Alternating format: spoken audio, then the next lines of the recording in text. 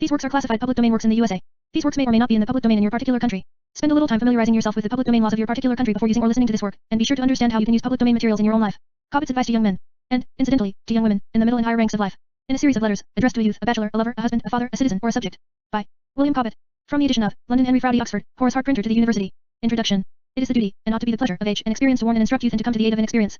When sailors have discovered rocks or breakers, and have had the good luck to escape with life from amidst them, they, unless they be pirates or barbarians as well as sailors, point out the spots for the placing of buoys and of lights, in order that others may not be exposed to the danger which they have so narrowly escaped. What man of common humanity, having, by good luck, missed being engulfed in a quagmire or quicksand, will withhold from his neighbors a knowledge of the peril without which the dangerous spots are not to be approached? The great effect which correct opinions and sound principles, imbibed in early life, together with the good conduct, at that age, which must naturally result from such opinions and principles, the great effect which these have on the whole course of our lives is, and must be, well known to every man of common observation. How many of us, arrived at only 40 years, have to repent, nay, which of us has not to repent, or has not had to repent, that he did not, at an earlier age, possess a great stock of knowledge of that kind which has an immediate effect on our personal ease and happiness, that kind of knowledge, upon which the cheerfulness and the harmony of our homes depend. It is to communicate a stock of this sort of knowledge, in particular, that this work is intended, knowledge, indeed, relative to education, to many sciences, to trade, agriculture, horticulture, law, government, and religion, knowledge relating, incidentally, to all these, but, the main object is to furnish that sort of knowledge to the young which but few men acquire until they be old, when it comes too late to be useful. To communicate to others the knowledge that I possess has always been my taste and my delight, and few, who know anything of my progress through life, will be disposed to question my fitness for the task. Talk of rocks and breakers and quagmires and quicksands, who has ever escaped from amidst so many as I have? Thrown, by my own will, indeed, on the wide world at a very early age, not more than 11 or 12 years, without money to support, without friends to advise, and without book learning to assist me, passing a few years dependent solely on my own labor for my subsistence, then becoming a common soldier and leading a military life, chiefly in foreign parts, for 8 years, quitting that life after really, for me, high promotion, and with, for me, a large sum of money, marrying at an early age, going at once to France to acquire the French language, thence to America, passing 8 years there, becoming bookseller and author, and taking a prominent part in all the important discussions of the interesting period during which there was, in that country, a continued struggle carried on between the English and the French parties, conducting myself, in the ever active part which I took in that struggle, in such a way as to call forth marks of unequivocal approbation from the government at home. Returning to England and, resuming my labors here, suffering, during these 29 years, 2 years of imprisonment, heavy fines, 3 years self-banishment to the other side of the Atlantic, and a total breaking of fortune, so as to be left without a bed to lie on, and, during these 29 years of troubles and of punishments, writing and publishing, every week of my life, whether in exile or not, 11 weeks only excepted, a periodical paper, containing more or less of matter worthy of public attention, writing and publishing, during the same 29 years, a grammar of the French and another of the English language, a work on the economy of the cottage, a work on forest trees and woodlands, a work on gardening, an account of America, a book of sermons, a work on the corn plant, a history of the Protestant Reformation, all books of great and continued sale, and the last unquestionably the book of greatest circulation in the whole world, the Bible only excepted. Having, during these same 29 years of troubles and embarrassments without number, introduced into England the manufacture of straw plat, also several valuable trees, having introduced, during the same 29 years, the cultivation of the corn plant, so manifestly valuable as a source of food, having, during the same period, always, whether in exile or not, sustained a shop of some size, in London, having, during the whole of the same period, never employed less, on an average, than 10 persons, in some capacity or other, exclusive of printers, bookbinders, and others, connected with papers and books, and having, during these 29 years of troubles, embarrassments, prisons, fines, and banishments, bred up a family of 7 children to man's and woman's state. If such a man be not, after he has survived and accomplished all this, qualified to give advice to young men, no man is qualified for that task. There may have been natural genius, but genius alone, not all the genius in the world, could, without something more, have conducted me through these perils. During these 29 years, I have had for deadly and ever watchful foes, a government that has the collecting and distributing of 60 millions of pounds in a year, and also every soul who shares in that distribution. Until very lately, I have had, for the far greater part of the time, the whole of the press is my deadly enemy. Yet, at this moment, it will not be pretended, that there is another man in the kingdom, who has so many cordial friends. For as to the friends of ministers and the great, the friendship is towards the power, the influence, it is, in fact, towards those taxes, of which so many thousands are gaping to get at a share. And, if we could, through so thick a veil, come at the naked fact, we should find the subscription, now going on in Dublin for the purpose of erecting a monument in that city, to commemorate the good recently done, or alleged to be done, to Ireland, by the Duke of Wellington, we should find, that the subscribers have the taxes in view, and that, if the monument shall actually be raised, it ought to have selfishness, and not gratitude, engraven on its base. Nearly the same may be said with regard to all the praises that we hear bestowed on men in power. The friendship which is felt towards me is pure and disinterested. It is not founded in any hope that the parties can have, that they can ever profit from professing it. It is founded on the gratitude which they entertain for the good that I have done them, and, of this sort of friendship, and friendship so cordial, no man ever possessed a larger portion. Now, mere genius will not acquire this for a man. There must be something more than genius, there must be industry, there must be perseverance, there must be, before the eyes of the nation, proofs of extraordinary exertion. People must say to themselves, what wise conduct must there have been in the employing of the time of this man? How sober, how sparing in diet, how early riser, how little expensive he must have been. These are the things, and not genius, which have caused my labors to be so incessant and so successful, and, though I do not affect to believe, that every young man, who shall read this work, will become able to perform labors of equal magnitude and importance, I do pretend, that every young man, who will attend to my advice, will become able to perform a great deal more than men generally do perform, whatever may be his situation in life, and, that he will, too, perform it with greater ease and satisfaction than he would, without the advice, be able to perform the smaller portion. I have had, from thousands of young men, and men advanced in years also, letters of thanks for the great benefit which they have derived from my labors. Some have thanked me for my grammars, some for my cottage economy, others for the woodlands and the gardener, and, in short, for every one of my works have I received letters of thanks from numerous persons, of whom I had never heard before. In many cases I have been told, that, if the parties had had my books read some years before, the gain to them, whether in time or in other things, would have been very great. Many, and a great many, have told me, that, though long at school, and though their parents had paid for their being taught English grammar, or French, they had, in a short time, learned more from my books, on those subjects, than they had learned, in years, from their teachers. How many gentlemen have thanked me, in the strongest terms, for my woodlands and gardener, observing, just as Lord Bacon had observed in his time, that they had before seen no books, on these subjects, that they could understand. But, I know not of anything that ever gave me more satisfaction than I derived from the visit of a gentleman of fortune, whom I had never heard of before, and who, about 4 years ago, came to thank me in person for a complete reformation, which had been worked in his son by the reading of my 2 sermons on drinking and on gaming. I have, therefore, done, already, a great deal in this way, but, there is still wanting, in a compact form, a body of advice such as that which I now propose to give, and in the giving of which I shall divide my matter as follows. Advice addressed to a youth, advice addressed to a bachelor, advice addressed to a lover, to a husband, to a father, to a citizen or subject. Some persons will smile, and others laugh outright, at the idea of Cobbett's giving advice for conducting the affairs of love. Yes, but I was once young, and surely I may say with the poet, I forget which of them. Though old I am, for ladies love unfit, the power of beauty I remember yet. I forget, indeed, the names of the ladies as completely, pretty night, as I do that of the poets, but I remember their influence, and of this influence on the conduct and in the affairs and on the condition of men, I have, and must have, been a witness all my life long. And, when we consider in how great a degree the happiness of all the remainder of a man's life depends, and always must depend, on his taste and judgment in the character of a lover, this may well be considered as the most important period of the whole term of his existence. In my address to the husband, I shall, of course, introduce advice relative to the important duties of masters and servants, duties of great importance, whether considered as affecting families or as affecting the community. In my address to the citizen or subject, I shall consider all the reciprocal duties of the governors and the governed, and also the duties which man owes to his neighbor. It would be tedious to attempt to lay down rules for conduct exclusively applicable to every distinct calling, profession, and condition of life, but, under the above described heads, will be conveyed every species of advice of which I deem the utility to be unquestionable. I have thus fully described the nature of my little work, and, before I enter on the first letter, I venture to express a hope that its good effects will be felt long after its author shall have ceased to exist. Letter I. To a youth. You are now arrived at that age which the law thinks sufficient to make an oath, taken by you, valid in a court of law. Let us suppose from 14 to nearly 20, and, reserving, for a future occasion, my remarks on your duty towards parents, let me here offer you my advice as to the means likely to contribute largely towards making you a happy man, useful to all about you, and an honor to those from whom you sprang. Start, I beseech you, with a conviction firmly fixed on your mind, that you have no right to live in this world, that, being of hale body and sound mind, you have no right to any earthly existence, without doing work of some sort or other, unless you have ample fortune whereon to lie clear of debt, and, that even in that case, you have no right to breed children, to be kept by others, or to be exposed to the chance of being so kept. Start with this conviction thoroughly implanted on your mind. To wish to live on the labor of others is, besides the folly of it, to contemplate a fraud at the least, and, under certain circumstances, to meditate oppression and robbery. I suppose you in the middle rank of life. Happiness ought to be your great object, and it is to be found only in independence. Turn your back on Whitehall and on Somerset House, leave the customs and excise to the feeble and low-minded, look not for success to favor, to partiality, to friendship, or to what is called interest, write it on your heart, that you will depend solely on your own merit and your own exertions. Think not, neither, of any of those situations where gaudy habiliments and sounding titles poorly disguise from the eyes of good sense the mortifications and the heartache of slaves. Answer me not by saying, that these situations must be filled by somebody, for, if I were to admit the truth of the proposition, which I do not, it would remain for you to show that they are conducive to happiness, the contrary of which has been proved to me by the observation of a now pretty long life. Indeed, reason tells us, that it must be thus, for that which a man owes to favor or to partiality, that same favor or partiality is constantly liable to take from him. He who lives upon anything except his own labor, is incessantly surrounded by rivals, his grand resources that servility in which he is always liable to be surpassed. He is in daily danger of being outbidden, his very bread depends upon caprice, and he lives in a state of uncertainty and never ceasing fear. His is not, indeed, the dog's life, hunger, and idleness, but it is worse, for it is idleness with slavery, the latter being the just price of the former. Slaves frequently are well fed and well clad, but slaves dare not speak, they dare not be suspected to think differently from their masters, hate his acts as much as they may, be he tyrant, be he drunkard, be he fool, or be he all three at once, they must be silent, or, 9 times out of 10, affect approbation, though possessing 1,000 times his knowledge, they must feign a conviction of his superior understanding, though knowing that it is they who, in fact, do all that he is paid for. Doing, it is destruction to them to seem as if they thought any portion of the service belonged to them. Far from me be the thought, that any youth who shall read this page would not rather perish than submit to live in a state like this. Such a state is fit only for the refuse of nature, the halt, the half-blind, the unhappy creatures whom nature has marked out for degradation. And how comes it, then, that we see hale and even clever youths voluntarily bending their necks to this slavery, nay, pressing forward in eager rivalship to assume the yoke that ought to be insupportable? The cause, and the only cause, is, that the deleterious fashion of the day has created so many artificial wants, and has raised the minds of young men so much above their real rank and state of life, that they look scornfully on the employment, the fare, and the dress, that would become them, and, in order to avoid that state in which they might live free and happy, they become showy slaves. The great source of independence, the French express in a precept of 3 words, vivre debout, which I have always very much admired. To live upon little is the great security against slavery, and this precept extends to dress and other things besides food and drink. When Dr. Johnson wrote his dictionary, he put in the word pensioner thus, pensioner a slave of state. After this he himself became a pensioner. And thus, agreeably to his own definition, he lived and died a slave of state. What must this man of great genius, and of great industry too, have felt at receiving this pension? Could he be so callous as not to feel a pang upon seeing his own name placed before his own degrading definition? And what could induce him to submit to this? His wants, his artificial wants, his habit of indulging in the pleasures of the table, his disregard of the precept vivre debout. This was the cause, and, be it observed, that indulgences of this sort, while they tend to make men poor and expose them to commit mean acts, tend also to enfeeble the body, and more especially to cloud and to weaken the mind. When this celebrated author wrote his dictionary, he had not been debased by luxurious enjoyments, the rich and powerful had not caressed him into a slave, his writings then bore the stamp of truth and independence, but, having been debased by luxury, he who had, while content with plain fare, been the strenuous advocate of the rights of the people, became a strenuous advocate for taxation without representation, and, in a work under the title of Taxation No Tyranny, defended, and greatly assisted to produce, that unjust and bloody war which finally severed from England that great country the United States of America, now the most powerful and dangerous rival that this kingdom ever had. The statue of Dr. Johnson was the first that was put into St. Paul's Church. A signal warning to us not to look upon monuments in honor of the dead as a proof of their virtues, for here we see St. Paul's Church holding up to the veneration of posterity a man whose own writings, together with the records of the pension list, prove him to have been a slave of state. Endless are the instances of men of bright parts and high spirit having been, by degrees, rendered powerless and despicable, by their imaginary wants.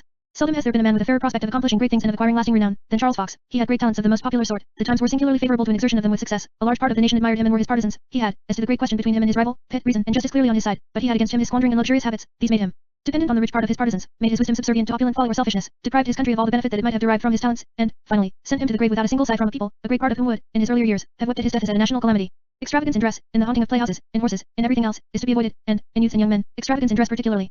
This sort of extravagance, this waste of money on the decoration of the body, arises solely from vanity, and from vanity of the most contemptible sort. It arises from the notion, that all the people in the street, for instance, will be looking at you as soon as you walk out, and that they will, in a greater or less degree, think the better of you on account of your fine dress. Never was notion more false.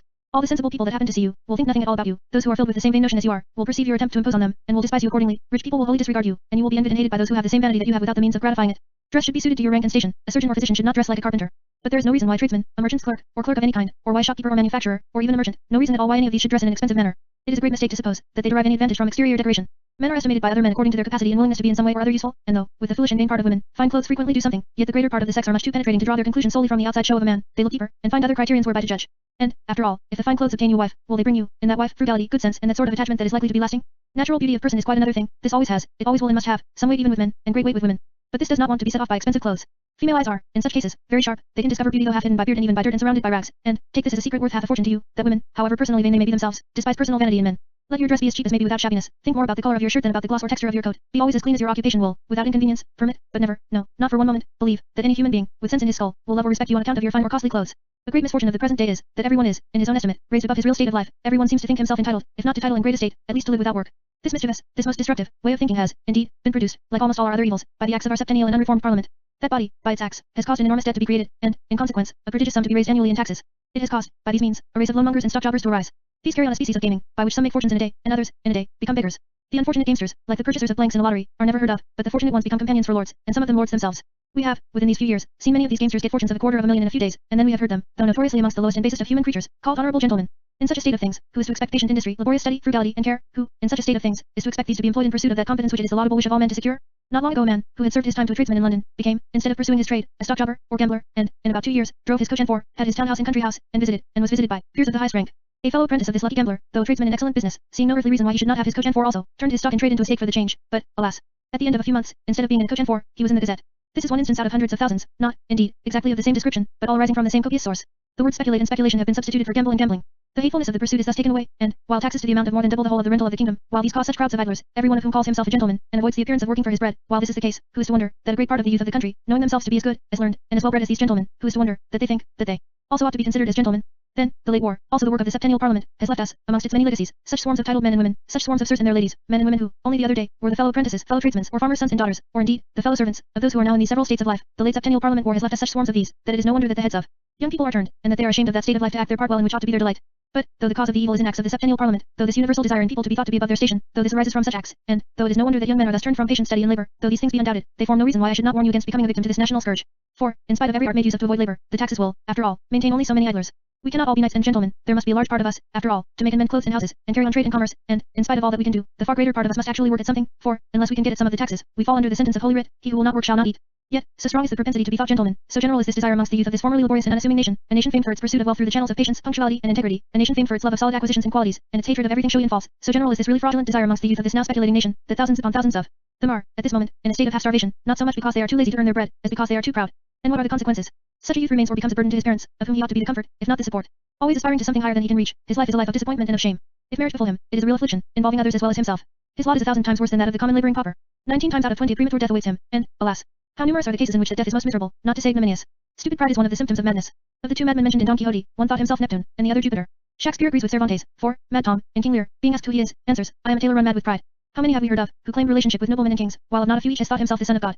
To the public journals, and to the observations of everyone, nay, to the county lunatic asylums, things never heard of in England till now, I appeal for the fact of the vast and hideous increase of madness in this country, and, within these very few years, how many scores of young men, who, if their minds had been unperverted by the gambling principles of the day, had a probably long and happy life before them, who had talent, personal endowments, love of parents, love of friends, admiration of large circles, who had, in short, everything to make life desirable, and who, from mortified pride, founded on false pretensions, have put an end to their own existence.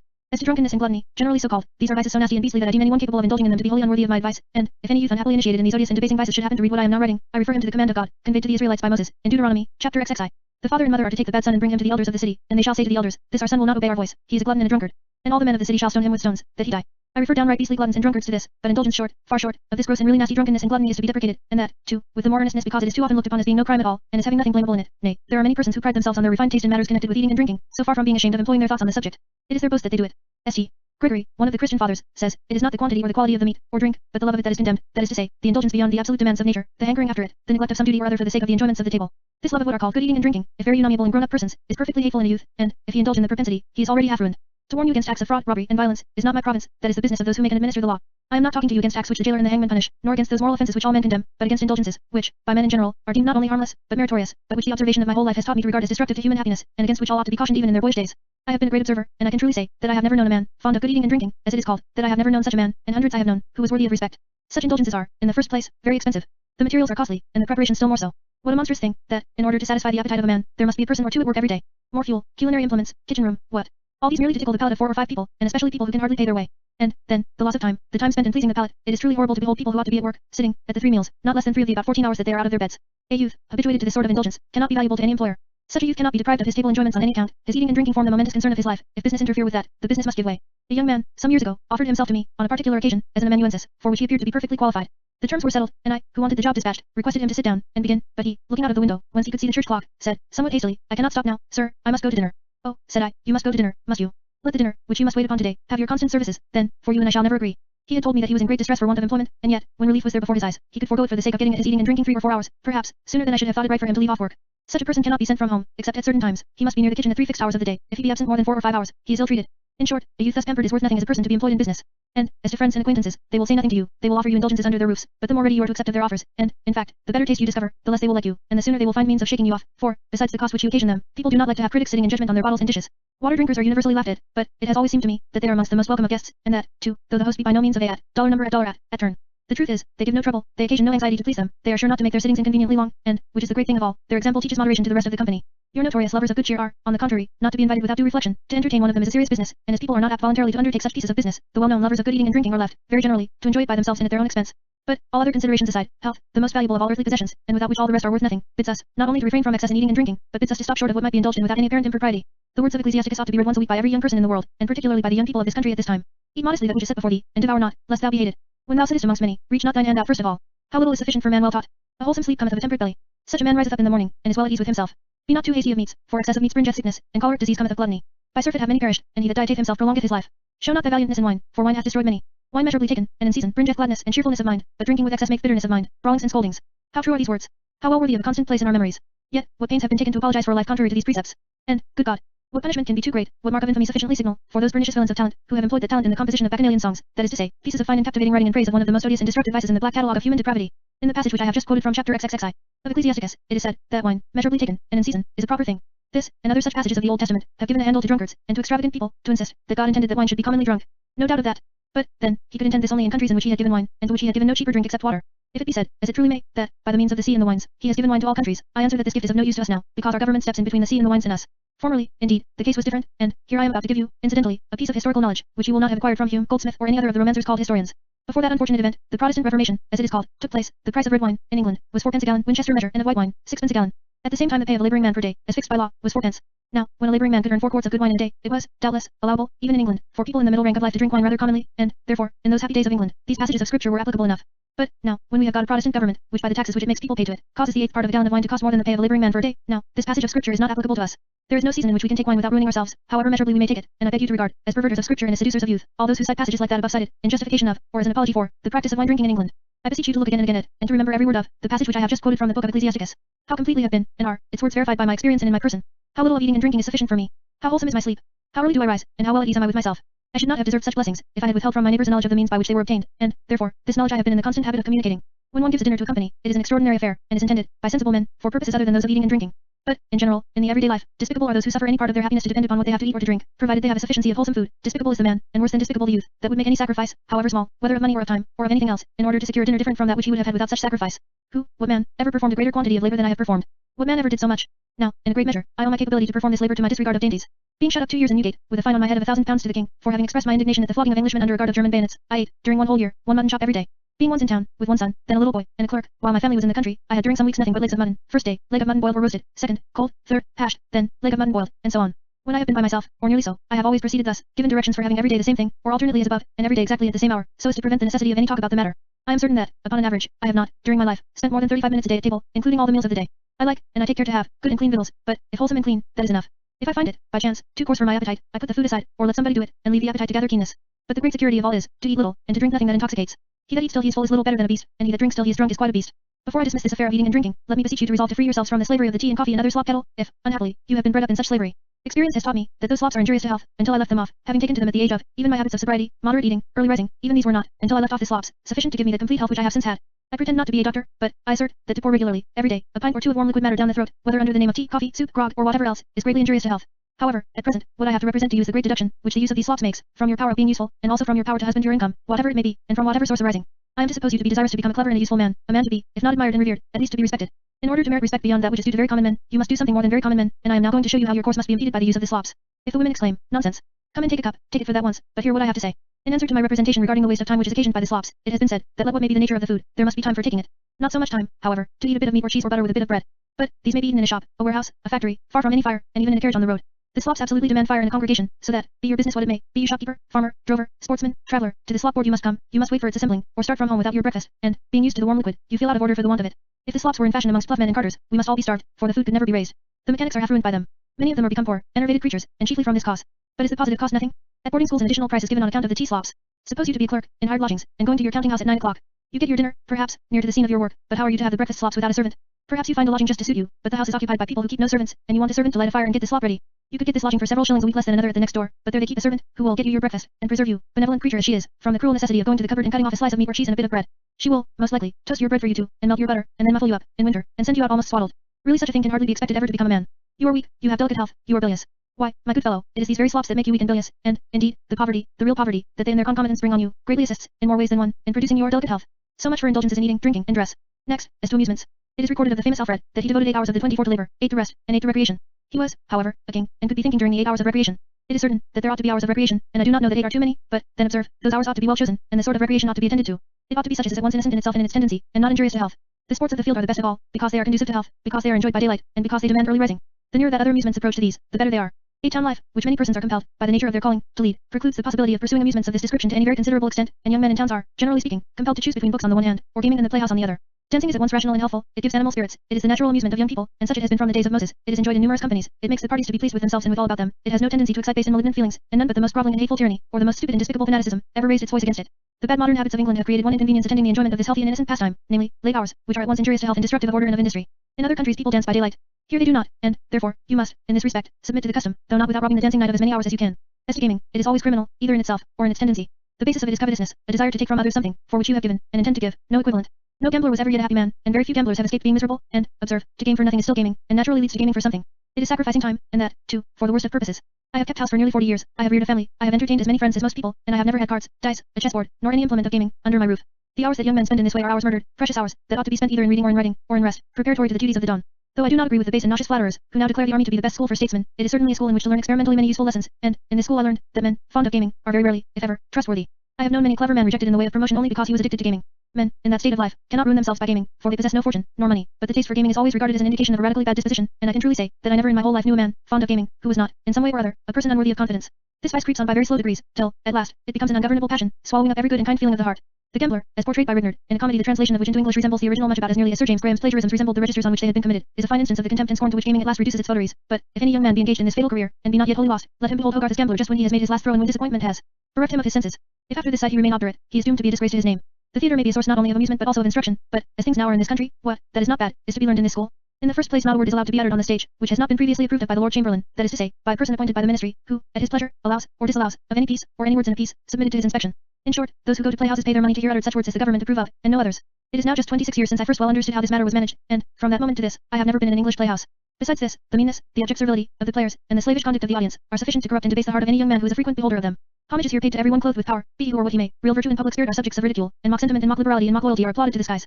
Show me a man's companion, says the proverb, and I will tell you what the man is, and this is, and must be true, because all men seek the society of those who think and act somewhat like themselves. Sober men will not associate with drunkards, frugal men will not like spendthrifts, and the orderly and decent shun the noisy, the disorderly, and the debauched. It is for the very vulgar to herd together as singers, ringers, and smokers, but there is a class rather higher still more blamable, I mean the tavern haunters, the gay companions, who herd together to do little but talk, and who are so fond of talk that they go from home to get at it. The conversation amongst such persons has nothing of instruction in it, and is generally of a vicious tendency. Young people naturally and commendably seek the society of those of their own age, but be careful in choosing your companions, and lay this down as a rule never to be departed from, that no youth, nor man, ought to be called your friend, who is addicted to indecent talk, or who is fond of the society of prostitutes. Either of these argues a depraved taste, and even a depraved heart, an absence of all principle and of all trustworthiness, and, I have remarked it all my life long, that young men, addicted to these vices, never succeed in the end, whatever advantages they may have, whether in fortune or in talent. Fond mothers and fathers are but too apt to be over-lenient to such offenders, and, as long as youth lasts and fortune smiles, the punishment is deferred, but, it comes at last, it is sure to come, and the gay and dissolute youth is a dejected and miserable man. After the early part of a life spent in illicit indulgences, a man is unworthy of being the husband of a virtuous woman, and, if he have anything like justice in him, how is he to reprove, in his children, vices in which he himself so long indulged? These vices of youth are varnished over by the saying, that there must be time for sowing the wild oats, and that wildest colts make the best horses. These figurative oats are, however, generally like the literal ones, they are never to be eradicated from the soil, and as to the colts, wildness in them is an indication of high animal spirit, having nothing at all to do with the mind, which is invariably debilitated and debased by profligate indulgences. Yet this miserable piece of sophistry, the offspring of parental weakness, is in constant use, to the incalculable injury of the rising generation. What so amiable is a steady, trustworthy boy? He is of real use at an early age, he can be trusted far out of the sight of parent or employer, while the pickle, as the poor fond parents call the profligate, is a great deal worse than useless, because there must be someone to see that he does no harm. If you have to choose companions of your own rank in life as nearly as may be, but, at any rate, none to whom you acknowledge inferiority, for, slavery is too soon learned, and, if the mind be bowed down in the youth, it will seldom rise up in the man. In the schools of those best of teachers the Jesuits, there is perfect equality as to rank in life, the boy, who enters there, leaves all family pride behind him, intrinsic merit alone is the standard of preference, and the masters are so scrupulous upon this head, that they do not suffer one scholar, of whatever rank, to have more money to spend than the poorest. These wise men know well the mischiefs that must arise from inequality of pecuniary means amongst their scholars, they know how injurious it would be to learning, if deference were, by the learned, paid to the dunce, and they, therefore, take the most effectual means to prevent it. Hence, amongst other causes, it is, that their scholars have, ever since the existence of their order, been the most celebrated for learning of any men in the world. In your manners be neither boorish nor blunt, but even these are preferable to simpering and crawling. I wish every English youth could see those of the United States of America, always civil, never servile. Be obedient, where obedience is due, for, it is no act of meanness, and no indication of want of spirit, to yield implicit and ready obedience to those who have a right to demand it at your hands. In this respect England has been, and I hope always will be, an example to the whole world. To this habit of willing and prompt obedience in apprentices, in servants, in all inferiors in station, she owes, in a great measure, her multitudes of matchless merchants, tradesmen, and workmen of every description, and also the achievements of her armies and navies. It is no disgrace, but the contrary, to obey, cheerfully, lawful and just commands. None are so saucy and disobedient as slaves, and, when you come to read history, you will find that in proportion as nations have been free has been their reverence for the laws. But, there is a wide difference between lawful and cheerful obedience and that servility which represents people as laying petitions at the king's feet, which makes us imagine that we behold the supplicants actually crawling upon their bellies. There is something so abject in this expression, there is such horrible self-abasement in it, that I do hope that every youth, who shall read this, will hold in detestation the reptiles who make use of it. In all other countries, the lowest individual can put a petition into the hands of the chief magistrate, be he king or emperor. Let us hope that the time will yet come when Englishmen will be able to do the same. In the meanwhile I beg you to despise these worse than pagan parasites. Hitherto I have addressed you chiefly relative to the things to be avoided, let me now turn to the things which you ought to do. And, first of all, the husbanding of your time. The respect that you will receive, the real and sincere respect, will depend entirely on what you are able to do. If you be rich, you may purchase what is called respect, but it is not worth having. To obtain respect worth possessing, you must, as I observed before, do more than the common run of men in your state of life, and, to be enabled to do this, you must manage well your time, and, to manage it well, you must have as much of the daylight and as little of the candlelight as is consistent with the due discharge of your duties. When people get into the habit of sitting up merely for the purpose of talking, it is no easy matter to break themselves of it, and if they do not go to bed early, they cannot rise early. Young people require more sleep than those that are grown up, there must be the number of hours, and that number cannot well be, on an average, less than 8, and, if it be more in winter time, it is all the better, for, an hour in bed is better than an hour spent over fire and candle and idle gossip. People never should sit talking till they do not know what to talk about. It is said by the country people, that 1 hour's sleep before midnight is worth more than 2 are worth after midnight, and this I believe to be a fact, but it is useless to go to bed early and even to rise early, if the time be not well employed after rising. In general, half the morning is loitered away, the party being in a sort of half-dressed half-naked state, out of bed, indeed, but still in a sort of bedding. Those who first invented morning gowns and slippers could have very little else to do. These things are very suitable to those who have had fortunes gained for them by others, very suitable to those who have nothing to do, and who merely live for the purpose of assisting to consume the produce of the earth, but he who has his bread to earn, or who means to be worthy of respect on account of his labors, has no business with morning gown and slippers. In short, be your business or calling what it may, dress at once for the day, and learn to do it as quickly as possible. A looking glass is a piece of furniture a great deal worse than useless. Looking at the face will not alter its shape or its color, and, perhaps, of all wasted time, none is so foolishly wasted as that which is employed in surveying one's own face. Nothing can be of little importance, if one be compelled to attend to it every day of our lives. If we shaved but once a year, or once a month, the execution of the thing would be hardly worth naming, but this is a piece of work that must be done once every day, and, as it may cost only about 5 minutes of time, and may be, and frequently is, made to cost 30, or even 50 minutes, and, as only 15 minutes make about a 58th part of the hours of our average daylight, this being the case, this is a matter of real importance. I once heard Sir John Sinclair ask Mr. Cochrane Johnstone, whether he meant to have a son of his, then a little boy, taught Latin. No, said Mr. Johnstone, but I mean to do something a great deal better for him. What is that? Said Sir John. Why, said the other, teach him to shave with cold water and without a glass. Which, I dare say, he did, and for which benefit I am sure that son has had good reason to be grateful. Only think of the inconvenience attending the common practice. There must be hot water, to have this there must be a fire, and, in some cases, a fire for that purpose alone, to have these, there must be a servant, or you must light a fire yourself. For the want of these, the job is put off until a later hour, this causes a stripping and another dressing bout, or, you go in a slovenly state all that day, and the next day the thing must be done, or cleanliness must be abandoned altogether. If you be on a journey you must wait the pleasure of the servants at the inn before you can dress and set out in the morning. The pleasant time for traveling is gone before you can move from the spot. Instead of being at the end of your day's journey in good time, you are benighted, and have to endure all the great inconveniences attendant on tardy movements. And, all this, from the apparently insignificant affair of shaving. How many a piece of important business has failed from a short delay? And how many thousand of such delays daily proceed from this unworthy cause? To jur's bread was the motto of a famous French general, and pray let it be yours. Be always ready, and never, during your whole life, have to say, I cannot go till I be shaved and dressed. Do the whole at once for the day, whatever may be your state of life, and then you have a day unbroken by those indispensable performances. Begin thus, in the days of your youth, and, having felt the superiority which this practice will give you over those in all other respects your equals, the practice will stick by you to the end of your life. Till you be shaved and dressed for the day, you cannot set steadily about any business. You know that you must presently quit your labor to return to the dressing affair. You, therefore, put it off until that be over. The interval, the precious interval, is spent in lounging about, and, by the time that you are ready for business, the best part of the day is gone. Trifling as this matter appears upon naming it, it is, in fact, one of the great concerns of life, and, for my part, I can truly say, that I owe more of my great labors to my strict adherence to the precepts that I have here given you, than to all the natural abilities with which I have been endowed, for these, whatever may have been their amount, would have been of comparatively little use, even aided by great sobriety and abstinence, if I had not, in early life, contracted the blessed habit of husbanding well my time. To this, more than to any other thing, I owed my very extraordinary promotion in the army.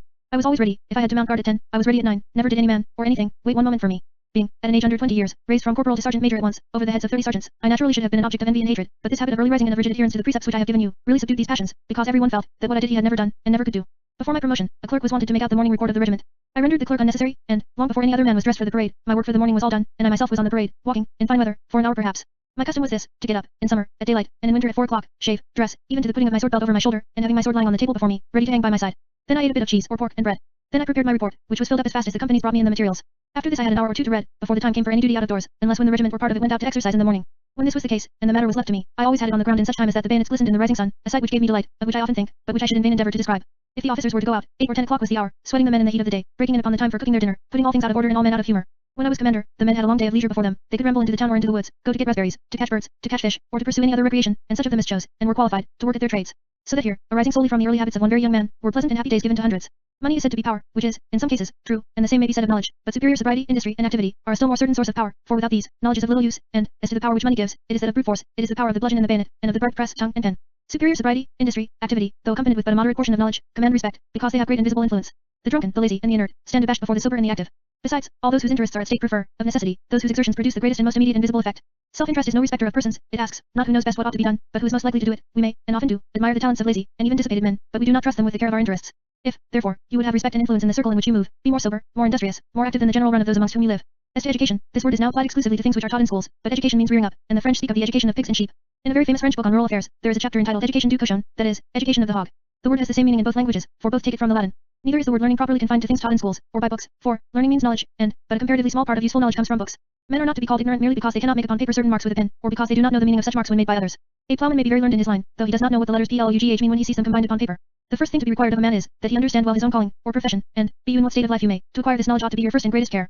A man who has had a new built house tumble down will derive little more consolation from being told that the architect is a great astronomer, than this distressed nation now derives from being assured that its distresses arise from the measures of a long list of the greatest orators and greatest heroes that the world ever beheld. Nevertheless, book learning is by no means to be despised, and it is a thing which may be laudably sought after by persons in all states of life. In those pursuits which are called professions, it is necessary, and also in certain trades, and, in persons in the middle ranks of life, a total absence of such learning is somewhat disgraceful. There is, however, one danger to be carefully guarded against, namely, the opinion that your genius, or your literary acquirements, are such as to warrant you in disregarding the calling in which you are, and by which you gain your bread. Parents must have an uncommon portion of solid sense to counterbalance their natural affection sufficiently to make them competent judges in such a case. Friends are partial, and those who are not, you deem enemies. Stick, therefore, to the shop. Rely upon your mercantile or mechanical or professional calling. Try your strength in literature, if you like, but rely on the shop. If Bloomfield, who wrote a poem called The Farmer's Boy, had placed no reliance on the faithless muses, his unfortunate and much to be pitied family would, in all probability, have not been in a state to solicit relief from charity. I remember that this loyal shoemaker was flattered to the skies, and, ominous sign, if he had understood it, feasted at the tables of some of the great. Have, I beseech you, no hope of this sort, and, if you find it creeping towards your heart, drive it instantly away as the mortal foe of your independence and your peace. With this precaution, however, book learning is not only proper, but highly commendable, and portions of it are absolutely necessary in every case of trade or profession. One of these portions is distinct reading, plain and neat writing, and arithmetic. The two former are mere child's work, the latter not quite so easily acquired, but equally indispensable, and of it you ought to have a thorough knowledge before you attempt to study even the grammar of your own language. Arithmetic is soon learned, it is not a thing that requires much natural talent, it is not a thing that loads the memory or puzzles the mind, and it is a thing of everyday utility. Therefore, this is, to a certain extent, an absolute necessary, an indispensable acquisition. Every man is not to be a surveyor or an actuary, and, therefore, you may stop far short of the knowledge of this sort, which is demanded by these professions, but, as far as common accounts and calculations go, you ought to be perfect, and this you may make yourself, without any assistance from a master, by bestowing upon this science, during 6 months, only one half of the time that is, by persons of your age, usually wasted over the tea slops, or other kettle slops, alone. If you become fond of this science, there may be a little danger of wasting your time on it. When, therefore, you have got as much of it as your business or profession can possibly render necessary, turn the time to some other purpose. As to books, on this subject, they are in everybody's hand, but, there is one book on the subject of calculations, which I must point out to you, The Canvas, by Dr. Kelly. This is a bad title, because, to men in general, it gives no idea of what the book treats of. It is a book which shows the value of the several pieces of money of one country when stated in the money of another country. For instance, it tells us what a Spanish dollar, a Dutch dollar, a French franc, and so on, is worth in English money. It does the same with regard to weights and measures, and it extends its information to all the countries in the world. It is a work of rare merit, and every youth, be his state of life what it may, if it permit him to pursue book learning of any sort, and particularly if he be destined, or at all likely to meddle with commercial matters, ought, as soon as convenient, to possess this valuable and instructive book. The next thing is the grammar of your own language. Without understanding this, you can never hope to become fit for anything beyond mere trade or agriculture. It is true, that we do, God knows, but too often see men have great wealth, high titles, and boundless power heaped upon them, who can hardly write 10 lines together correctly, but, remember, it is not merit that has been the cause of their advancement, the cause has been, in almost every such case, the subserviency of the party to the will of some government, and the baseness of some nation who have quietly submitted to be governed by brazen fools. Do not you imagine, that you will have luck of this sort, do not you hope to be rewarded and honored for that ignorance which shall prove a scourge to your country, and which will earn you the curses of the children yet unborn. Rely you upon your merit, and upon nothing else. Without a knowledge of grammar, it is impossible for you to write correctly, and it is by mere accident if you speak correctly, and, pray bear in mind, that all well-informed persons judge of a man's mind, until they have other means of judging, by his writing or speaking. The labor necessary to acquire this knowledge is, indeed, not trifling. Grammar is not, like arithmetic, a science consisting of several distinct departments, some of which may be dispensed with. It is a whole, and the whole must be learned, or no part is learned. The subject is abstruse, it demands much reflection and much patience, but, when once the task is performed, it is performed for life, and in every day of that life it will be found to be, in a greater or less degree, a source of pleasure or of profit or of both together. And, what is the labor? It consists of no bodily exertion, it exposes the student to no cold, no hunger, no suffering of any sort. The study need subtract from the hours of no business, nor, indeed, from the hours of necessary exercise, the hours usually spent on the tea and coffee slops and in the mere gossip which accompany them, those wasted hours of only 1 year, employed in the study of English grammar, would make you a correct speaker and writer for the rest of your life. You want no school, no room to study in, no expenses, and no troublesome circumstances of any sort. I learned grammar when I was a private soldier on the pay of 6 pence a day. The edge of my berth, or that of the guard bed, was my seat to study in, my knapsack was my bookcase, a bit of board, lying on my lap, was my writing table, and the task did not demand anything like a year of my life. I had no money to purchase candle or oil, in winter time it was rarely that I could get any evening light but that of the fire, and only my turn even of that. And if I, under such circumstances, and without parent or friend to advise or encourage me, accomplished this undertaking, what excuse can there be for any youth, however poor, however pressed with business, or however circumstanced as to room or other conveniences? To buy pen or a sheet of paper I was compelled to forego some portion of food, though in a state of half starvation, I had no moment of time that I could call my own, and I had to read and to read amidst the talking, laughing, singing, whistling and brawling of at least half a score of the most thoughtless of men, and that too in the hours of their freedom from all control. Think not lightly of the farthing that I had to give, now and then, for ink, pen, or paper. That farthing was, alas, a great sum to me. I was as tall as I am now, I had great health and great exercise. The whole of the money, not expended for us at market, was 2 pence a week for each man. I remember, and well I may, that upon one occasion I, after all absolutely necessary expenses, had, on a Friday, made shift to have a halfpenny in reserve, which I had destined for the purchase of a red herring in the morning, but, when I pulled off my clothes at night, so hungry then as to be hardly able to endure life, I found that I had lost my halfpenny. I buried my head under the miserable sheet and rug, and cried like a child. And, again I say, if I, under circumstances like these, could encounter and overcome this task, can there be, in the whole world, a youth to find an excuse for the non-performance? What youth, who shall read this, will not be ashamed to say, that he is not able to find time and opportunity for this most essential of all the branches of book learning? I press this matter with such earnestness, because a knowledge of grammar is the foundation of all literature, and because without this knowledge opportunities for writing and speaking are only occasions for men to display their unfitness to write and speak. How many false pretenders to erudition have I exposed to shame merely by my knowledge of grammar? How many of the insolent and ignorant great and powerful have I pulled down and made little and despicable? And, with what ease have I conveyed upon numerous important subjects, information and instruction to millions now alive, and provided a store of both for millions yet unborn. As to the course to be pursued in this great undertaking, it is, first, to read the grammar from the first word to the last, very attentively, several times over, then, to copy the whole of it very correctly and neatly, and then to study the chapters one by one. And what do this reading and writing require as to time? Both together not more than the tea slops and their gossips for 3 months. There are about 300 pages in my English grammar. 4 of those little pages in a day, which is a mere trifle of work, do the thing in 3 months. 2 hours a day are quite sufficient for the purpose, and these may, in any town that I have ever known, or in any village, be taken from that part of the morning during which the main part of the people are in bed. I do not like the evening candle light work, it wears the eyes much more than the same sort of light in the morning, because then the faculties are in vigor and wholly unexhausted. But for this purpose there is sufficient of that daylight which is usually wasted, usually gossiped or lounged away, or spent in some other manner productive of no pleasure, and generally producing pain in the end. It is very becoming in all persons, and particularly in the young, to be civil, and even polite, but it becomes neither young nor old to have an everlasting simper on their faces, and their bodies sawing in an everlasting bow, and, how many youths have I seen who, if they had spent, in the learning of grammar, a tenth part of the time that they have consumed in earning merited contempt for their affected gentility, would have laid the foundation of sincere respect towards them for the whole of their lives. Perseverance is a prime quality in every pursuit, and particularly in this. Yours is, too, the time of life to acquire this inestimable habit. Men fail much oftener from want of perseverance than from want of talent and of good disposition, as the race was not to the hare but to the tortoise, so the meat of success and study is to him who is not in haste, but to him who proceeds with a steady and even step. It is not to a want of taste or of desire or of disposition to learn that we have to ascribe the rareness of good scholars, so much as to the want of patient perseverance. Grammar is a branch of knowledge, like all other things of high value. It is of difficult acquirement, the study is dry, the subject is intricate, it engages not the passions, and, if the great end be not kept constantly in view, if you lose, for a moment, sight of the ample reward, indifference begins, that is followed by weariness and disgust and despair. Close the book. To guard against this result, be not in haste, keep steadily on, and, when you find weariness approaching, rouse yourself, and remember, that if you give up, all that you have done has been done in vain. This is a matter of great moment, for out of every 10 who undertake this task, there are, perhaps, 9 who abandon it in despair, and this, too, merely for the want of resolution to overcome the first approaches of weariness. The most effectual means of security against this mortifying result is to lay down a rule to write or to read a certain fixed quantity every day, Sunday excepted. Our minds are not always in the same state, they have not, at all times, the same elasticity. Today we are full of hope on the very same grounds which, tomorrow, afford us no hope at all. Every human being is liable to those flows and ebbs of the mind, but, if reason interfere, and bid you overcome the fits of lassitude, and almost mechanically to go on without the stimulus of hope, the buoyant fit speedily returns. You congratulate yourself that you did not yield to the temptation to abandon your pursuit, and you proceed with more vigor than ever. 5 or 6 triumphs over temptation to indolence or despair lay the foundation of certain success, and, what is of still more importance, fix in you the habit of perseverance. If I have bestowed a large portion of my space on this topic, it has been because I know, from experience as well as from observation, that it is of more importance than all the other branches of book learning put together. It gives you, when you possess it thoroughly, a real and practical superiority over the far greater part of men. How often did I experience this even long before I became what is called an author? The adjutant, under whom it was my duty to act when I was a sergeant major, was, as almost all military officers are, or at least were, a very illiterate man, perceiving that every sentence of mine was in the same form and manner as sentences in print, became shy of letting me see pieces of his writing. The writing of orders, and other things, therefore, fell to me, and thus, though no nominal addition was made to my pay, and no nominal addition to my authority, I acquired the latter as effectually as if a law had been passed to confer it upon me. In short, I owe to the possession of this branch of knowledge everything that has enabled me to do so many things that very few other men have done, and that now gives me a degree of influence, such as is possessed by few others, in the most weighty concerns of the country. The possession of this branch of knowledge raises you in your own esteem, gives just confidence in yourself, and prevents you from being a willing slave of the rich and the titled part of the community. It enables you to discover that riches and titles do not confer merit. You think comparatively little of them, and, as far as relates to you, at any rate, their insolence is innoxious. Hoping that I have said enough to induce you to set resolutely about the study of grammar, I might here leave the subject of learning, arithmetic and grammar, both well learned, being as much as I could wish in a mere youth. But these need not occupy the whole of your spare time, and there are other branches of learning which ought immediately to follow.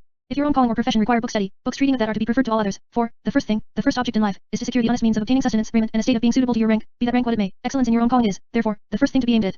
After this may come general knowledge, and of this, the first is a thorough knowledge of your own country, for, how ridiculous is it to see an English youth engaged in reading about the customs of the Chinese or of the Hindus, while he is content to be totally ignorant of those of Kent or of Cornwall. Well employed he must be in ascertaining how Greece was divided and how the Romans parcelled out their territory, while he knows not, and apparently does not want to know, how England came to be divided into counties, hundreds, parishes, and tithings. Geography naturally follows grammar, and you should begin with that of this kingdom, which you ought to understand well, perfectly well, before you venture to look abroad. A rather slight knowledge of the divisions and customs of other countries is, generally speaking, sufficient, but, not to know these full well, as far as relates to our own country, is, in one who pretends to be a gentleman or a scholar, somewhat disgraceful. Yet how many men are there, and those called gentlemen too, who seem to think that counties and parishes and churches and parsons, and tithes and glebes and manors and courts leet, and paupers and poorhouses, all grew up in England, or dropped down upon it, immediately after Noah's flood. Surely, it is necessary for every man, having any pretensions to scholarship, to know how these things came, and, the sooner this knowledge is acquired the better, for, until it be acquired, you read the history of your country in vain. Indeed, to communicate this knowledge is one main part of the business of history, but it is a part which no historian, commonly so called, has, that I know of, ever yet performed, except, in part, myself, in the history of the Protestant Reformation. I had read Hume's History of England, and the continuation by Smollett, but, when I wanted to write on the subject of the non-residence of the clergy, I found, to my great mortification, that I knew nothing of the foundation of the office and the claims of the parsons, and that I could not even guess at the origin of parishes. This gave a new turn to my inquiries, and I soon found the romancers, called historians, had given me no information that I could rely on, and, besides, had done, apparently, all they could to keep me in the dark. When you come to history, begin also with that of your own country, and here it is my bounden duty to put you well on your guard, for in this respect we are peculiarly unfortunate, and for the following reasons, to which I beg you to attend.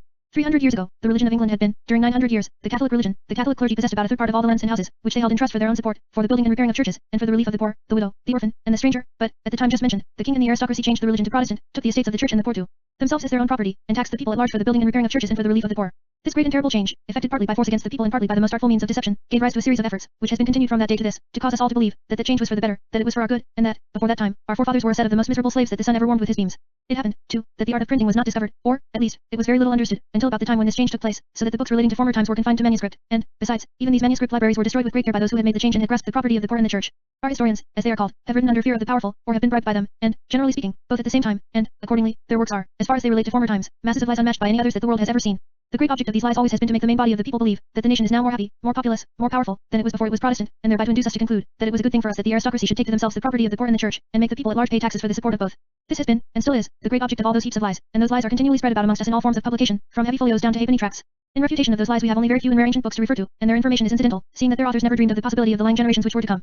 We have the ancient acts of Parliament, the common law, the customs, the canons of the church, and the churches themselves, but these demand analyses and argument, and they demand also really free press, and unprejudiced and patient readers. Never in this world, before, had truth to struggle with so many and such great disadvantages. To refute lies is not, at present, my business, but it is my business to give you, in as small a compass as possible, one striking proof that they are lies, and thereby to put you well upon your guard for the whole of the rest of your life. The opinion sedulously inculcated by these historians is this, that, before the Protestant times came, England was, comparatively, an insignificant country, having few people in it, and those few wretchedly poor and miserable. Now, take the following undeniable facts. All the parishes in England are now, except where they have been united, and 2, 3, or 4, have been made into one, in point of size, what they were 1,000 years ago. The county of Norfolk is the best cultivated of anyone in England. This county has now parishes, and the number was formerly greater. Of these parishes have now no churches at all, contain less than souls each, and have no parsonage houses. Now, observe, every parish had, in old times, a church and a parsonage house.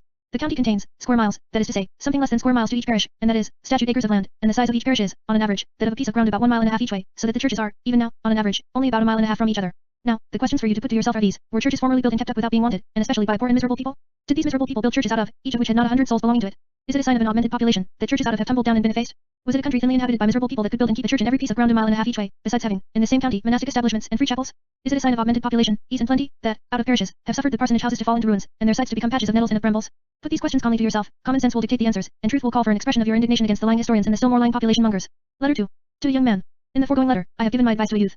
In addressing myself to you, I am to presume that you have entered upon your present stage of life, having acted upon the precepts contained in that letter, and that, of course, you are a sober, abstinent, industrious, and well-informed young man.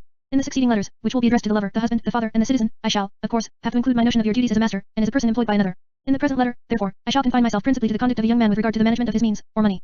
Be you in what line of life you may, it will be amongst your misfortunes if you have not time properly to attend to this matter, for it very frequently happens, it has happened to thousands upon thousands, not only to be ruined, according to the common acceptation of the word, not only to be made poor, and to suffer from poverty, in consequence of want of attention to pecuniary matters, but it has frequently, and even generally, happened, that a want of attention to these matters has impeded the progress of science, and of genius itself. A man, oppressed with pecuniary cares and dangers, must be next to a miracle, if he have his mind in a state fit for intellectual labors, to say nothing of the temptations, arising from such distress, to abandon good principles, to suppress useful opinions and useful facts, and, in short, to become a disgrace to his kindred, and an evil to his country, instead of being an honor to the former and a blessing to the latter.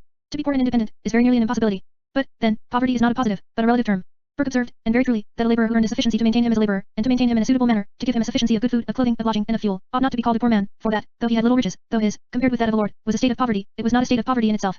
When, therefore, I say that poverty is the cause of a depression of spirit, of inactivity, and of servility in men of literary talent, I must say, at the same time, that the evil arises from their own fault, from their having created for themselves imaginary wants, from their having indulged in unnecessary enjoyments, and from their having caused it to be poverty, which would not have been poverty, if they had been moderate in their enjoyments. As it may be your lot, such has been mine, to live by your literary talent, I will here, before I proceed to matter more applicable to persons in other states of life, observe, that I cannot form an idea of a mortal more wretched than a man of real talent, compelled to curb his genius, and to submit himself in the exercise of that genius, to those whom he knows to be far inferior to himself, and whom he must despise from the bottom of his soul.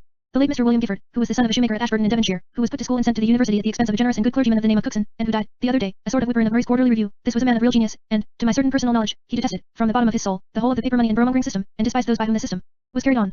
But, he had imaginary wants, he had been bred up in company with the rich and the extravagant, expensive indulgences had been made necessary to him by habit, and, when in the year, or thereabouts, he had to choose between a bit of bacon, a scrag of mutton, and a lodging at 10 shillings a week, on the one side, and made dishes, wine, a fine house and a footman on the other side, he chose the latter. He became the servile editor of Canning's anti-Jacobin newspaper, and he, who had more wit and learning than all the rest of the writers put together, became the miserable tool in circulating their attacks upon everything that was hostile to a system which he deplored and detested. But he secured the maid dishes, the wine, the footman, and the coachman. A sinecure as clerk of the four in the streets, gave him L a year, a double commissionership of the lottery gave him L or L more, and, at a later period, his editorship of the Quarterly Review gave him perhaps as much more. He rolled in his carriage for several years, he fared sumptuously, he was buried at Westminster Abbey, of which his friend and formerly his brother pamphleteer in defence of Pitt was the dean, and never is he to be heard of more. Mr. Gifford would have been full as happy, his health would have been better, his life longer, and his name would have lived for ages, if he could have turned to the bit of bacon and scrag of mutton in, for his learning and talents were such, his reasoning so clear and conclusive, and his wit so pointed and keen, that his writings must have been generally read, must have been of long duration, and, indeed, must have enabled him, he being always a single man, to live in his latter days in as good style as that which he procured by becoming a sinecurist, a pensioner, and a hack, all which he was from the moment he lent himself to the Quarterly Review. Think of the mortification of such a man, when he was called upon to justify the power of imprisonment bill in. But to go into particulars would be tedious, his life was a life of luxurious misery, than which a worse is not to be imagined. So that poverty is, except where there is an actual want of food and raiment, a thing much more imaginary than real. The shame of poverty, the shame of being thought poor, is a great and fatal weakness, though arising, in this country, from the fashion of the times themselves. When a good man, as in the phraseology of the city, means a rich man, we are not to wonder that everyone wishes to be thought richer than he is. When adulation is sure to follow wealth, and when contempt would be awarded to many if they were not wealthy, who are spoken of with deference, and even lauded to the skies, because their riches are great and notorious, when this is the case, we are not to be surprised that men are ashamed to be thought to be poor. This is one of the greatest of all the dangers at the outset of life. It has brought thousands and hundreds of thousands to ruin, even to pecuniary ruin. One of the most amiable features in the character of American society is this, that men never boast of their riches, and never disguise their poverty, but they talk of both as of any other matter fit for public conversation. No man shuns another because he is poor, no man is preferred to another because he is rich. In hundreds and hundreds of instances, men, not worth a shilling, have been chosen by the people and entrusted with their rights and interests, in preference to men who ride in their carriages. This shame of being thought poor, is not only dishonorable in itself, and fatally injurious to men of talent, but it is ruinous even in a pecuniary point of view, and equally destructive to farmers, traders, and even gentlemen of landed estate. It leads to everlasting efforts to disguise one's poverty, the carriage, the servants, the wine, oh, that fatal wine, the spirits, the decanters, the glasses, all the table apparatus, the dress, the horses, the dinners, the parties, all must be kept up, not so much because he or she who keeps or gives them, has any pleasure arising therefrom, as because not to keep and give them, would give rise to a suspicion of the want of means so to give and keep, and thus thousands upon thousands are yearly brought into a state of real poverty by their great anxiety not to be thought poor. Look round you, mark well what you behold, and say if this be not the case. In how many instances have you seen most amiable and even most industrious families brought to ruin by nothing but this? Mark it well, resolve to set this false shame at defiance, and when you have done that, you have laid the first stone of the surest foundation of your future tranquility of mind. There are thousands of families, at this very moment, who are thus struggling to keep up appearances. The farmers accommodate themselves to circumstances more easily than tradesmen and professional men.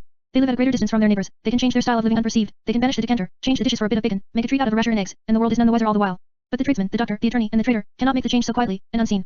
The accursed wine, which is a sort of criterion of the style of living, a sort of scale to the plan, a sort of key to the tune, this is the thing to banish first of all, because all the rest follow, and come down to their proper level in a short time. The accursed decanter cries footman or waiting maid, puts bells to the side of the wall, screams aloud for carpets, and when I am asked, Lord, what is a glass of wine, my answer is, that, in this country, it is everything, it is the picture of the key, it demands all the other unnecessary expenses, it is injurious to health, and must be injurious, every bottle of wine that is drunk containing a certain portion of ardent spirits, besides other drugs deleterious in their nature, and, of all they Friends to the doctors, this fashionable beverage is the greatest. And, which adds greatly to the folly, or, I should say, the real vice of using it, is, that the parties themselves, 9 times out of 10, do not drink it by choice, do not like it, do not relish it, but use it from mere ostentation, being ashamed to be seen even by their own servants, not to drink wine. At the very moment I am writing this, there are thousands of families in and near London, who daily have wine upon their tables, and who drink it too, merely because their own servants should not suspect them to be poor, and not deem them to be genteel, and thus families by thousands are ruined, only because they are ashamed to be thought poor. There is no shame belonging to poverty, which frequently arises from the virtues of the impoverished parties. Not so frequently, indeed, as from vice, folly, and indiscretion, but still very frequently. And as the scripture tells us, that we are not to despise the poor because he is poor, so we ought not to honor the rich because he is rich. The true way is, to take a fair survey of the character of a man as depicted in his conduct, and to respect him, or despise him, according to a due estimate of that character. No country upon earth exhibits so many, as this, of those fatal terminations of life, called suicides. These arise, in 9 instances out of 10, from this very source. The victims are, in general, what may be fairly called insane, but their insanity almost always arises from the dread of poverty, not from the dread of a want of the means of sustaining life, or even decent living, but from the dread of being thought or known to be poor, from the dread of what is called falling in the scale of society, a dread which is prevalent hardly in any country but this. Looked at in its true light, what is there in poverty to make a man take away his own life? He is the same man that he was before, he has the same body and the same mind, if he even foresee a great alteration in his dress or his diet, why should he kill himself on that account? Are these all the things that a man wishes to live for? But, such is the fact, so great is the disgrace upon this country, and so numerous and terrible are the evils arising from this dread of being thought to be poor. Nevertheless, men ought to take care of their means, ought to use them prudently and sparingly, and to keep their expenses always within the bounds of their income, be it what it may. One of the effectual means of doing this is to purchase with ready money. St. Paul says, owe no man anything, and of his numerous precepts this is by no means the least worthy of our attention. Credit has been boasted of as a very fine thing. To decry credit seems to be setting oneself up against the opinions of the whole world, and I remember a paper in the Freeholder or the Spectator, published just after the funding system had begun, representing public credit as a goddess, enthroned in a temple dedicated to her by her votaries, amongst whom she is dispensing blessings of every description. It must be more than 40 years since I read this paper, which I read soon after the time when the late Mr. Pitt uttered in Parliament an expression of his anxious hope, that his name would be inscribed on the monument which he should raise to public credit. Time has taught me, that public credit means, the contracting of debts which a nation never can pay, and I have lived to see this goddess produce effects, in my country, which Satan himself never could have produced. It is a very bewitching goddess, and not less fatal in her influence in private than in public affairs. It has been carried in this latter respect to such a pitch, that scarcely any transaction, however low and inconsiderable in amount, takes place in any other way. There is a trade in London, called the tally trade, by which, household goods, coals, clothing, all sorts of things, are sold upon credit, the seller keeping a tally, and receiving payment for the goods, little by little, so that the income and the earnings of the buyers are always anticipated, are always gone, in fact, before they come in or are earned, the sellers receiving, of course, a great deal more than the proper profit. Without supposing you to descend to so low grade as this, and even supposing you to be lawyer, doctor, parson, or merchant, it is still the same thing, if you purchase on credit, and not, perhaps, in a much less degree of disadvantage. Besides the higher price that you pay, there is the temptation to have what you really do not want. The cost seems a trifle, when you have not to pay the money until a future time. It has been observed, and very truly observed, that men used to lay out a £1 note when they would not lay out a sovereign. A consciousness of the intrinsic value of the things produces a retentiveness in the latter case more than in the former. The sight and the touch assist the mind in forming its conclusions, and the £1 note was parted with, when the sovereign would have been kept. Far greater is the difference between credit and ready money. Innumerable things are not bought at all with ready money, which would be bought in case of trust. It is so much easier to order a thing than to pay for it. A future day, a day of payment must come, to be sure, but that is little thought of at the time. But if the money were to be drawn out, the moment the thing was received or offered, this question would arise, can I do without it? Is this thing indispensable? Am I compelled to have it, or suffer a loss or injury greater in amount than the cost of the thing? If this question were put, every time we make a purchase, seldom should we hear of those suicides which are such a disgrace to this country. I am aware, that it will be said, and very truly said, that the concerns of merchants, that the purchasing of great estates, and various other great transactions, cannot be carried on in this manner, but these are rare exceptions to the rule. Even in these cases there might be much less of bills and bonds, and all the sources of litigation, but in the everyday business of life, in transactions with the butcher, the baker, the tailor, the shoemaker, what excuse can there be for pleading nay? Example of the merchant, who carries on his work by ships and exchanges. I was delighted, some time ago, by being told of a young man, who, upon being advised to keep a little account of all he received and expended, answered, that his business was not to keep account books, that he was sure not to make a mistake as to his income, and that, as to his expenditure, the little bag that held his sovereigns would be an infallible guide, as he never bought anything that he did not immediately pay for. I believe that nobody will deny, that, generally speaking, you pay for the same article a fourth part more in the case of trust than you do in the case of ready money. Suppose, then, the baker, butcher, tailor, and shoemaker, receive from you only £100 a year. Put that together, that is to say, multiply 25 by 20, and you will find, that, at the end of 20 years, you have all, besides the accumulating and growing interest. The fathers of the church, I mean the ancient ones, and also the canons of the church, forbade selling on trust at a higher price than for ready money, which was in effect to forbid trust, and this, doubtless, was one of the great objects which those wise and pious men had in view, for they were fathers in legislation and morals as well as in religion. But the doctrine of these fathers and canons no longer prevails, they are set at naught by the present age, even in the countries that adhere to their religion. Addison's goddess has prevailed over the fathers and the canons, and men not only make a difference in the price regulated by the difference in the mode of payment, but it would be absurd to expect them to do otherwise. They must not only charge something for the want of the use of the money, but they must charge something additional for the risk of its loss, which may frequently arise, and most frequently does arise, from the misfortunes of those to whom they have assigned their goods on trust. The man, therefore, who purchases on trust, not only pays for the trust, but he also pays his due share of what the tradesman loses by trust, and, after all, he is not so good a customer as the man who purchases cheaply with ready money, for there is his name indeed in the tradesman's book, but with that name the tradesman cannot go to market to get a fresh supply. Infinite are the ways in which gentlemen lose by this sort of dealing. Servants go and order sometimes things not wanted at all, at other times, more than is wanted, at others, things of a higher quality, and all this would be obviated by purchasing with ready money, for, whether through the hands of the party himself, or through those of an inferior, there would always be an actual counting out of the money. Somebody would see the thing bought and see the money paid, and, as the master would give the housekeeper or steward a bag of money at the time, he would see the money too, would set a proper value upon it, and would just desire to know upon what it had been expended. How is it that farmers are so exact, and show such a disposition to retrench in the article of labor, when they seem to think little, or nothing, about the sums which they pay in tax upon malt, wine, sugar, tea, soap, candles, tobacco, and various other things? You find the utmost difficulty in making them understand, that they are affected by these. The reason is, that they see the money which they give to the laborer on each succeeding Saturday night, but they do not see that which they give in taxes on the articles before mentioned. Why is it that they make such an outcry about the 6 or 7 millions a year which are paid in poor rates, and say not a word about the 60 millions a year raised in other taxes? The consumer pays all, and, therefore, they are as much interested in the one as the other, and yet the farmers think of no tax but the poor tax. The reason is, that the latter is collected from them in money, they see it go out of their hands into the hands of another, and, therefore, they are everlastingly anxious to reduce the poor rates, and they take care to keep them within the smallest possible bounds. Just thus would it be with every man that never purchased but with ready money, he would make the amount as low as possible in proportion to his means. This care and frugality would make an addition to his means, and therefore, in the end, at the end of his life, he would have had a great deal more to spend, and still be as rich as if he had gone in trust, while he would have lived in tranquility all the while, and would have avoided all the endless papers and writings and receipts and bills, and disputes and lawsuits inseparable from a system of credit. This is by no means a lesson of stinginess, by no means tends to inculcate a heaping up of money, for the purchasing with ready money really gives you more money to purchase with. You can afford to have a greater quantity and variety of things, and I will engage that, if horses or servants be your taste, the saving in this way gives you an additional horse or an additional servant, if you be in any profession or engaged in any considerable trade. In towns, it tends to accelerate your pace along the streets, for the temptation of the windows is answered in a moment by clapping your hand upon your thigh, and the question, do I really want that, is sure to occur to you immediately, because the touch of the money is sure to put the thought in your mind. Now, supposing you to have plenty, to have a fortune beyond your wants, would not the money which you would save in this way be very well applied in acts of real benevolence? Can you walk many yards in the streets? Can you ride a mile in the country? Can you go to half a dozen cottages? Can you, in short, open your eyes, without seeing some human being, someone born in the same country with yourself, and who, on that account alone, has some claim upon your good wishes and your charity? Can you open your eyes without seeing some person to whom even a small portion of your annual savings would convey gladness of heart? Your own heart will suggest the answer, and, if there were no motive but this, what need I say more in the advice which I have here tendered to you? Another great evil arising from this desire to be thought rich, or, rather from the desire not to be thought poor, is the destructive thing which has been honored by the name of speculation, but which ought to be called gambling. It is a purchasing of something which you do not want either in your family or in the way of ordinary trade, as something to be sold again with a great profit, and on the sale of which there is a considerable hazard. When purchases of this sort are made with ready money, they are not so offensive to reason and not attended with such risk, but when they are made with money borrowed for the purpose, they are neither more nor less than gambling transactions, and they have been, in this country, a source of ruin, misery, and suicide, admitting of no adequate description. I grant that this gambling has arisen from the influence of the goddess before mentioned. I grant that it has arisen from the facility of obtaining the fictitious means of making the purchases, and I grant that the facility has been created by the system under the baneful influence of which we live. But it is not the less necessary that I beseech you not to practice such gambling, that I beseech you, if you be engaged in it, to disentangle yourself from it as soon as you can. Your life, while you are thus engaged, is the life of the gamester, a life of constant anxiety, constant desire to overreach, constant apprehension, general gloom, enlivened, now and then, by a gleam of hope or of success. Even that success is sure to lead to further adventures, and, at last, 1,000 to 1, that your fate is that of the pitcher to the well. The great temptation to this gambling is, as is the case in other gambling, the success of the few. As young men who crowd to the army, in search of rank and renown, never look into the ditch that holds their slaughtered companions, but have their eye constantly fixed on the general-in-chief, and as each of them belongs to the same profession, and is sure to be conscious that he has equal merit, everyone deems himself the suitable successor of him who is surrounded with its camps, and who moves battalions and columns by his nod. So with the rising generation of speculators they see the great estates that have succeeded the pencil box and the orange basket. They see those whom nature and good laws made to black shoes, sweet chimneys, or the streets, rolling in carriages, or sitting in saloons surrounded by gaudy footmen with napkins twisted round their thumbs, and they can see no earthly reason why they should not all do the same, forgetting the thousands and thousands, who, in making the attempt, have reduced themselves to that beggary which, before their attempt, they would have regarded as a thing wholly impossible. In all situations of life, avoid the trammels of the law. Man's nature must be changed before lawsuits will cease, and, perhaps, it would be next to impossible to make them less frequent than they are in the present state of this country, but though no man, who has any property at all, can say that he will have nothing to do with lawsuits, it is in the power of most men to avoid them in a considerable degree. One good rule is to have as little as possible to do with any man who is fond of lawsuits, and who, upon every slight occasion, talks of an appeal to the law. Such persons, from their frequent litigations, contract a habit of using the technical terms of the courts, in which they take a pride, and are, therefore, companions peculiarly disgusting to men of sense. To such men a lawsuit is a luxury, instead of being as it is, to men of ordinary minds, a source of anxiety and a real insubstantial scourge. Such men are always of a quarrelsome disposition, and avail themselves of every opportunity to indulge in that which is mischievous to their neighbors. In thousands of instances men go to law for the indulgence of mere anger. The Germans are said to bring spite actions against one another, and to harass their poorer neighbors from motives of pure revenge. They have carried this their disposition with them to America, for which reason no one likes to live in a German neighborhood. Before you go to law consider well the cost, for if you and your suitor are poorer than you were before, what do you accomplish? You only imbibe a little additional anger against your opponent, you injure him, but do harm to yourself. Better to put up with the loss of 1 pound than of 2, to which latter is to be added all the loss of time, all the trouble, and all the mortification and anxiety attending a lawsuit. To set an attorney to work to worry and torment another man is a very base act, to alarm his family as well as himself, while you are sitting quietly at home. If a man owe you money which he cannot pay, why add to his distress without the chance of benefit to yourself? Thousands of men have injured themselves by resorting to the law, while very few ever bettered themselves by it, except such resort were unavoidable. Nothing is much more discreditable than what is called hard dealing. They say of the Turks, that they know nothing of 2 prices for the same article, and that to ask an abatement of the lowest shopkeeper is to insult him. It would be well if Christians imitated Mohammedans in this respect. To ask 1 price and take another, or to offer 1 price and give another, besides the loss of time that it occasions, is highly dishonorable to the parties, and especially when pushed to the extent of solemn protestations. It is, in fact, a species of lying, and it answers no one advantageous purpose to either buyer or seller.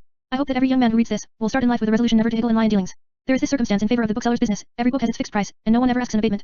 If it were thus in all other trades, how much time would be saved, and how much immorality prevented? As to the spending of your time, your business or your profession is to claim the priority of everything else. Unless that be duly attended to, there can be no real pleasure in any other employment of a portion of your time. Men, however, must have some leisure, some relaxation from business, and in the choice of this relaxation much of your happiness will depend. Where fields and gardens are at hand, they present the most rational scenes for leisure. As to company, I have said enough in the former letter to deter any young man from that of drunkards and riding companions, but there is such a thing as your quiet pipe and pot companions, which are, perhaps, the most fatal of all. Nothing can be conceived more dull, more stupid, more the contrary of edification and rational amusement, than sitting, sodding, over a pot and a glass, sending out smoke from the head, and articulating, at intervals, nonsense about all sorts of things. 7 years' service as a galley slave would be more bearable to a man of sense, than 7 months' confinement to society like this. Yet, such is the effect of habit, that, if a young man become a frequenter of such scenes, the idle propensity sticks to him for life. Some companions, however, every man must have, but these every well-behaved man will find in private houses, where families are found residing and where the suitable intercourse takes place between women and men. A man that cannot pass an evening without drink merits the name of a sot. Why should there be drink for the purpose of carrying on conversation? Women stand in need of no drink to stimulate them to converse, and I have 1,000 times admired their patience in sitting quietly at their work, while their husbands are engaged, in the same room, with bottles and glasses before them, thinking nothing of the expense and still less of the shame which the distinction reflects upon them. We have to thank the women for many things, and particularly for their sobriety, for fear of following their example in which men drive them from the table, as if they said to them, "You have had enough, food is sufficient for you, but we must remain to fill ourselves with drink, and to talk in language which your ears ought not to endure." When women are getting up to retire from the table, men rise in honor of them, but they take special care not to follow their excellent example. That which is not fit to be uttered before women is not fit to be uttered at all, and it is next to a proclamation tolerating drunkenness and indecency, to send women from the table the moment they have swallowed their food. The practice has been ascribed to a desire to leave them to themselves, but why should they be left to themselves?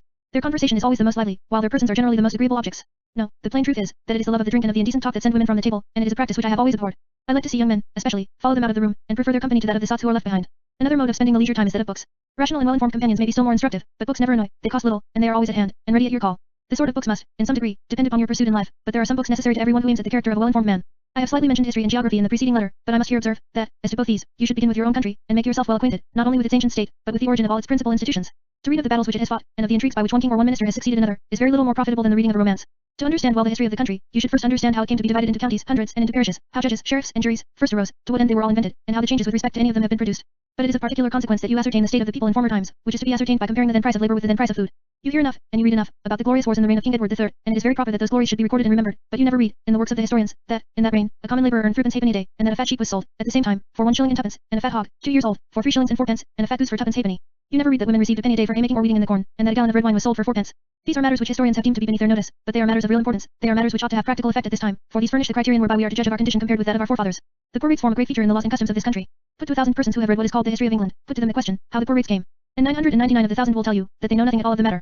This is not history. A list of battles and a string of intrigues are not history. They communicate no knowledge applicable to our present state, and it really is better to amuse oneself with an avowed romance, which latter is a great deal worse than passing one's time in counting the trees. History has been described as affording arguments of experience, as a record of what has been, in order to guide us as to what is likely to be, or what ought to be, but, from this romancing history, no such experience is to be derived, for it furnishes no facts on which to found arguments relative to the existing or future state of things. To come at the true history of a country you must read its laws, you must read books treating of its usages and customs in former times, and you must particularly inform yourself as to prices of labour and of food. By reading the single act of the art year of Edward III, specifying the price of labour at that time, by reading an act of Parliament passed in the year of Henry VIII, by reading these 2 acts, and then reading the Chronicon Preciosum of Bishop Fleetwood, which shows the price of food in the former reign, you come into full possession of the knowledge of what England was in former times. Divers books teach how the divisions of the country arose, and how its great institutions were established, and the result of this reading is a store of knowledge, which will afford you pleasure for the whole of your life. History, however, is by no means the only thing about which every man's leisure furnishes him with the means of reading, besides which, every man has not the same taste. Poetry, geography, moral essays, the divers subjects of philosophy, travels, natural history, books on sciences, and, in short, the whole range of book knowledge is before you, but there is one thing always to be guarded against, and that is, not to admire and applaud anything you read, merely because it is the fashion to admire and applaud it. Read, consider well what you read, form your own judgment, and stand by that judgment in despite of the sayings of what are called learned men until fact or argument be offered to convince you of your error. One writer praises another, and it is very possible for writers so to combine as to cry down and, in some sort, to destroy the reputation of anyone who meddles with the combination, unless the person thus assailed be blessed with uncommon talent and uncommon perseverance. When I read the works of Pope and of Swift, I was greatly delighted with their lashing of Dennis, but wondered, at the same time, why they should have taken so much pains in running down such a fool.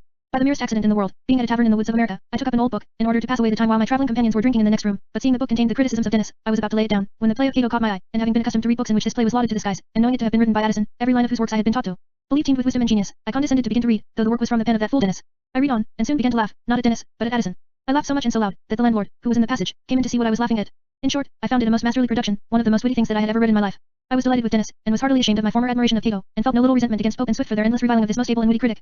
This, as far as I recollect, was the first emancipation that had assisted me in my reading. I have, since that time, never taken anything upon trust. I have judged for myself, trusting neither to the opinions of writers nor in the fashions of the day. Having been told by Dr.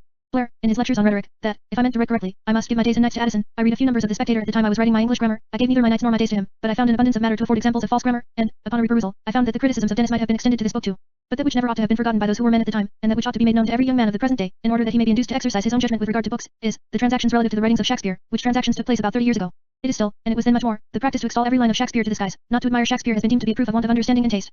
M.R. Garrick, and some others after him, had their own good and profitable reasons for crying up the works of this poet. When I was a very little boy, there was a jubilee in honor of Shakespeare, and as he was said to have planted a mulberry tree, boxes and other little ornamental things in wood were sold all over the country, as having been made out of the trunk or limbs of this ancient and sacred tree. We Protestants laugh at the relics so highly prized by Catholics, but never was a Catholic people half so much duped by the relics of saints, as this nation was by the mulberry tree, of which, probably, more wood was sold than would have been sufficient in quantity to build a ship of war, or a large house. This madness abated for some years, but, towards the end of the last century it broke out again with more fury than ever. Shakespeare's works were published by Boydell, an alderman of London, at a subscription of £500 for each copy, accompanied by plates, each forming a large picture. Amongst the madmen of the day was M.R. Ireland, who seemed to be more mad than any of the rest. His adoration of the poet led him to perform a pilgrimage to an old farmhouse, near Stratford-upon-Avon, said to have been the birthplace of the poet. Arrived at the spot, he requested the farmer and his wife to let him search the house for papers, first going upon his knees, and praying, in the poetic style, the gods to aid him in his quest. He found no papers, but he found that the farmer's wife, in clearing out a garret some years before, had found some rubbishy old papers which she had burnt, and which had probably been papers used in the wrapping up of pigs' cheeks to keep them from the bats. "Oh, wretched woman," exclaimed he, "do you know what you have done?" "Oh dear, no," said the woman, half frightened out of her wits. "No harm, I hope, for the papers were very old, I dare say as old as the house itself." This threw him into an additional degree of excitement, as it is now fashionably called. He raved, he stamped, he foamed, and at last quitted the house, covering the poor woman with very term of reproach, and hastening back to Stratford, took post-chaise for London, to relate to his brother madman the horrible sacrilege of this heathenish woman. Unfortunately for M.R. Ireland, unfortunately for his learned brothers in the metropolis, and unfortunately for the reputation of Shakespeare, M.R. Ireland took with him to the scene of his adoration a son, about 16 years of age, who was articled to an attorney in London. The son was by no means so sharply bitten as the father, and, upon returning to town, he conceived the idea of supplying the place of the invaluable papers which the farmhouse heathen had destroyed. He thought, and he thought rightly, that he should have little difficulty in writing plays just like those of Shakespeare. To get paper that should seem to have been made in the reign of Queen Elizabeth, and ink that should give the writing the appearance of having the same age, was somewhat difficult, but both were overcome. Young Ireland was acquainted with the son of a bookseller, who dealt in old books. The blank leaves of these books supplied the young author with paper, and he found out the way of making proper ink for his purpose. To work he went, wrote several plays, some love letters, and other things, and having got a Bible, extant in the time of Shakespeare, he wrote notes in the margin. All these, together with sonnets in abundance, and other little detached pieces, he produced to his father, telling him he got them from a gentleman, who had made him swear that he would not divulge his name. The father announced the invaluable discovery to the literary world. The literary world rushed to him. The manuscripts were regarded as genuine by the most grave and learned doctors, some of whom, and amongst these were Doctors Parr and Warden, gave, under their hands, an opinion, that the manuscripts must have been written by Shakespeare, for that no other man in the world could have been capable of writing them. M.R. Ireland opened a subscription, published these new and invaluable manuscripts at an enormous price, and preparations were instantly made for performing one of the plays, called Vortigern. Soon after the acting of the play, the indiscretion of the lad caused the secret to explode, and, instantly, those who had declared that he had written as well as Shakespeare, did everything in their power to destroy him. The attorney drove him from his office, the father drove him from his house, and, in short, he was hunted down as if he had been a malefactor of the worst description.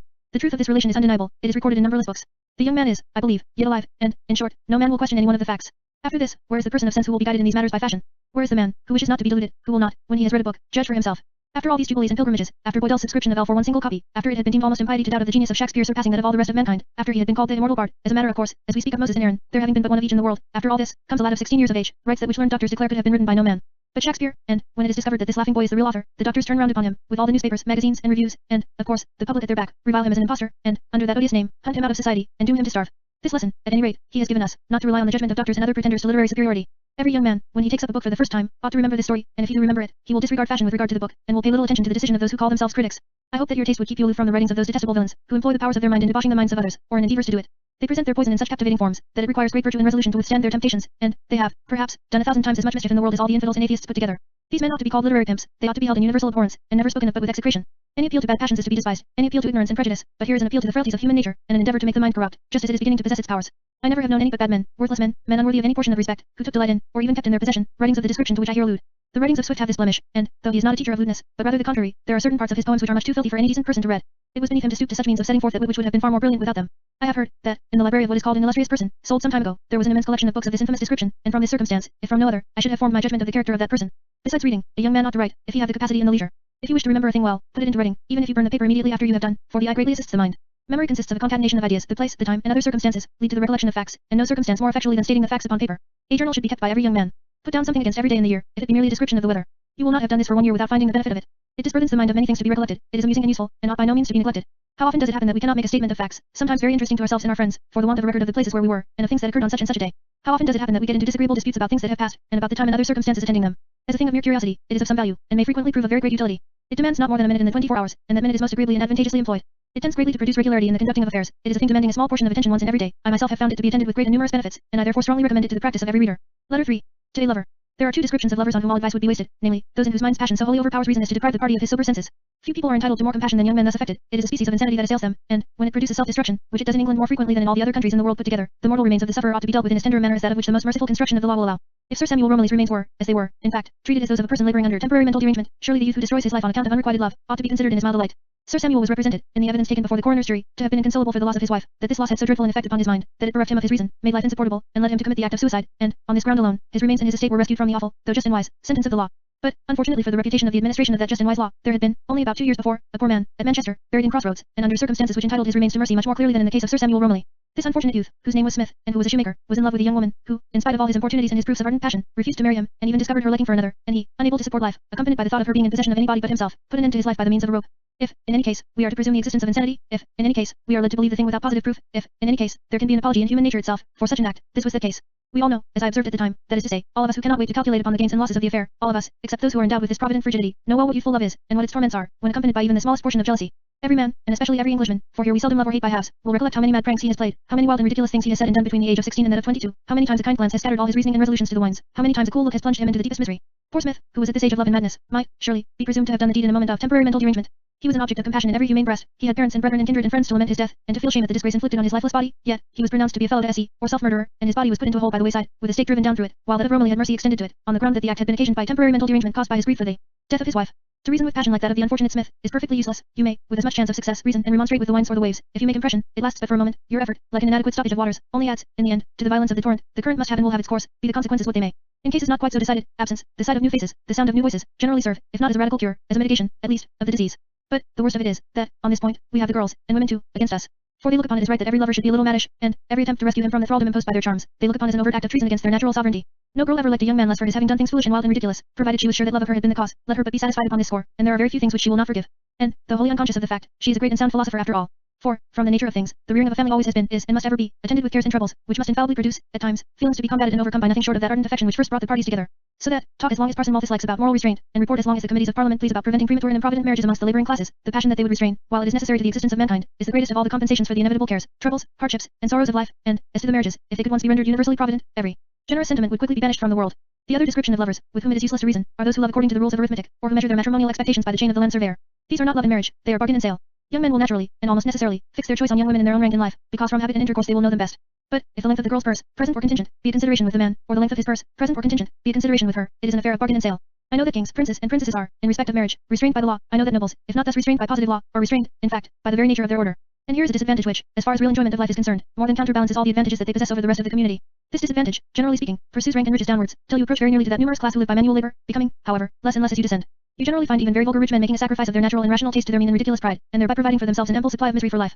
By preferring provident marriages to marriages of love, they think to secure themselves against all the evils of poverty, but, if poverty come, and come it may, and frequently does, in spite of the best laid plans, and best modes of conduct, if poverty come, then where is the counterbalance for that ardent mutual affection, which troubles, and losses, and crosses always increase rather than diminish, and which, amidst all the calamities that can befall a man, whispers to his heart, that his best possession is still left him unimpaired? The Worcestershire baronet, who has had to endure the sneers of fools on account of his marriage with a beautiful and virtuous servant maid, would, were the present ruinous measures of the government to drive him from his mansion to a cottage, still have a source of happiness, while many of those, who might fall in company with him, would, in addition to all their other troubles, have, perhaps, to endure the reproaches of wives to whom poverty, or even humble life, would be insupportable. If marrying for the sake of money be, under any circumstances, despicable, if not disgraceful, if it be, generally speaking, a species of legal prostitution, only a little less shameful than that which, under some governments, is openly licensed for the sake of a tax, if this be the case generally, what ought to be said of a young man, who, in the heyday of youth, should couple himself onto a libidinous woman, old enough, perhaps, to be his grandmother, ugly as the nightmare, offensive alike to the sight and the smell, and who should pretend to love her too, and all this merely for the sake of her money? Why, it ought, and it, doubtless, would be said of him, that his conduct was a libel on both man and womankind, that his name ought, forever, to be synonymous with baseness and nastiness, and that in no age and in no nation, not marked by general depravity of manners, and total absence of all sense of shame, every associate, male or female, of such a man, or of his filthy mate, would be held in abhorrence.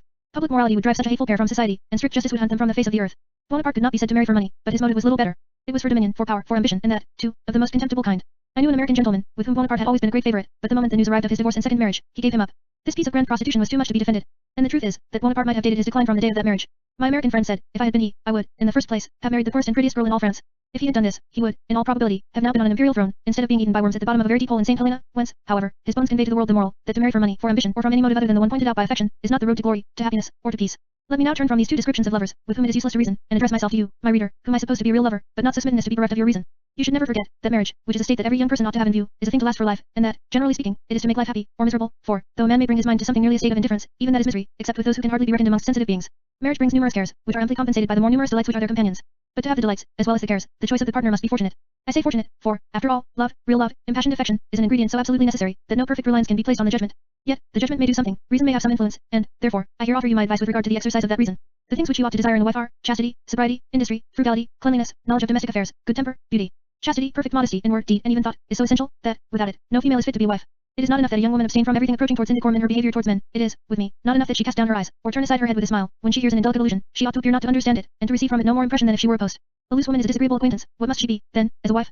Love is so blind, and vanity is so busy in persuading us that our own qualities will be sufficient to ensure fidelity, that we are very apt to think nothing, or, at any rate, very little, of trifling symptoms of levity. But if such symptoms show themselves now, we may be well assured that we shall never possess the power of effecting a cure. If prudery mean false modesty, it is to be despised, but if it mean modesty pushed to the utmost extent, I confess that I like it. You are free and hardy girls I have liked very well to talk and laugh with, but never, for one moment, did it enter into my mind that I could have endured a free and hardy girl for a wife. The thing is, I repeat, to last for life, it is to be a counterbalance for troubles and misfortunes, and it must, therefore, be perfect, or it had better not be at all. To say that one despises jealousy is foolish, it is a thing to be lamented, but the very elements of it ought to be avoided. Gross indeed is the beast, for he is unworthy of the name of man, nasty indeed is the wretch, who can even entertain the thought of putting himself between a pair of sheets with a wife of whose infidelity he possesses the proof, but, in such cases, a man ought to be very slow to believe appearances, and he ought not to decide against his wife but upon the clearest proof. The last, and, indeed, the only effectual safeguard is, to begin well, to make a good choice, to let the beginning be such as to render infidelity and jealousy next to impossible. If you begin in grossness, if you couple yourself onto one with whom you have taken liberties, infidelity is the natural and just consequence. When a peer of the realm, who had not been over fortunate in his matrimonial affairs, was urging Major Cartwright to seek for nothing more than moderate reform, the Major, forgetting the domestic circumstances of his lordship, asked him how he should relish moderate chastity in a wife. The bare use of the two words, thus coupled together, is sufficient to excite disgust. Yet with this moderate chastity you must be, and ought to be, content, if you have entered into marriage with one, in whom you have ever discovered the slightest approach towards lewdness, either in deeds, words, or looks. To marry has been your own act, you have made the contract for your own gratification, you knew the character of the other party, and the children, if any, or the community, are not to be the sufferers for your gross and corrupt passion. Moderate chastity is all that you have, in fact, contracted for, you have it, and you have no reason to complain. When I come to address myself to the husband, I shall have to say more upon this subject, which I dismiss for the present with observing, that my observation has convinced me, that, when families are rendered unhappy from the existence of moderate chastity, the fault, first or last, has been in the man, 99 times out of every 100. Sobriety. By sobriety I do not mean merely an absence of drinking to a state of intoxication, for, if that be hateful in a man, what must it be in a woman? There is a Latin proverb, which says, that wine, that is to say, intoxication, brings forth truth. Whatever it may do in this way, in men, in women it is sure, unless prevented by age or by salutary ugliness, to produce a moderate, and a very moderate, portion of chastity. There never was a drunken woman, a woman who loved strong drink, who was chaste, if the opportunity of being the contrary presented itself to her. There are cases where health requires wine, and even small portions of more ardent liquor, but, reserving what I have further to say on this point, till I come to the conduct of the husband, young unmarried women can seldom stand in need of these stimulants, and, at any rate, only in cases of well-known definite ailments. Wine. Only a glass or two of wine at dinner, or so. As soon as have married a girl whom I had thought liable to be persuaded to drink, habitually, only a glass or two of wine at dinner, or so. As soon as have married such a girl, I would have taken a strumpet from the streets. And it has not required age to give me this way of thinking, it has always been rooted in my mind from the moment that I began to think the girls prettier than posts. There are few things so disgusting as a guzzling woman. A gormandizing one is bad enough, but, one who tips off the liquor with an appetite, and exclaims good, good, by a smack of her lips, is fit for nothing but a brothel. There may be cases, amongst the hard-laboring women, such as reapers, for instance, especially when they have children at the breast, there may be cases, where very hard-working women may stand in need of a little good beer, which, if taken in moderate quantities, would produce intoxication. But, while I only allow the possibility of the existence of such cases, I deny the necessity of any strong drink at all in every other case. Yet, in this metropolis, it is the general custom for tradesmen, journeymen, and even laborers, to have regularly on their tables the big brewer's poison, twice in every day, and at the rate of not less than a pot to a person, women, as well as men, as the allowance for the day. A pot of poison a day, at 5 pence the pot, amounts to 7 pounds and 2 shillings in the year. Man and wife sup down, in this way, 14 pounds 4 shillings a year. Is it any wonder that they are clad in rags, that they are skin and bone, and that their children are covered with filth? But by the word sobriety, in a young woman, I mean a great deal more than even a rigid abstinence from that love of drink, which I am not to suppose, and which I do not believe, to exist anything like generally amongst the young women of this country. I mean a great deal more than this, I mean sobriety of conduct. The word sober, and its derivatives, do not confine themselves to matters of drink, they express steadiness, seriousness, carefulness, scrupulous propriety of conduct, and they are thus used amongst country people in many parts of England. When a Somersetshire fellow makes too free with a girl, she reproves him with, come, be sober. And when we wish a team, or anything, to be moved on steadily and with great care, we cry out to the carter, or other operator, soberly, soberly. Now, this species of sobriety is a great qualification in the person you mean to make your wife. Skipping, capering, romping, rattling girls are very amusing where all costs and other consequences are out of the question, and they may become sober in the Somersetshire sense of the word. But while you have no certainty of this, you have a presumptive argument on the other side. To be sure, when girls are mere children, they are to play and romp like children. But, when they arrive at that age which turns their thoughts towards that sort of connection which is to be theirs for life, when they begin to think of having the command of a house, however small or poor, it is time for them to cast away the levity of the child. It is natural, nor is it very wrong, that I know of, for children to like to gad about and to see all sorts of strange sights, though I do not approve of this even in children, but, if I could not have found a young woman, and I am sure I never should have married an old one, who I was not sure possessed all the qualities expressed by the word sobriety, I should have remained a bachelor to the end of that life, which, in that case, would, I am satisfied, have terminated without my having performed a thousandth part of those labors which have been, and are, in spite of all political prejudice, the wonder of all who have seen, or heard of, them. Scores of gentlemen have, at different times, expressed to me their surprise, that I was always in spirits, that nothing pulled me down, and the truth is, that, throughout nearly 40 years of troubles, losses, and crosses, assailed all the while by more numerous and powerful enemies than ever man had before to contend with, and performing, at the same time, labors greater than man ever before performed, all those labors requiring mental exertion, and some of them mental exertion of the highest order, the truth is, that, throughout the whole of this long time of troubles and of labors, I have never known a single hour of real anxiety, the troubles have been no troubles to me, I have not known what lowness of spirits meaned, have been more gay, and felt less care, than any bachelor that ever lived. You are always in spirits, Cobbett. To be sure, for why should I not? Poverty I have always set at defiance, and I could, therefore, defy the temptations of riches, and, as to home and children, I had taken care to provide myself with an inexhaustible store of that sobriety, which I am so strongly recommending my reader to provide himself with, or, if he cannot do that, to deliver it long before he ventures on the life-enduring matrimonial voyage. This sobriety is a title to trustworthiness, and this, young man, is the treasure that you ought to prize far above all others. Miserable is the husband, who, when he crosses the threshold of his house, carries with him doubts and fears and suspicions. I do not mean suspicions of the fidelity of his wife, but of her care, frugality, attention to his interests, and to the health and morals of his children. Miserable is the man, who cannot leave all unlocked, and who is not sure, quite certain, that all is as safe as if grasped in his own hand. He is the happy husband, who can go away, at a moment's warning, leaving his house and his family with as little anxiety as he quits an inn, not more fearing to find, on his return, anything wrong, than he would fear discontinuance of the rising and setting of the sun, and if, as in my case, leaving books and papers all lying about at sixes and sevens, finding them arranged in proper order, and the room, during the lucky interval, freed from the effects of his and his ploughman's or gardener's dirty shoes. Such a man has no real cares, such a man has no troubles, and this is the sort of life that I have led. I have had all the numerous and indescribable delights of home and children, and, at the same time, all the bachelor's freedom from domestic cares, and to this cause, far more than to any other, my readers owe those labors, which I never could have performed, if even the slightest degree of want of confidence at home had ever once entered into my mind. But, in order to possess this precious trustworthiness, you must, if you can, exercise your reason in the choice of your partner. If she be vain of her person, very fond of dress, fond of flattery, at all given to giddying about, fond of what are called parties of pleasure, or coquettish, though in the least degree, if either of these, she never will be trustworthy, worthy, she cannot change her nature, and if you marry her, you will be unjust if you expect trustworthiness at her hands. But, besides this, even if you find in her that innate sobriety of which I have been speaking, there requires on your part, and that at once too, confidence and trust without any limit. Confidence is, in this case, nothing unless it be reciprocal. To have a trustworthy wife, you must begin by showing her, even before you are married, that you have no suspicions, no fears, no doubts, with regard to her. Many a man has been discarded by a virtuous girl, merely on account of his querulous conduct. All women despise jealous men, and, if they marry such their motive is other than that of affection.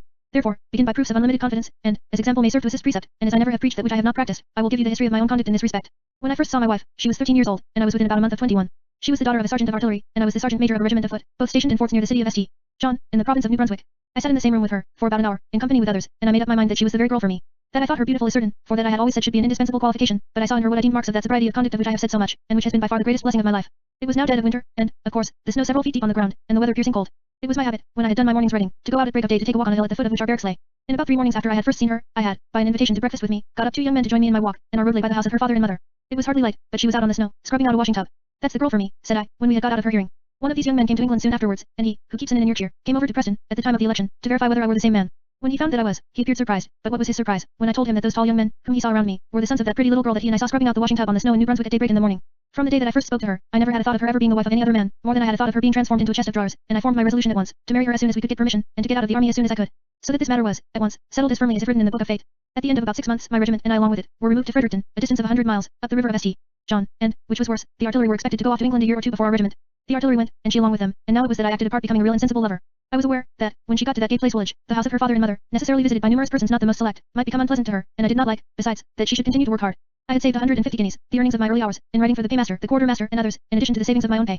I sent her all my money, before she sailed, and wrote to her to beg of her, if she found her home uncomfortable, to hire a lodging with respectable people, and, at any rate, not to spare the money, by any means, but to buy herself good clothes, and to live without hard work, until I arrived in England, and I, in order to induce her to lay out the money, told her that I should get plenty more before I came home. As the malignity of the devil would have it, we were kept abroad 2 years longer than our time, Mr. Pitt, England not being so tame then as she is now, having knocked up the dust with Spain about Nootka Sound. Oh, how I curse Nootka Sound, and poor Balling Pitt too, I am afraid. At the end of 4 years, however, home I came, landed at Portsmouth, and got my discharge from the army by the great kindness of poor Lord Edward Fitzgerald, who was then the major of my regiment. I found my little girl a servant of all work, and hard work it was, at £5 a year, in the house of a Captain Brissac, and, without hardly saying a word about the matter, she put into my hands the whole of my 150 guineas unbroken. Need I tell the reader what my feelings were? Need I tell kind-hearted English parents what effect this anecdote must have produced on the minds of our children? Need I attempt to describe what effect this example ought to have on every young woman who shall do me the honor to read this book? Admiration of her conduct, and self-gratulation on this indubitable proof of the soundness of my own judgment, were now added to my love of her beautiful person. Now, I do not say that there are not many young women of this country who would, under similar circumstances, have acted as my wife did in this case. On the contrary, I hope, and do sincerely believe, that there are. But when her age is considered, when we reflect that she was living in a place crowded, literally crowded, with gaily dressed and handsome young men, many of whom really far richer and in higher rank than I was, and scores of them ready to offer her their hand, when we reflect that she was living amongst young women who put upon their backs every shilling that they could commit, when we see her keeping the bag of gold untouched, and working hard to provide herself with but mere necessary apparel, and doing this while she was passing from 14 to 18 years of age, when we view the whole of the circumstances, we must say that here is an example, which, while it reflects honor on her sex, ought to have weight with every young woman whose eyes or ears this relation shall reach. If any young man imagine that this great sobriety of conduct in young women must be accompanied with seriousness approaching to gloom, he is, according to my experience and observation, very much deceived. The contrary is the fact, for I have found that as, amongst men, your jovial companions are, except over the bottle, the dullest and most insipid of souls, so amongst women, the gay, rattling, and laughing, are, unless some party of pleasure, or something out of domestic life, is going on, generally in the dumps and blue devils. Some stimulus is always craved after by this description of women, some sight to be seen, something to see or hear other than what is to be found at home, which, as it affords no incitement, nothing to raise and keep up the spirits, is looked upon merely as a place to be at for want of a better, merely a place for eating and drinking, and the like, merely a biding place, whence to sally in search of enjoyments. A greater curse than a wife of this description, it would be somewhat difficult to find, and, in your character of lover, you are to provide against it. I hate a dull, melancholy, moping thing. I could not have existed in the same house with such a thing for a single month. The mopers are, too, all people at other times. The gaiety is for others, and the moping for the husband, to comfort him, happy man, when he is alone. Plenty of smiles and a badinage for others, and for him to participate with others, but the moping is reserved exclusively for him. 1 hour she is cabareting about, as if rehearsing a jig, and, the next, sighing to the motion of a lazy needle, or weeping over a novel, and this is called sentiment. Music, indeed. Give me a mother singing to her clean and fat and rosy baby, and making the house ring with her extravagant and hyperbolical encomiums on it. That is the music which is the food of love, and not the formal, pedantic noises, an affectation of skill in which is nowadays the ruin of half the young couples in the middle rank of life. Let any man observe, as I so frequently have, with delight, the excessive fondness of the laboring people for their children. Let him observe with what pride they dress them out on a Sunday, with means deducted from their own scanty meals. Let him observe the husband, who has toiled all the week like a horse, nursing the baby, while the wife is preparing the bit of dinner. Let him observe them both abstaining from a sufficiency, lest the children should feel the pinchings of hunger. Let him observe, in short, the whole of their demeanor, the real mutual affection, evinced, not in words, but in unequivocal deeds. Let him observe these things, and, having then cast a look at the lives of the great and wealthy, he will say, with me, that, when a man is choosing his partner for life, the dread of poverty ought to be cast to the winds. A laborer's cottage, on a Sunday, the husband or wife having a baby in arms, looking at 2 or 3 older ones playing between the flower borders going from the wicket to the door, is, according to my taste, the most interesting object that I have ever beheld, and it is an object to be beheld in no country upon earth but England. In France, a laborer's cottage means a shed with a dung heap before the door, and it means much about the same in America, where it is wholly inexcusable. In riding once, about 5 years ago, from Petworth to Horsham, on a Sunday in the afternoon, I came to a solitary cottage which stood at about 20 yards distance from the road. There was the wife with the baby in her arms, the husband teaching another child to walk, while 4 more were at play before them. I stopped and looked at them for some time, and then, turning my horse, rode up to the wicket, getting into talk by asking the distance to Horsham. I found that the man worked chiefly in the woods, and that he was doing pretty well. The wife was then only 22, and the man only 25. She was a pretty woman, even for Sussex, which, not excepting Lancashire, contains the prettiest women in England. He was a very fine and stout young man. Why, said I, how many children do you reckon to have at last? I do not care how many, said the man. God never sends mouths without sending meat. Did you ever hear, said I, of one Parson Malthus? No, sir. Why, if he were to hear of your works, he would be outrageous, for he wants an act of Parliament to prevent poor people from marrying young, and from having such lots of children. Oh, the brute, exclaimed the wife, while the husband laughed, thinking that I was joking. I asked the man whether he had ever had relief from the parish, and upon his answering in the negative, I took out my purse, took from it enough to bait my horse at Horsham, and to clear my turnpikes to Worth, whither I was going in order to stay a while, and gave him all the rest.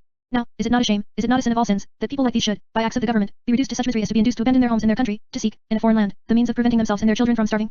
And this has been, and now is, actually the case with many such families in this same county of Sussex. An ardent-minded young man, who, by the by, will, as I am afraid, have been wearied by this rambling digression, may fear, that this great sobriety of conduct in a young woman, for which I have been so strenuously contending, argues a want of that warmth, which he naturally so much desires, and, if my observation and experience warranted the entertaining of this fear, I should say, had I to live my life over again, give me the warmth, and I will stand my chances to the rest. But, this observation and this experience tell me the contrary. They tell me that levity is, 99 times out of 100, the companion of a want of ardent feeling. Prostitutes never love, and, for the far greater part, never did. Their passion, which is more mere animal than anything else, is easily gratified. They, like rakes, change not only without pain, but with pleasure, that is to say, pleasure as great as they can enjoy. Women of light minds have seldom any ardent passion, love is a mere name, unless confined to one object, and young women, in whom levity of conduct is observable, will not be thus restricted. I do not, however, recommend a young man to be too severe in judging, where the conduct does not go beyond mere levity, and is not bordering on loose conduct, for something depends here upon constitution and animal spirits, and something also upon the manners of the country. That levity, which, in a French girl, I should not have thought a great deal of, would have frightened me away from an English or an American girl. When I was in France, just after I was married, there happened to be amongst our acquaintance a gay, sprightly girl, of about 17. I was remonstrating with her, one day, on the facility with which she seemed to shift her smiles from object to object, and she, stretching one arm out in an upward direction, the other in a downward direction, raising herself upon one foot, leaning her body on one side, and thus throwing herself into flying attitude, answered my grave lecture by singing, in a very sweet voice, significantly bowing her head and smiling at the same time, the following lines from the vaudeville, in the play of Figaro. Si l'amour d'ales, nestc pop or Voltiger? That is, if love has wings, is it not to flutter about with? The wit, argument, and manner, altogether, silenced me. She, after I left France, married a very worthy man, has had a large family, and has been, and is, a most excellent wife and mother. But that which does sometimes well in France, does not do here at all. Our manners are more grave, steadiness is the rule, and levity the exception. Love may voltage in France, but, in England, it cannot, with safety to the lover, and it is a truth which, I believe, no man of attentive observation will deny, that, as, in general, English wives are more warm in their conjugal attachments than those of France, so, with regard to individuals, that those English women who are the most light in their manners, and who are the least constant in their attachments, have the smallest portion of that warmth, that indescribable passion which God has given to human beings as the great counterbalance to all the sorrows and sufferings of life. Industry. By industry, I do not mean merely laboriousness, merely labor, or activity of body, for purposes of gain or of saving, for there may be industry amongst those who have more money than they know well what to do with, and there may be lazy ladies, as well as lazy farmers and tradesmen's wives. There is no state of life in which industry in the wife is not necessary to the happiness and prosperity of the family, at the head of the household affairs of which she is placed.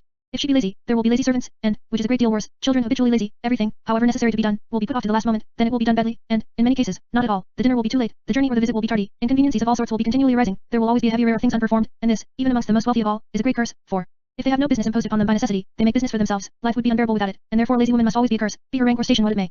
But, who is to tell whether a girl will make an industrious woman? How is the purblind lover especially, to be able to ascertain whether she, whose smiles and dimples and bewitching lips have half bereft him of his senses, how is he to be able to judge, from anything that he can see, whether the beloved object will be industrious or lazy? Why, it is very difficult. It is a matter that reason has very little to do with, but there are, nevertheless, certain outward and visible signs, from which a man, not wholly deprived of the use of his reason, may form a pretty accurate judgment as to this matter. It was a story in Philadelphia, some years ago, that a young man, who was courting one of three sisters, happened to be on a visit to her, when all the three were present, and when one said to the others, "I wonder where our needle is."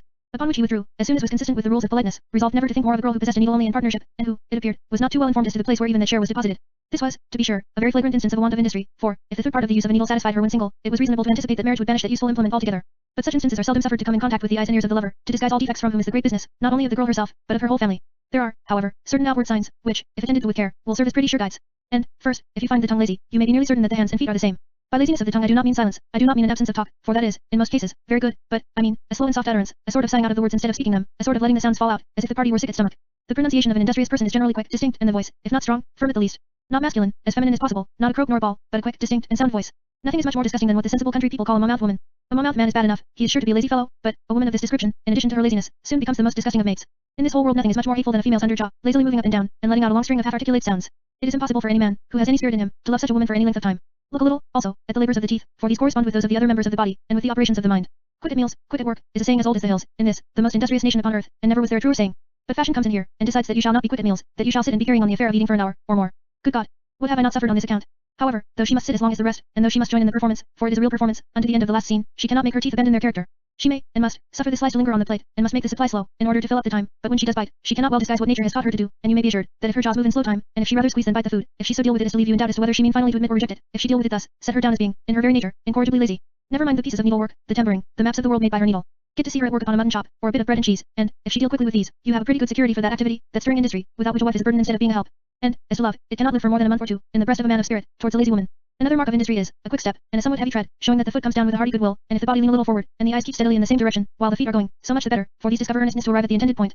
I do not like, and I never liked, your sauntering, soft-stepping girls, who move as if they were perfectly indifferent as to the result, and, as to the love part of the story, whoever expects ardent and lasting affection from one of these sauntering girls, will, when too late, find his mistake. The character runs the same all the way through, and no man ever yet saw a sauntering girl, who did not, when married, make a mawkish wife, and a cold-hearted mother, cared very little for either by husband or children, and, of course, having no store of those blessings which are the natural resources to apply to in sickness and in old age.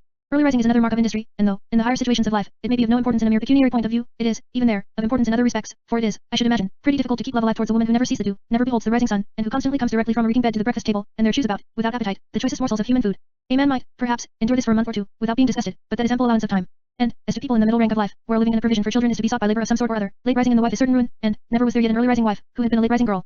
If brought up to late rising, she will like it. It will be her habit. She will, when married, never want excuses for indulging in the habit. At first she will be indulged without bounds. To make a change afterwards will be difficult. It will be deemed a wrong done to her. She will ascribe it to diminished affection. A quarrel must ensue, or the husband must submit to be ruined, or, at the very least, to see half the fruit of his labor snored and lounged away. And, is this being rigid? Is it being harsh? Is it being hard upon women? Is it the offspring of the frigid severity of age? It is none of these. It arises from an ardent desire to promote the happiness, and to add to the natural, legitimate, and salutary influence of the female sex. The tendency of this advice is to promote the preservation of their health, to prolong the duration of their beauty, to cause them to be beloved to the last day of their lives, and to give them, during the whole of those lives, weight and consequence, of which laziness would render them wholly unworthy. Frugality. This means the contrary of extravagance.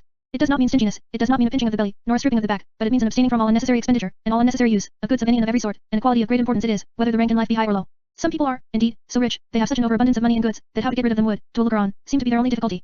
But while the inconvenience of even these immense masses is not too great to be overcome by a really extravagant woman, who jumps with joy at a basket of strawberries at a guinea an ounce, and who would not give a straw for green peas later in the year than January, while such a dame would lighten the bags of a lone monger, or shorten the rent roll of half a dozen peerages amalgamated into one possession, she would, with very little study and application of her talent, send a nobleman of ordinary estate to the poorhouse or the pension list, which last may be justly regarded as the poor book of the aristocracy. How many noblemen and gentlemen, of fine estates, have been ruined and degraded by the extravagance of their wives? More frequently by their own extravagance, perhaps, but, in numerous instances, by that of those whose duty it is to assist in upholding their stations by husbanding their fortunes. If this be the case amongst the opulent, who have estates to draw upon, what must be the consequences of a want of frugality in the middle and lower ranks of life? Here it must be fatal, and especially amongst that description of persons whose wives have, in many cases, the receiving as well as the expending of money. In such a case, there wants nothing but extravagance in the wife to make ruin as sure as the arrival of old age. To obtain security against this is very difficult, yet, if the lover be not quite blind, he may easily discover a propensity towards extravagance. The object of his addresses will, 9 times out of 10, not be the manager of a house, but she must have her dress, and other little matters under her control. If she be costly in these, if, in these, she step above her rank, or even to the top of it, if she purchase all she is able to purchase, and prefer the showy to the useful, the gay, and the fragile to the less sightly and more durable, he may be sure that the disposition will cling to her through life. If he perceive in her a taste for costly food, costly furniture, costly amusements, if he find her love of gratification to be bounded only by her want of means, if he find her full of admiration of the trappings of the rich, and of desire to be able to imitate them, he may be pretty sure that she will not spare his purse, when once she gets her hand into it, and, therefore, if he can bid adieu to her charms, the sooner he does it the better. The outward and visible and vulgar signs of extravagance are rings, brooches, bracelets, buckles, necklaces, diamonds, real or mock, and, in short, all the hardware which women put upon their persons. These things may be proper enough in palaces, or in scenes resembling palaces, but, when they make their appearance amongst people in the middle rank of life, where, after all, they only serve to show that poverty in the parties which they wish to disguise, when the nasty, mean, tawdry things make their appearance in this rank of life, they are the sure indications of a disposition that will always be straining at what it can never attain. To marry a girl of this disposition is really self-destruction. You never can have either property or peace. Earn her a horse to ride, she will want a gig, earn the gig, she will want a chariot, get her that, she will long for a coach and four, and, from stage to stage, she will torment you to the end of her or your days, for, still there will be somebody with a finer equipage than you can give her, and, as long as this is the case, you will never have rest. Reason would tell her that she could never be at the top, that she must stop at some point short of that, and that, therefore, all expenses in the rivalship are so much thrown away. But reason and brooches and bracelets do not go in company. The girl who has not the sense to perceive that her person is disfigured, and not beautified, by parcels of brass and tin, for they are generally little better, and other hardware, stuck about her body. The girl that is so foolish as not to perceive that, when silks and cottons and cambrics, in their neatest form, have done their best, nothing more is to be done. The girl that cannot perceive this is too great a fool to be trusted with the purse of any man. Cleanliness. This is a capital ingredient, for there never yet was, and there never will be, love of long duration, sincere and ardent love, in any man, towards a filthy mate. I mean any man in England, or in those parts of America where the people have descended from the English. I do not say that there are not men enough, even in England, to live peaceably and even contentedly, with $30 at women, for there are some who seem to like the filth well enough. But what I contend for is this, that there never can exist, for any length of time, ardent affection in any man towards a woman who is filthy either in her person, or in her house affairs.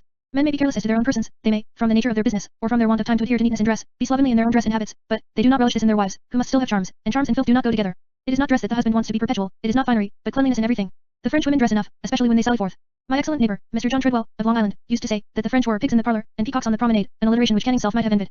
This occasional cleanliness is not the thing that an English or an American husband wants. He wants it always, indoors as well as out, by night as well as by day, on the floor as well as on the table, and, however he may grumble about the fuss and the expense of it, he would grumble more if he had it not.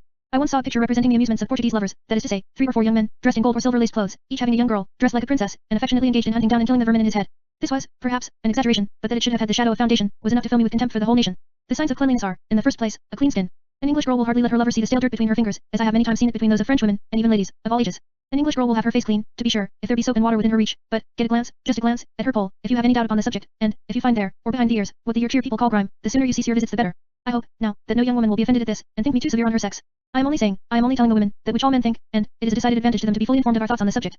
If anyone, who shall read this, find, upon self-examination, that she is defective in this respect, there is plenty of time for correcting the defect. In the dress you can, amongst rich people, find little whereon to form a judgment as to cleanliness, because they have not only the dress prepared for them, but put upon them into the bargain. But, in the middle rank of life, the dress is a good criterion in 2 respects. First, as to its color, for, if the white be a sort of yellow, cleanly hands would have been at work to prevent that. A white yellow cravat, or shirt, on a man, speaks, at once, the character of his wife, and, be you assured, that she will not take with your dress pains which she has never taken with her own. Then, the manner of putting on the dress is no bad foundation for judging. If it be careless, slovenly, if it do not fit properly, no matter for its mean quality, mean as it may be neatly and trimly put on, and, if it be not, take care of yourself, for, as you will soon find to your cost, a sloven in one thing is a sloven in all things. The country people judge greatly from the state of the covering of the ankles and, if that be not clean and tight, they conclude, that all out of sight is not what it ought to be. Look at the shoes. If they be trodden on one side, loose on the foot, or run down at the heel, it is a very bad sign, and, as to slipshod, though it coming down in the morning and even before daylight, make up your mind to a rope, rather than to live with a slipshod wife. Oh, how much do women lose by inattention to these matters?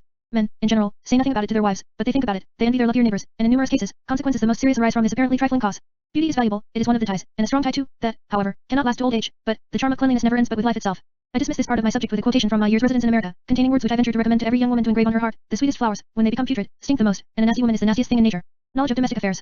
Without more or less of this knowledge, a lady, even the wife of a peer, is but a poorish thing. It was the fashion, in former times, for ladies to understand a great deal about these affairs, and it would be very hard to make me believe that this did not tend to promote the interests and honor of their husbands. The affairs of a great family never can be well managed, if left wholly to hirelings, and there are many parts of these affairs in which it would be unseemly for the husband to meddle. Surely, no lady can be too high in rank to make it proper for her to be well acquainted with the characters and general demeanor of all the female servants. To receive and give them characters is too much to be left to a servant, however good, and of service however long. Much of the ease and happiness of the great and rich must depend on the character of those by whom they are served. They live under the same roof with them. They are frequently the children of their tenants, or poorer neighbors. The conduct of their whole lives must be influenced by the examples and precepts which they hear imbibe. And when ladies consider how much more weight there must be in one word from them than in 10,000 words from a person who, call her what you like, is still a fellow servant, it does appear strange that they should forego the performance of this at once important and pleasing part of their duty. It was from the mentions of noblemen and gentlemen, and not from boarding schools, that farmers and tradesmen formerly took their wives, and though these days are gone, with little chance of returning, there is still something left for ladies to do in checking the torrent of immorality which is now crowding the streets with prostitutes and cramming the jails with thieves. I am, however, addressing myself, in this work, to persons in the middle rank of life, and here a knowledge of domestic affairs is so necessary in every wife, that the lover ought to have it continually in his eye. Not only a knowledge of these affairs, not only to know how things ought to be done, but how to do them, not only to know what ingredients ought to be put into a pie or a pudding, but to be able to make the pie or the pudding. Young people, when they come together, ought not, unless they have fortunes, or are in a great way of business, to think about servants. Servants for what? To help them to eat and drink and sleep? When children come, there must be some help in a farmer's or tradesman's house, but until then, what call for a servant in a house, the master of which has to earn every mouthful that is consumed? I shall, when I come to address myself to the husband, have much more to say upon this subject of keeping servants, but, what the lover, if he be not quite blind, has to look to, is, that his intended wife know how to do the work of a house, unless he have fortune sufficient to keep her like a lady. Eating and drinking, as I observe in cottage economy, came 3 times every day, they must come, and, however little we may, in the days of our health and vigor, care about choice food and about cookery, we very soon get tired of heavy or burnt bread and of spoiled joints of meat, we bear them for a time, or for 2, perhaps, but, about the 3rd time, we lament inwardly, about the 5th time, it must be an extraordinary honeymoon that will keep us from complaining, if the like continue. For a month or 2, we begin to repent, and then adieu to all our anticipated delights. We discover, when it is too late, that we have not got a helpmate, but a burden, and, the fire of love being damped, the unfortunately educated creature, whose parents are more to blame than she is, unless she resolve to learn her duty, doomed to lead a life very nearly approaching to that of misery, for, however considerate the husband, he never can esteem her as he would have done, had she been skilled and able in domestic affairs. The mere manual performance of domestic labors is not, indeed, absolutely necessary in the female head of the family of professional men, such as lawyers, doctors, and parsons, but even here, and also in the case of great merchants and of gentlemen living on their fortunes, surely the head of the household ought to be able to give directions as to the purchasing of meat, salting meat, making bread, making preserves of all sorts, and ought to see the things done, or that they be done. She ought to take care that food be well cooked, drink properly prepared and kept, that there be always a sufficient supply, that there be good living without waste, and that, in her department, nothing shall be seen inconsistent with the rank, station, and character of her husband, who, if he have a skillful and industrious wife, will, unless he be of a singularly foolish turn, gladly leave all these things to her absolute dominion, controlled only by the extent of the whole expenditure, of which he must be the best, and, indeed, the sole judge. But, in a farmer's or a tradesman's family, the manual performance is absolutely necessary, whether there be servants or not. No one knows how to teach another so well as one who has done, and can do, the thing himself.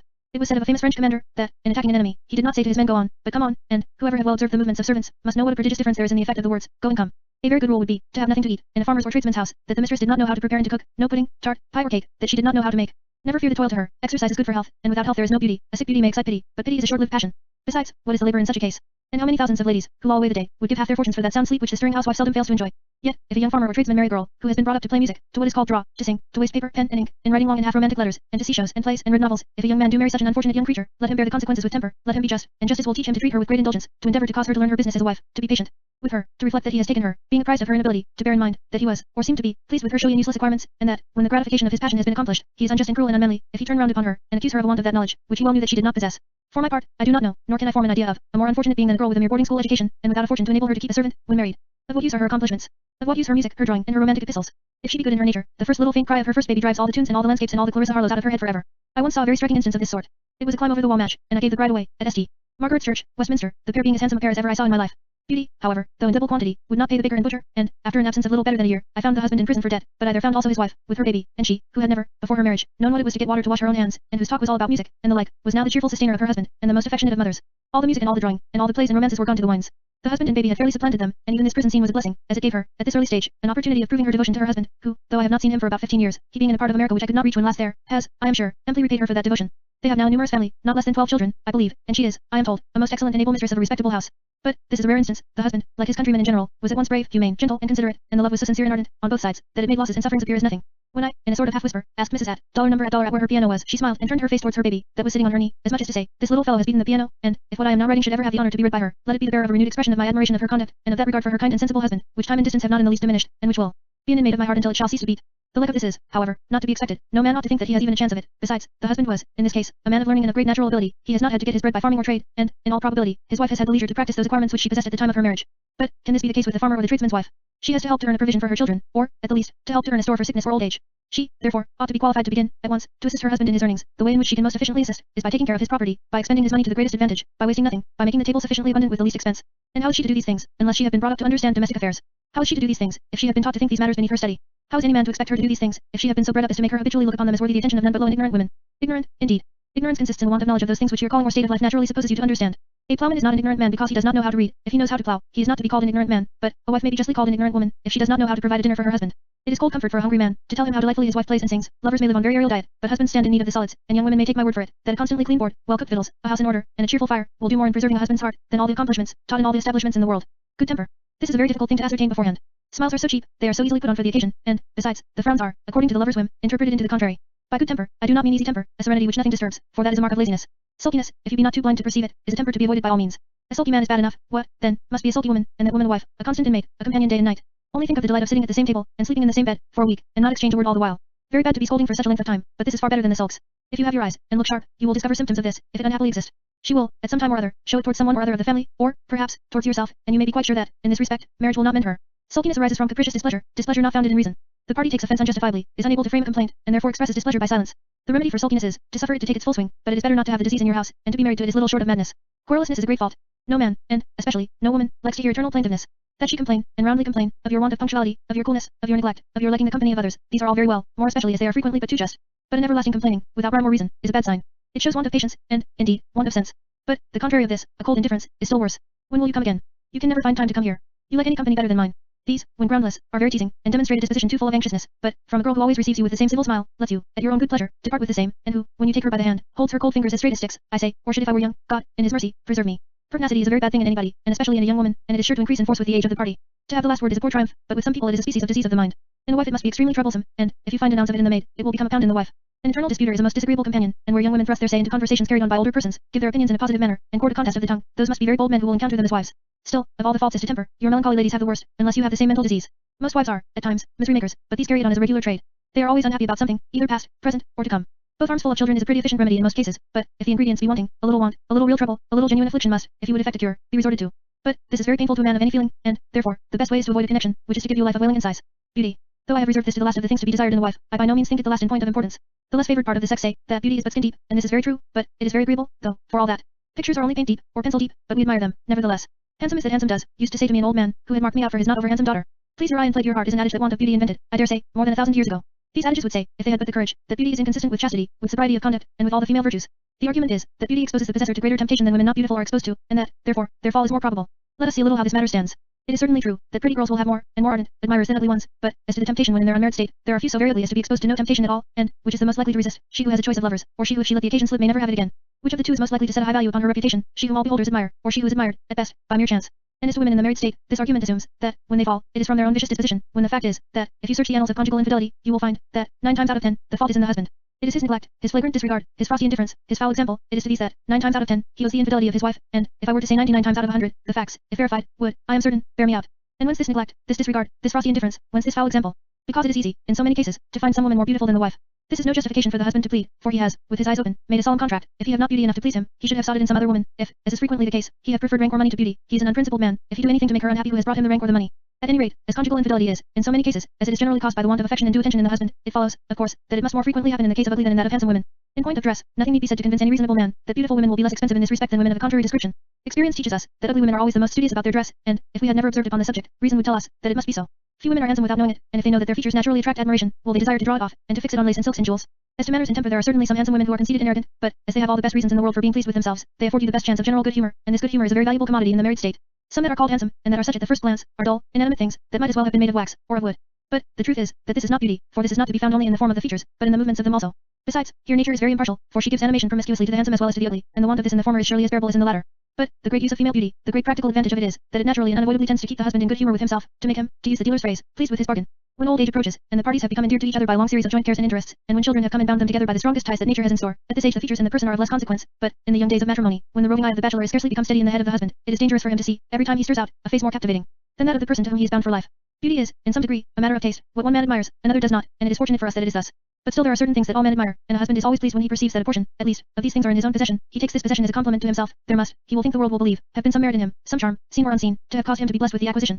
And then there arise so many things, sickness, misfortune in business, losses, many things, wholly unexpected, and, there are so many circumstances, perfectly nameless, to communicate to the new married man the fact, that it is not a real angel of whom he has got the possession. There are so many things of this sort, so many and such powerful dampers of the passions, and so many incentives to cool reflection, that it requires something, and a good deal too, to keep the husband in countenance in this his altered and enlightened state. The passion of women does not cool so soon, the lamp of their love burns more steadily, and even brightens as it burns, and, there is, the young man may be assured, a vast difference in the effect of the fondness of a pretty woman and that of one of a different description, and, let reason and philosophy say what they will, a man will come downstairs of a morning better pleased after seeing the former, than he would after seeing the latter, in her nightcap. To be sure, when a man has, from whatever inducement, once married a woman, he is unjust and cruel if he even slight her on account of her want of beauty, and, if he treat her harshly, on this account, he is a brute. But, it requires a greater degree of reflection and consideration than falls to the lot of men in general to make them act with justice in such a case, and, therefore, the best way is to guard, if you can, against the temptation to commit such injustice, which is to be done in no other way, than by not marrying anyone that you do not think handsome. I must not conclude this address to the lover without something on the subject of seduction and inconstancy. In, perhaps, 19 cases out of 20, there is, in the unfortunate cases of illicit gratification, no seduction at all, the passion, the absence of virtue, and the crime, being all mutual. But, there are other cases of a very different description, and where a man goes coolly and deliberately to work, first to gain and rivet the affections of a young girl, then to take advantage of those affections to accomplish that which he knows must be her ruin, and plunge her into misery for life. When a man does this merely for the sake of a momentary gratification, he must be either a selfish and unfeeling brute, unworthy of the name of man, or he must have a heart little inferior, in point of obduracy, to that of the murderer. Let young women, however, be aware, let them be well aware, that few, indeed, are the cases in which this apology can possibly avail them. Their character is not solely theirs, but belongs, in part, to their family and kindred. They may, in the case contemplated, be objects of compassion with the world, but what contrition, what repentance, what remorse, what that even the tenderest benevolence can suggest, is to heal the wounded hearts of humbled, disgraced, but still affectionate, parents, brethren and sisters? As to constancy in lovers, though I do not approve of the saying, at lovers lies Jove laughs, yet, when people are young, one object may supplant another in their affections, not only without criminality in the party experiencing the change, but without blame, and it is honest, and even humane, to act upon the change, because it would be both foolish and cruel to marry one girl while you liked another better, and the same holds good with regard to the other sex. Even when marriage has been promised, and that, too, in the most solemn manner, it is better for both parties to break off, than to be coupled together with the reluctant dissent of either, and I have always thought, that actions for damages, on this score, if brought by the girl, show a want of delicacy as well as of spirit, and, if brought by the man, excessive meanness. Some damage may, indeed, have been done to the complaining party, but no damage equal to what that party would have sustained from a marriage, to which the other party would have yielded by a sort of compulsion, producing to almost a certainty what Hogarth, in his marriage a la mode, most aptly typifies by two curs, of different sexes, fastened together by what sportsmen call couples, pulling different ways, and snarling and barking and foaming like furies. But when promises have been made to a young woman, when they have been relied on for any considerable time, when it is manifest that her peace and happiness, and, perhaps, her life, depend upon their fulfillment, when things have been carried to this length, the change in the lover ought to be announced in the manner most likely to make the disappointment as supportable as the case will admit of, for, though it is better to break the promise than to marry one while you like another better, though it is better for both parties, you have no right to break the heart of her who has, and that, too, with your accordance, and, indeed, at your instigation, or, at least, by your encouragement, confided it to your fidelity. You cannot help your change of affections, but you can help making the transfer in such a way as to cause the destruction, or even probable destruction, nay, if it were but the deep misery, of her, to gain whose heart you had pledged your own. You ought to proceed by slow degrees, you ought to call time to your aid in executing the painful task, you ought scrupulously to avoid everything calculated to aggravate the sufferings of the disconsolate party. A striking, a monstrous, instance of conduct the contrary of this has recently been placed upon the melancholy records of the coroner of Middlesex, which have informed an indignant public, that a young man, having first secured the affections of a virtuous young woman, next promised her marriage, then caused the banns to be published, and then, on the very day appointed for the performance of the ceremony, married another woman, in the same church, and this, too, without, as he avowed, any provocation, and without the smallest intimation or hint of his intention to the disappointed party, who, unable to support existence under a blow so cruel, put an end to that existence by the most deadly and the swiftest poison. If anything could wipe from our country the stain of having given birth to a monster so barbarous as this, it would be the abhorrence of him which the jury expressed, and which, from every tongue, he ought to hear to the last moment of his life.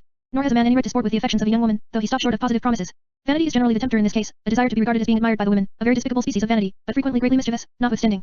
You do not, indeed, actually, in so many words, promise to marry, but the general tenor of your language and deportment has that meaning. You know that your meaning is so understood, and if you have not such meaning, if you be fixed by some previous engagement with, or greater liking for, another, if you know you are here sowing the seeds of disappointment, and if you, keeping your previous engagement or greater liking a secret, persevere, in spite of the admonitions of conscience, you are guilty of deliberate deception, injustice, and cruelty. You make to God an ungrateful return for those endowments which have enabled you to achieve this inglorious and unmanly triumph, and if, as is frequently the case, you glory in such triumph, you may have person, riches, talents to excite envy, but every just and humane man will abhor your heart.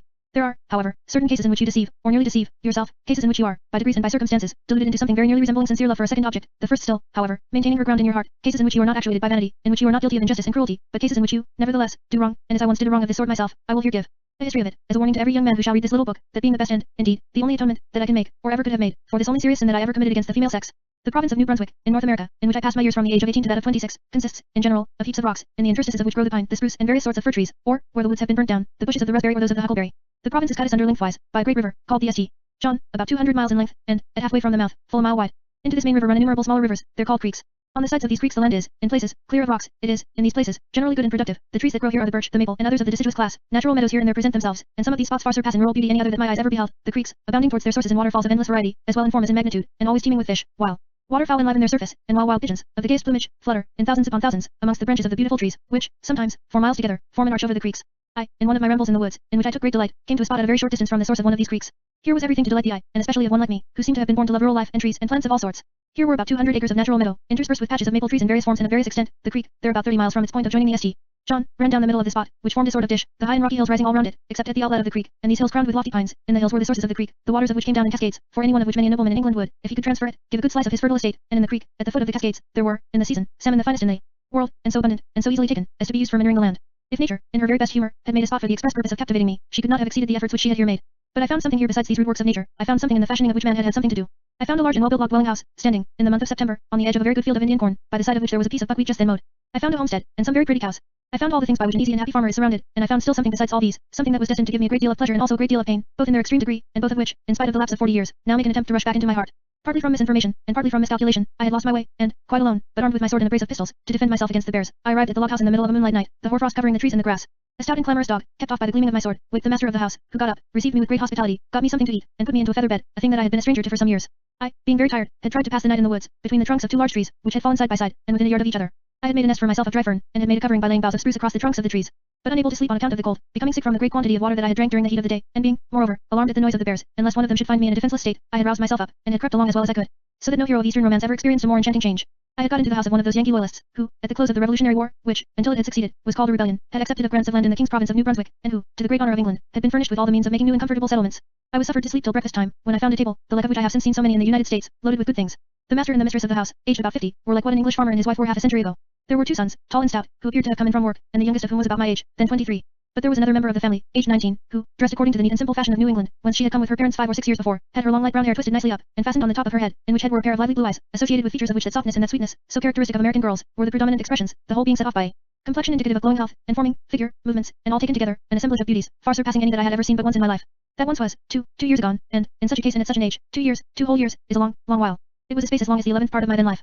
Here was the present against the absent, here was the power of the eyes pitted against that of the memory, here were all the senses up in arms to subdue the influence of the thoughts, here was vanity, here was passion, here was the spot of all spots in the world, and here were also the life, and the manners and the habits and the pursuits that I delighted in, here was everything that imagination can conceive, united in a conspiracy against the poor little brunette in England.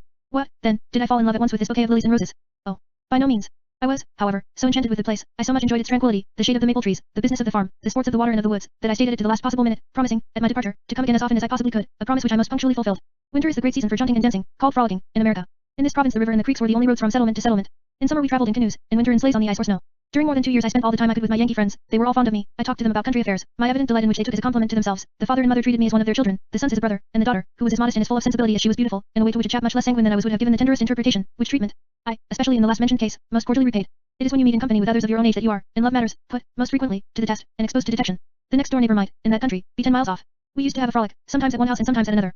Here, where female eyes are very much on the alert, no secret can long be kept, and very soon father, mother, brothers, and the whole neighborhood looked upon the thing as certain, not excepting herself, to whom I, however, had never once even talked of marriage, and had never even told her that I loved her. But I had 1,000 times done these by implication, taking into view the interpretation that she would naturally put upon my looks, appellations, and acts, and it was of this, that I had to accuse myself.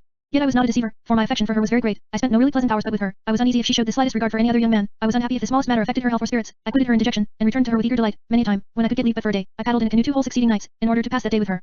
If this was not love, it was first cousin to it, for as to any criminal intention I no more thought of it, in her case, than if she had been my sister. Many times I put to myself the questions, what am I at? Is not this wrong? Why do I go? But still I went. Then, further in my excuse, my prior engagement, though carefully left unalluded to by both parties, was, in that thin population, and owing to the singular circumstances of it, and to the great talk that there always was about me, perfectly well known to her and all her family. It was matter of so much notoriety and conversation in the province, that General Carleton, brother of the late Lord Dorchester, who was the governor when I was there, when he, about 15 years afterwards, did me the honour, on his return to England, to come and see me at my house in Duke Street, Westminster, asked, before he went away, to see my wife, of whom he had heard so much before her marriage. So that here was no deception on my part, but still I ought not to have suffered even the most distant hope to be entertained by a person so innocent, so amiable, for whom I had so much affection, and to whose heart I had no right to give a single twinge. I ought, from the very first, to have prevented the possibility of her ever feeling pain on my account. I was young, to be sure, but I was old enough to know what was my duty in this case, and I ought, dismissing my own feelings, to have had the resolution to perform it. The last parting came, and now came my just punishment. The time was known to everybody, and was irrevocably fixed, for I had to move with a regiment, and the embarkation of a regiment is an epic in a thinly settled province. To describe this parting would be too painful even at this distant day, and with this frost of age upon my head. The kind and virtuous father came 40 miles to see me just as I was going on board in the river. His looks and words I have never forgotten. As the vessel descended, she passed the mouth of that creek which I had so often entered with delight, and though England, and all that England contained, were before me, I lost sight of this creek with an aching heart. On what trifles turn the great events in the life of man. If I had received a cool letter from my intended wife, if I had only heard a rumor of anything from which fickleness in her might have been inferred, if I had found in her any, even the smallest, abatement of affection, if she had but let go any one of the 100 strings by which she held my heart, if any of these, never would the world have heard of me. Young as I was, able as I was as a soldier, proud as I was of the admiration and commendations of which I was the object, fond as I was, too, of the command, which, at so early an age, my rare conduct and great natural talents had given me, sanguine as was my mind, and brilliant as were my prospects, yet I had seen so much of the meannesses, the unjust partialities, the insolent pomposity, the disgusting dissipations of that way of life, that I was weary of it. I longed, exchanging my fine laced coat for the Yankee farmer's homespun, to be where I should never behold the supple crouch of servility, and never hear the hectoring voice of authority, again, and, on the lonely banks of this branch-covered creek, which contained, she out of the question, everything congenial to my taste and dear to my heart, I, unapplauded, unfeared, unenvied and uncalumniated, should have lived and died. Letter 4. To a husband. It is in this capacity that your conduct will have the greatest effect on your happiness, and a great deal will depend on the manner in which you begin. I am to suppose that you have made a good choice, but a good young woman may be made, by a weak, a harsh, a neglectful, an extravagant, or a profligate husband, a really bad wife and mother. All in a wife, beyond her own natural disposition and education is, 9 times out of 10, the work of her husband. The first thing of all, be the rank in life what it may, is to convince her of the necessity of moderation in expense, and to make her clearly see the justice of beginning to act upon the presumption that there are children coming, that they are to be provided for, and that she is to assist in the making of that provision. Legally speaking, we have a right to do what we please with our own property, which, however, is not our own, unless it exceed our debts.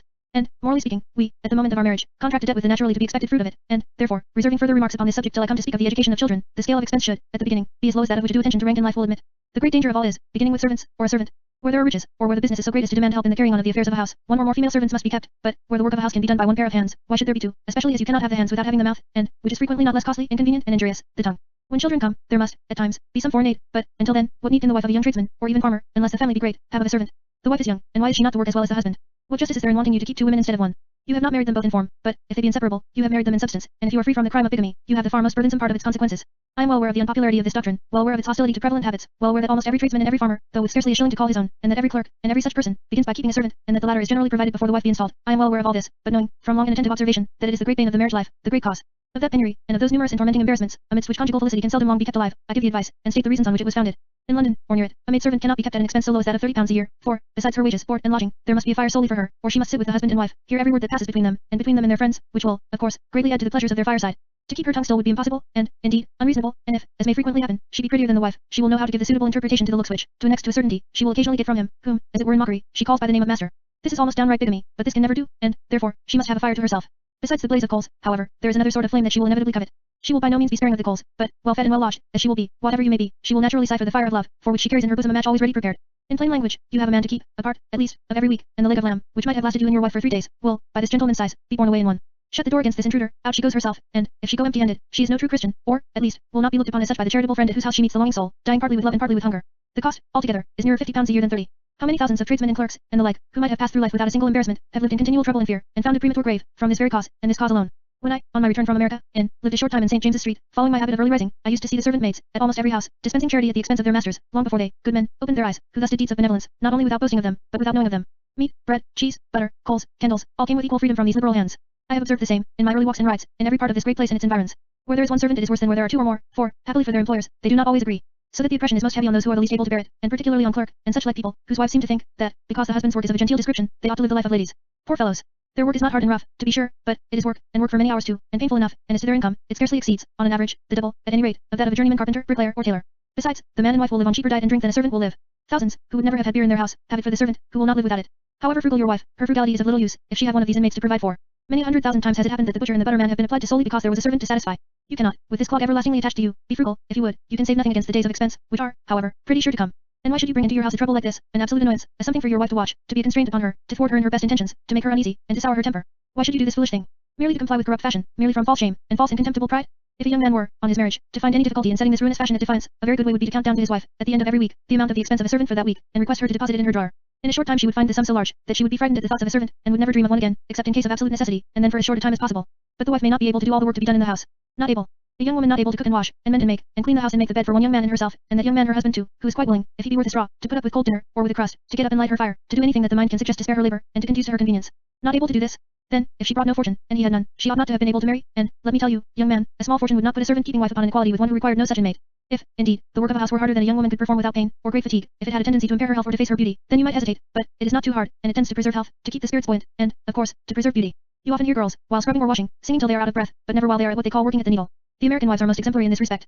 They have none of that false pride, which prevents thousands in England from doing that which interest, reason, and even their own inclination would prompt them to do.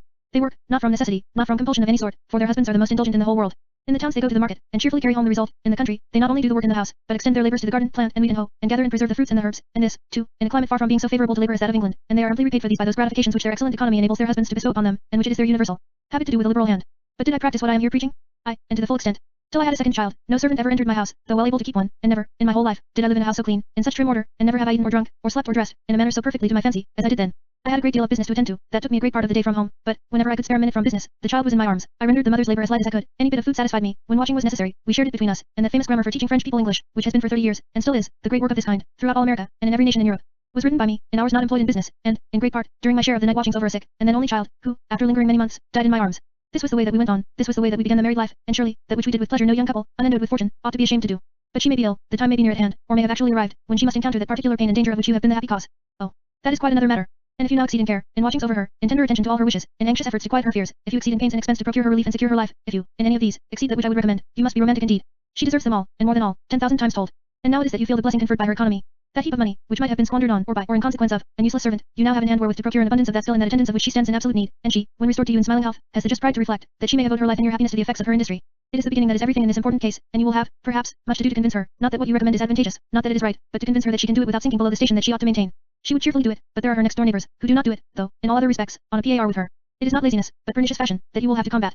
But the truth is, that there ought to be no combat at all. This important matter ought to be settled and fully agreed on beforehand. If she really love you, and have common sense, she will not hesitate a moment, and if she be deficient in either of these respects, and if you be so mad in love as to be unable to exist without her, it is better to cease to exist at once, than to become the toiling and embarrassed slave of a wasting and pillaging servant. The next thing to be attended to is, your demeanor towards a young wife. As to oldish ones, or widows, time and other things have, in most cases, blunted their feelings, and rendered harsh or stern demeanor in the husband a matter not of heartbreaking consequence. But with a young and inexperienced one, the case is very different, and you should bear in mind, that the first frown that she receives from you is a dagger to her heart. Nature has so ordered it, that men shall become less ardent in their passion after the wedding day, and that women shall not. Their ardor increases rather than the contrary, and they are surprisingly quick-sighted and inquisitive on this score. When the child comes, it divides this ardor with the father, but until then you have it all, and if you have a mind to be happy, repay it with all your soul. Let what may happen to put you out of humor with others, let nothing put you out of humor with her. Let your words and looks and manners be just what they were before you called her wife. But now, and throughout your life, show your affection for her, and your admiration of her, not in nonsensical compliment, not in picking up her handkerchief, or her glove, or in carrying her fan or parasol, not, if you have the means, in hanging trinkets and baubles upon her, not in making yourself a fool by winking at, and seeming pleased at, her foibles, or follies, or faults, but show them by acts of real goodness towards her, prove by unequivocal deeds the high value that you set on her.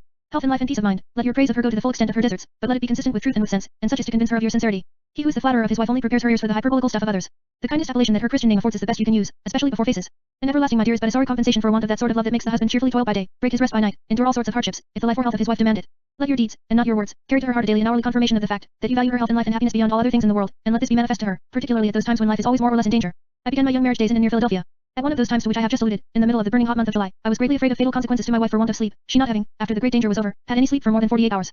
All great cities, in hot countries, are, I believe, full of dogs, and they, in the very hot weather, keep up, during the night, a horrible barking and fighting and howling. Upon the particular occasion to which I am adverting, they made a noise so terrible and so unremitted, that it was next to impossible that even a person in full health and free from pain should obtain a minute's sleep. I was, about 9 in the evening, sitting by the bed. I do think, said she, that I could go to sleep now, if it were not for the dogs. Downstairs I went, and out I sallied, in my shirt and trousers, and without shoes and stockings, and, going to a heap of stones lying beside the road, set to work upon the dogs, going backward and forward, and keeping them at 200 or 300 yards distance from the house. I walked thus the whole night, barefooted, lest the noise of my shoes might possibly reach her ears, and I remember that the bricks of the causeway were, even in the night, so hot as to be disagreeable to my feet. My exertions produced the desired effect. A sleep of several hours was the consequence, and, at 8 o'clock in the morning, off went I to a day's business, which was to end at 6 in the evening. Women are all patriots of the soil, and when her neighbors used to ask my wife whether all English husbands were like hers, she boldly answered in the affirmative. I had business to occupy the whole of my time, Sundays and weekdays, except sleeping hours, but I used to make time to assist her in the taking care of her baby, and in all sorts of things, get up, light her fire, boil her tea kettle, carry her up warm water in cold weather, take the child while she dressed herself and got the breakfast ready, then breakfast, get her in water and wood for the day, then dress myself neatly, and sally forth to my business. The moment that was over I used to hasten back to her again, and I no more thought of spending a moment away from her, unless business compelled me, than I thought of quitting the country and going to sea. The thunder and lightning are tremendous in America, compared with what they are in England. My wife was, at one time, very much afraid of thunder and lightning, and as is the feeling of all such women, and, indeed, all men too, she wanted company, and particularly her husband, in those times of danger. I knew well, of course, that my presence would not diminish the danger, but, be I what I might, if within reach of home, I used to quit my business and hasten to her, the moment I perceived a thunderstorm approaching. Scores of miles have I, first and last, run on this errand, in the streets of Philadelphia. The Frenchmen, who were my scholars, used to laugh at me exceedingly on this account, and sometimes, when I was making an appointment with them, they would say, with a smile and a bow, Sauve la honneur to yours, Monsieur Cobbett. I never dangled about at the heels of my wife, seldom, very seldom, ever walked out, as it is called, with her. I never went to walking in the whole course of my life, never went to walk without having some object in view other than the walk, and, as I never could walk at a slow pace, it would have been hard work for her to keep up with me, so that, in the nearly 40 years of our married life, we have not walked out together, perhaps, 20 times. I hate a dangler, who is more like a footman than a husband. It is very cheap to be kind in trifles, but that which rivets the affections is not to be purchased with money. The great thing of all, however, is to prove your anxiety at those times of peril to her, and for which times you, nevertheless, wish. Upon those occasions I was never from home, be the necessity for it ever so great, it was my rule, that everything must give way to that. In the year, some English local militiamen were flogged, in the Isle of Ely, in England, under a guard of Hanoverians, then stationed in England. I, reading an account of this in a London newspaper, called the Courier, expressed my indignation at it in such terms as it became an Englishman to do. The Attorney General, Gibbs, was set out upon me. He harassed me for nearly a year, then brought me to trial, and I was, by Ellenborough, Gross, L.E. Blanc, and Bailey, sentenced to 2 years' imprisonment in Newgate, to pay a fine to the King of £1,000, and to be held in heavy bail for 7 years after the expiration of the imprisonment. Everyone regarded it as a sentence of death. I lived in the country at the time, 70 miles from London. I had a farm on my hands. I had a family of small children, amongst whom I had constantly lived. I had a most anxious and devoted wife, who was, too, in that state, which rendered the separation more painful tenfold. I was put into a place amongst felons, from which I had to rescue myself at the price of 12 guineas a week for the whole of the 2 years. The king, poor man, was, at the close of my imprisonment, not in a condition to receive the £1,000, but his son, the present king, punctually received it in his name and behalf, and he keeps it still. The sentence, though it proved not to be one of death, was, in effect, one of ruin, as far as then possessed property went. But this really appeared as nothing, compared with the circumstance, that I must now have a child born in a felon's jail, or be absent from the scene at the time of the birth. My wife, who had come to see me for the last time previous to her lying in, perceiving my deep dejection at the approach of her departure for Botley, resolved not to go, and actually went and took a lodging as near to Newgate as she could find one, in order that the communication between us might be as speedy as possible, and in order that I might see the doctor, and receive assurances from him relative to her state. The nearest lodging that she could find was in Skinner Street, at the corner of a street leading to Smithfield. So that there she was, amidst the incessant rattle of coaches and butchers' carts, and the noise of cattle, dogs, and bawling men, instead of being in a quiet and commodious country house with neighbours and servants and everything necessary about her. Yet, so great is the power of the mind in such cases, she, though the circumstances proved uncommonly perilous, and were attended with the loss of the child, bore her sufferings with the greatest composure, because, at any minute she could send a message to, and hear from, me. If she had gone to Botley, leaving me in that state of anxiety in which she saw me, I am satisfied that she would have died, and that event taking place at such a distance from me, how was I to contemplate her corpse, surrounded by her distracted children, and to have escaped death, or madness, myself? If such was not the effect of this merciless act of the government towards me, that amiable body may be well assured that I have taken and recorded the will for the deed, and that as such it will live in my memory as long as that memory shall last. I make no apology for this account of my own conduct, because example is better than precept, and because I believe that my example may have weight with many thousands, as it has had in respect to early rising, abstinence, sobriety, industry, and mercy towards the poor. It is not, then, dangling about after a wife, it is not the loading her with baubles and trinkets, it is not the jaunting of her about from show to show, and from what is called pleasure to pleasure. It is none of these that endears you to her, it is the adherence to that part of the promise you have made her, with my body I do worship, that is to say, respect and honor by personal attention and acts of affection. And remember, that the greatest possible proof that you can give of real and solid affection is to give her your time, when not wanted in matters of business, when not wanted for the discharge of some duty, either towards the public or towards private persons. Amongst duties of this sort, we must, of course, in some ranks and circumstances of life, include the intercourse amongst friends and neighbours, which may frequently and reasonably call the husband from his home. But what are we to think of the husband who is in the habit of leaving his own fireside, after the business of the day is over, and seeking promiscuous companions in the ale or the coffee house? I am told that, in France, it is rare to meet with a husband who does not spend every evening of his life in what is called a café, that is to say, a place for no other purpose than that of gossiping, drinking and gaming. And it is with great sorrow that I acknowledge that many English husbands indulge too much in a similar habit. Drinking clubs, smoking clubs, singing clubs, clubs of odd fellows, whist clubs, sodding clubs, these are inexcusable, they are censurable, they are at once foolish and wicked, even in single men. What must they be, then, in husbands, and how are they to answer, not only to their wives, but to their children, for this profligate abandonment of their homes, this breach of their solemn vow made to the former, this evil example to the latter? Innumerable are the miseries that spring from this cause. The expenses, in the first place, very considerable. I much question whether, amongst tradesmen, a shilling a night pays the average score, and that, too, for that which is really worth nothing at all, and cannot, even by possibility, be attended with any one single advantage, however small. £15 a year thus thrown away, would amount, in the course of a tradesman's life, to a decent fortune for a child. Then there is the injury to health from these night adventures, there are the quarrels, there is the vicious habit of loose and filthy talk, there are the slanders and the backbitings, there is the admiration of contemptible wit, and there are the scoffings at all that is sober and serious. And does the husband who thus abandons his wife and children imagine that she will not, in some degree at least, follow his example? If he do, he is very much deceived. If she imitate him even in drinking, he has no great reason to complain, and then the cost may be 2 shillings the night instead of 1, equal in amount to the cost of all the bread wanted in the family, while the baker's bill is, perhaps, unpaid. Here are the slanderings, too, going on at home, for, while the husbands are assembled, it would be hard if the wives were not to do the same, and the very least that is to be expected is, that the teapot should keep pace with the quarter pot or grog glass. Hence crowds of female acquaintances and intruders, and all the consequent and inevitable squabbles which form no small part of the torment of the life of man. If you have servants, they know to a moment the time of your absence, and they regulate their proceedings accordingly. Like master like man, is an old and true proverb, and it is natural, if not just, that it should be thus, for it would be unjust if the careless and neglectful sot were served as faithfully as the vigilant, attentive, and sober man. Late hours, cards, and dice, are amongst the consequences of the master's absence, and why not, seeing that he is setting the example? Fire, candle, profligate visitants, expenses, losses, children ruined in habits and morals, and, in short, a train of evils hardly to be enumerated, arise from this most vicious habit of the master spending his leisure time from home. But beyond all the rest is the ill treatment of the wife. When left to ourselves we all seek the company that we like best, the company in which we take the most delight, and therefore every husband, be his state of life what it may, who spends his leisure time, or who, at least, is in the habit of doing it, in company other than that of his wife and family, tells her and them, as plainly by deeds as he could possibly do by words, that he takes more delight in other company than in theirs. Children repay this with disregard for their father, but to a wife of any sensibility, it is either a dagger to her heart or an incitement to revenge, and revenge, too, of a species which a young woman will seldom be long in want of the means to gratify. In conclusion of these remarks respecting absentee husbands, I would recommend all those who are prone to, or likely to fall into, the practice, to remember the words of Mrs. Sullen, in the Post Stratagem. My husband, says she, addressing a footman whom she had taken as a paramour, comes reeling home at midnight, tumbles in beside me as a salmon flounces in a net, oversets the economy of my bed, belches the fumes of his drink in my face, then twists himself round, leaving me half naked, and, listening till morning to that tuneful nightingale, his nose. It is at least 43 years since I read the Post Stratagem, and I now quote from memory, but the passage has always occurred to me whenever I have seen a sottish husband, and though that species of revenge, for the taking of which the lady made this apology, was carrying the thing too far, yet I am ready to confess, that if I had to sit in judgment on her for taking even this revenge, my sentence would be very lenient. For what right has such a husband to expect fidelity? He has broken his vow, and by what rule of right has she to be bound to hers? She thought that she was marrying a man, and she finds that she was married to a beast. He has, indeed, committed no offense that the law of the land can reach, but he has violated the vow by which he obtained possession of her person, and, in the eye of justice, the compact between them is dissolved. The way to avoid the sad consequences of which I have been speaking is to begin well. Many a man has become a sottish husband, and brought a family to ruin, without being sottishly inclined, and without liking the gossip of the ale or coffee house. It is by slow degrees that the mischief is done. He is first inveigled, and, in time, he really likes the thing, and, when arrived at that point, he is incurable. Let him resolve, from the very first, never to spend an hour from home, unless business, or, at least, some necessary and rational purpose demand it. Where ought he to be, but with the person whom he himself hath chosen to be his partner for life, and the mother of his children? What other company ought he to deem so good and so fitting as this? With whom else can he so pleasantly spend his hours of leisure and relaxation? Besides, if he quit her to seek company more agreeable, is not she set at large by that act of his? What justice is there in confining her at home without any company at all, while he rambles forth in search of company more gay than he finds at home? Let the young married man try the thing. Let him resolve not to be seduced from his home. Let him never go, in one single instance, unnecessarily from his own fireside. Habit is a powerful thing, and if he begin right, the pleasure that he will derive from it will induce him to continue right. This is not being tied to the apron strings, which means quite another matter, as I shall show by and by. It is being at the husband's place, whether he have children or not. And is there any want of matter for conversation between a man and his wife? Why not talk of the daily occurrences to her, as well as to anybody else, and especially to a company of tippling and noisy men? If you excuse yourself by saying that you go to read the newspaper, I answer, buy the newspaper, if you must read it. The cost is not half of what you spend per day at the pothouse, and then you have it your own, and may read it at your leisure, and your wife can read it as well as yourself, if read it you must. And, in short, what must that man be made of, who does not prefer sitting by his own fireside with his wife and children, reading to them, or hearing them read, to hearing the gabble and balderdash of a club or a pothouse company? Men must frequently be from home at all hours of the day and night. Sailors, soldiers, merchants, all men out of the common track of labor, and even some in the very lowest walks, are sometimes compelled by their affairs, or by circumstances, to be from their homes. But what I protest against is, the habit of spending leisure hours from home, and near to it, and doing this without any necessity, and by choice, liking the next door, or any house in the same street, better than your own. When absent from necessity, there is no wound given to the heart of the wife. She concludes that you would be with her if you could, and that satisfies. She laments the absence, but submits to it without complaining. Yet, in these cases, her feelings ought to be consulted as much as possible. She ought to be fully apprised of the probable duration of the absence, and of the time of return, and if these be dependent on circumstances, those circumstances ought to be fully stated, for you have no right to keep her mind upon the rack, when you have it in your power to put it in a state of ease. Few men have been more frequently taken from home by business, or by necessity of some sort, than I have, and I can positively assert, that, as to my return, I never once disappointed my wife in the whole course of our married life. If the time of return was contingent, I never failed to keep her informed from day to day. If the time was fixed, or when it became fixed, my arrival was as sure as my life. Going from London to Botley, once, with Mr. Finnerty, whose name I can never pronounce without an expression of my regard for his memory, we stopped at Alton, to dine with a friend, who, delighted with Finnerty's talk, as everybody else was, kept us till 10 or 11 o'clock, and was proceeding to the other bottle, when I put in my protest, saying, we must go, my wife will be frightened. Blood, man, said Finnerty, you do not mean to go home tonight. I told him I did, and then sent my son, who was with us, to order out the post-chaise. We had 23 miles to go, during which we debated the question, whether Mrs. Cobbett would be up to receive us, I contending for the affirmative, and he for the negative. She was up, and had a nice fire for us to sit down at. She had not committed the matter to a servant, her servants and children were all in bed, and she was up, to perform the duty of receiving her husband and his friend. You did not expect him, said Finnerty. To be sure I did, said she, he never disappointed me in his life. Now, if all young men knew how much value women set upon this species of fidelity, there would be fewer unhappy couples than there are. If men have appointments with lords, they never dream of breaking them, and I can assure them that wives are as sensitive in this respect as lords. I had seen many instances of conjugal unhappiness arising out of that carelessness which left wives in a state of uncertainty as to the movements of their husbands, and I took care, from the very outset, to guard against it. For no man has a right to sport with the feelings of any innocent person whatever, and particularly with those of one who has committed her happiness to his hands. The truth is, that men in general look upon women as having no feelings different from their own, and they know that they themselves would regard such disappointments as nothing. But this is a great mistake. Women feel more acutely than men, their love is more ardent, more pure, more lasting, and they are more frank and sincere in the utterance of their feelings. They ought to be treated with due consideration for all their amiable qualities and all their weaknesses, and nothing by which their minds are affected ought to be deemed a trifle. When we consider what a young woman gives up on her wedding day, she makes a surrender, an absolute surrender, of her liberty, for the joint lives of the parties. She gives the husband the absolute right of causing her to live in what place, and in what manner and what society, he pleases. She gives him the power to take from her, and to use, for his own purposes, all her goods, unless reserved by some legal instrument, and, above all, she surrenders to him her person. Then, when we consider the pains which they endure for us, and the large share of all the anxious parental cares that fall to their lot, when we consider their devotion to us, and how unshaken their affection remains in our elements, even though the most tedious and disgusting, when we consider the offices that they perform, and cheerfully perform, for us, when, were we left to one another, we should perish from neglect, when we consider their devotion to their children, how evidently they love them better, in numerous instances, than their own lives, when we consider these things, how can a just man think anything a trifle that affects their happiness? I was once going, in my gig, up the hill, in the village of Frankfurt, near Philadelphia, when a little girl, about 2 years old, who had toddled away from a small house, was lying basking in the sun, in the middle of the road. About 200 yards before I got to the child, the teams, 5 big horses in each, of 3 wagons, the drivers of which had stopped to drink at a tavern on the brow of the hill, started off, and came, nearly abreast, galloping down the road. I got my gig off the road as speedily as I could, but expected to see the poor child crushed to pieces. A young man, a journeyman carpenter, who was shingling a shed by the side of the road, seeing the child, and seeing the danger, though a stranger to the parents, jumped from the top of the shed, ran into the road, and snatched up the child, from scarcely an inch before the hoof of the leading horse. The horse's leg knocked him down, but he, catching the child by its clothes, flung it back, out of the way of the other horses, and saved himself by rolling back with surprising agility.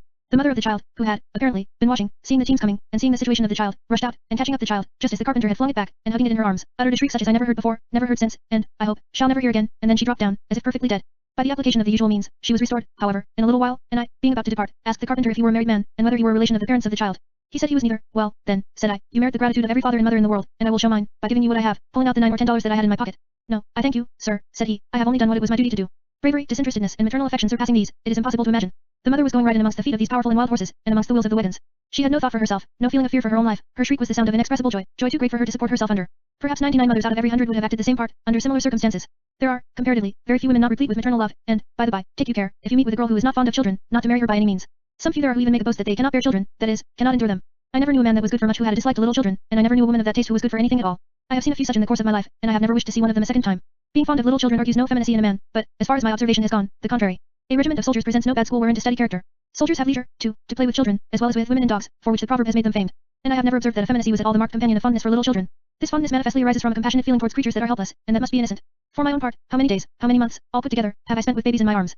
My time, when at home, and when babies were going on, was chiefly divided between the pen and the baby. I have fed them and put them to sleep hundreds of times, though there were servants to whom the task might have been transferred. Yet, I have not been effeminate, I have not been idle, I have not been a waster of time, but I should have been all these if I had disliked babies, and had liked the porter pot in the grog glass. It is an old saying, praise the child, and you make love to the mother, and it is surprising how far this will go. To a fond mother you can do nothing so pleasing as to praise the baby, and, the younger it is, the more she values the compliment. Say fine things to her, and take no notice of her baby, and she will despise you.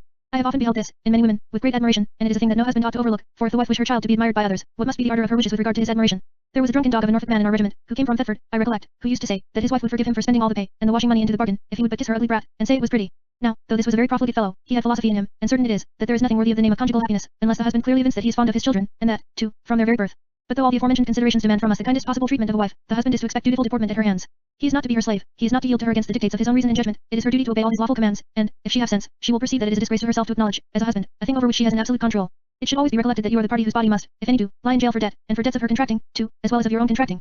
Over her tongue, too, you possess a clear right to exercise, if necessary, some control, for if she use it in an unjustifiable manner, it is against you, and not against her, that the law enables, and justly enables, the slandered party to proceed, which would be monstrously unjust, if the law were not founded on the right which the husband has to control, if necessary, the tongue of the wife, to compel her to keep it within the limits prescribed by the law. The charming, a most enchanting, life, indeed, would be that of a husband, if he were bound to cohabit with and to maintain one for all the debts and all the slanders of whom he was answerable, and over whose conduct he possessed no compulsory control. Of the remedies in the case of really bad wives, squanderers, drunkards, adulteresses, I shall speak further on, it being the habit of us all to put off to the last possible moment the performance of disagreeable duties. But, far short of these vices, there are several faults in a wife that may, if not cured in time, lead to great unhappiness, great injury to the interests as well as character of her husband and children, and which faults it is, therefore, the husband's duty to correct. A wife may be chaste, sober in the full sense of the word, industrious, cleanly, frugal, and may be devoted to her husband and her children to a degree so enchanting as to make them all love her beyond the power of words to express. And yet she may, partly under the influence of her natural disposition, and partly encouraged by the great and constant homage paid to her virtues, and presuming, too, on the pain with which she knows her will would be thwarted, she may, with all her virtues, be thus led to a bold interference in the affairs of her husband, may attempt to dictate to him in matters quite out of her own sphere, and, in the pursuit of the gratification of her love of power and command, may wholly overlook the acts of folly or injustice which she would induce her husband to commit, and overlook, too, the contemptible thing that she is making the man whom it is her duty to honor and obey, and the abasement of whom cannot take place without some portion of degradation falling upon herself. At the time when the book came out, relative to the late ill-treated Queen Caroline, I was talking upon the subject, one day, with a parson, who had not read the book, but who, as was the fashion with all those who were looking up to the government, condemned the Queen unheard. Now, said I, be not so shamefully unjust, but get the book, read it, and then give your judgment indeed, said his wife, who was sitting by, but he shan't, pronouncing the word shan't with an emphasis in a voice tremendously masculine. Oh, said I, if he shan't, that is another matter, but, if he shan't read, if he shan't hear the evidence, he shan't be looked upon, by me, as a just judge, and I shan't regard him, in future, as having any opinion of his own in anything. All which the husband, the poor henpecked thing, heard without a word escaping his lips. A husband thus under command, is the most contemptible of God's creatures. Nobody can place reliance on him for anything, whether in the capacity of employer or employed, you are never sure of him. No bargain is firm, no engagement sacred, with such a man. Feeble as a reed before the boisterous she-commander, he is bold in injustice towards those whom it pleases her caprice to mark out for vengeance. In the eyes of neighbors, for friends such a man cannot have, in the eyes of servants, in the eyes of even the beggars at his door, such a man is a mean and despicable creature, though he may roll in wealth and possess great talents into the bargain. Such a man has, in fact, no property, he has nothing that he can rightly call his own, he is beggarly dependent under his own roof, and if he have anything of the man left in him, and if there be rope or river near, the sooner he betakes him to the one or the other the better. How many men, how many families, have I known brought to utter ruin only by the husband suffering himself to be subdued, to be cowed down, to be held in fear, of even a virtuous wife? What, then, must be the lot of him who submits to a commander who, at the same time, sets all virtue at defiance? Women are a sisterhood. They make common cause in behalf of the sex, and, indeed, this is natural enough, when we consider the vast power that the law gives us over them. The law is for us, and they combine, wherever they can, to mitigate its effects. This is perfectly natural, and, to a certain extent, laudable, evincing fellow feeling and public spirit, but when carried to the length of he shan't, it is despotism on the one side and slavery on the other. Watch, therefore, the incipient steps of encroachment, and they come on so slowly, so softly, that you must be sharp-sighted if you perceive them, but the moment you do perceive them, your love will blind for too long a time, but the moment you do perceive them, put at once an effectual stop to their progress. Never mind the pain that it may give you, a day of pain at this time will spare you years of pain in time to come. Many a man has been miserable, and made his wife miserable too, for a score or two of years, only for want of resolution to bear one day of pain, and it is a great deal to bear, it is a great deal to do to thwart the desire of one whom you so dearly love, and whose virtues daily render her more and more dear to you. But, and this is one of the most admirable of the mother's traits, as she herself will, while the tears stream from her eyes, force the nauseous medicine down the throat of her child, whose every cry is a dagger to her heart, as she herself has the courage to do this for the sake of her child, why should you flinch from the performance of a still more important and more sacred duty towards herself, as well as towards you and your children? Am I recommending tyranny? Am I recommending disregard of the wife's opinions and wishes? Am I recommending a reserve towards her that would seem to say that she was not trustworthy, or not a party interested in her husband's affairs? By no means, on the contrary, though I would keep anything disagreeable from her, I should not enjoy the prospect of good without making her a participator. But reason says, and God has said, that it is the duty of wives to be obedient to their husbands, and the very nature of things prescribes that there must be a head of every house, and an undivided authority. And then it is so clearly just that the authority should rest with him on whose head rests the whole responsibility, that a woman, when patiently reasoned with on the subject, must be a virago in her very nature not to submit with docility to the terms of her marriage vow. There are, in almost every considerable neighborhood, a little squadron of she-commanders, generally the youngish wives of old or weak-minded men, and generally without children. These are the tutoresses of the young wives of the Vicine age. They, in virtue of their experience, not only school the wives, but scold the husbands. They teach the former how to encroach and the latter how to yield, so that if you suffer this to go quietly on, you are soon under the care of a Cobbett as completely as if you were insane. You want no Cobbett, reason, law, religion, the marriage vow, all these have made you head, have given you full power to rule your family, and if you give up your right, you deserve the contempt that assuredly awaits you, and also the ruin that is, in all probability, your doom. Taking it for granted that you will not suffer more than a second or third session of the female Cobbett, let me say a word or two about the conduct of men in deciding between the conflicting opinions of husbands and wives. When a wife has a point to carry, and finds herself hard pushed, or when she thinks it necessary to call to her aid all the force she can possibly muster, one of her resources is, the vote on her side of all her husband's visiting friends. My husband thinks so-and-so, and I think so-and-so. Now, Mr. Tompkins, don't you think I am right? To be sure he does, and so does Mr. Jenkins, and so does Wilkins, and so does Mr. Dollar number at, and you would swear that they were all her kins. Now this is very foolish, to say the least of it. None of these complaisant kins would like this in their own case. It is the fashion to say I to all that a woman asserts, or contends for, especially in contradiction to her husband, and a very pernicious fashion it is. It is, in fact, not to pay her a compliment worthy of acceptance, but to treat her as an empty and conceited fool, and no sensible woman will, except from mere inadvertence, make the appeal. This fashion, however, foolish and contemptible as it is in itself, is attended, very frequently, with serious consequences. Backed by the opinions of her husband's friends, the wife returns to the charge with redoubled vigor and obstinacy, and if you do not yield, 10 to 1 but a quarrel is the result, or, at least, something approaching towards it. A gentleman at whose house I was, about 5 years ago, was about to take a farm for his eldest son, who was a very fine young man, about 18 years old. The mother, who was as virtuous and as sensible a woman as I have ever known, wished him to be in the law.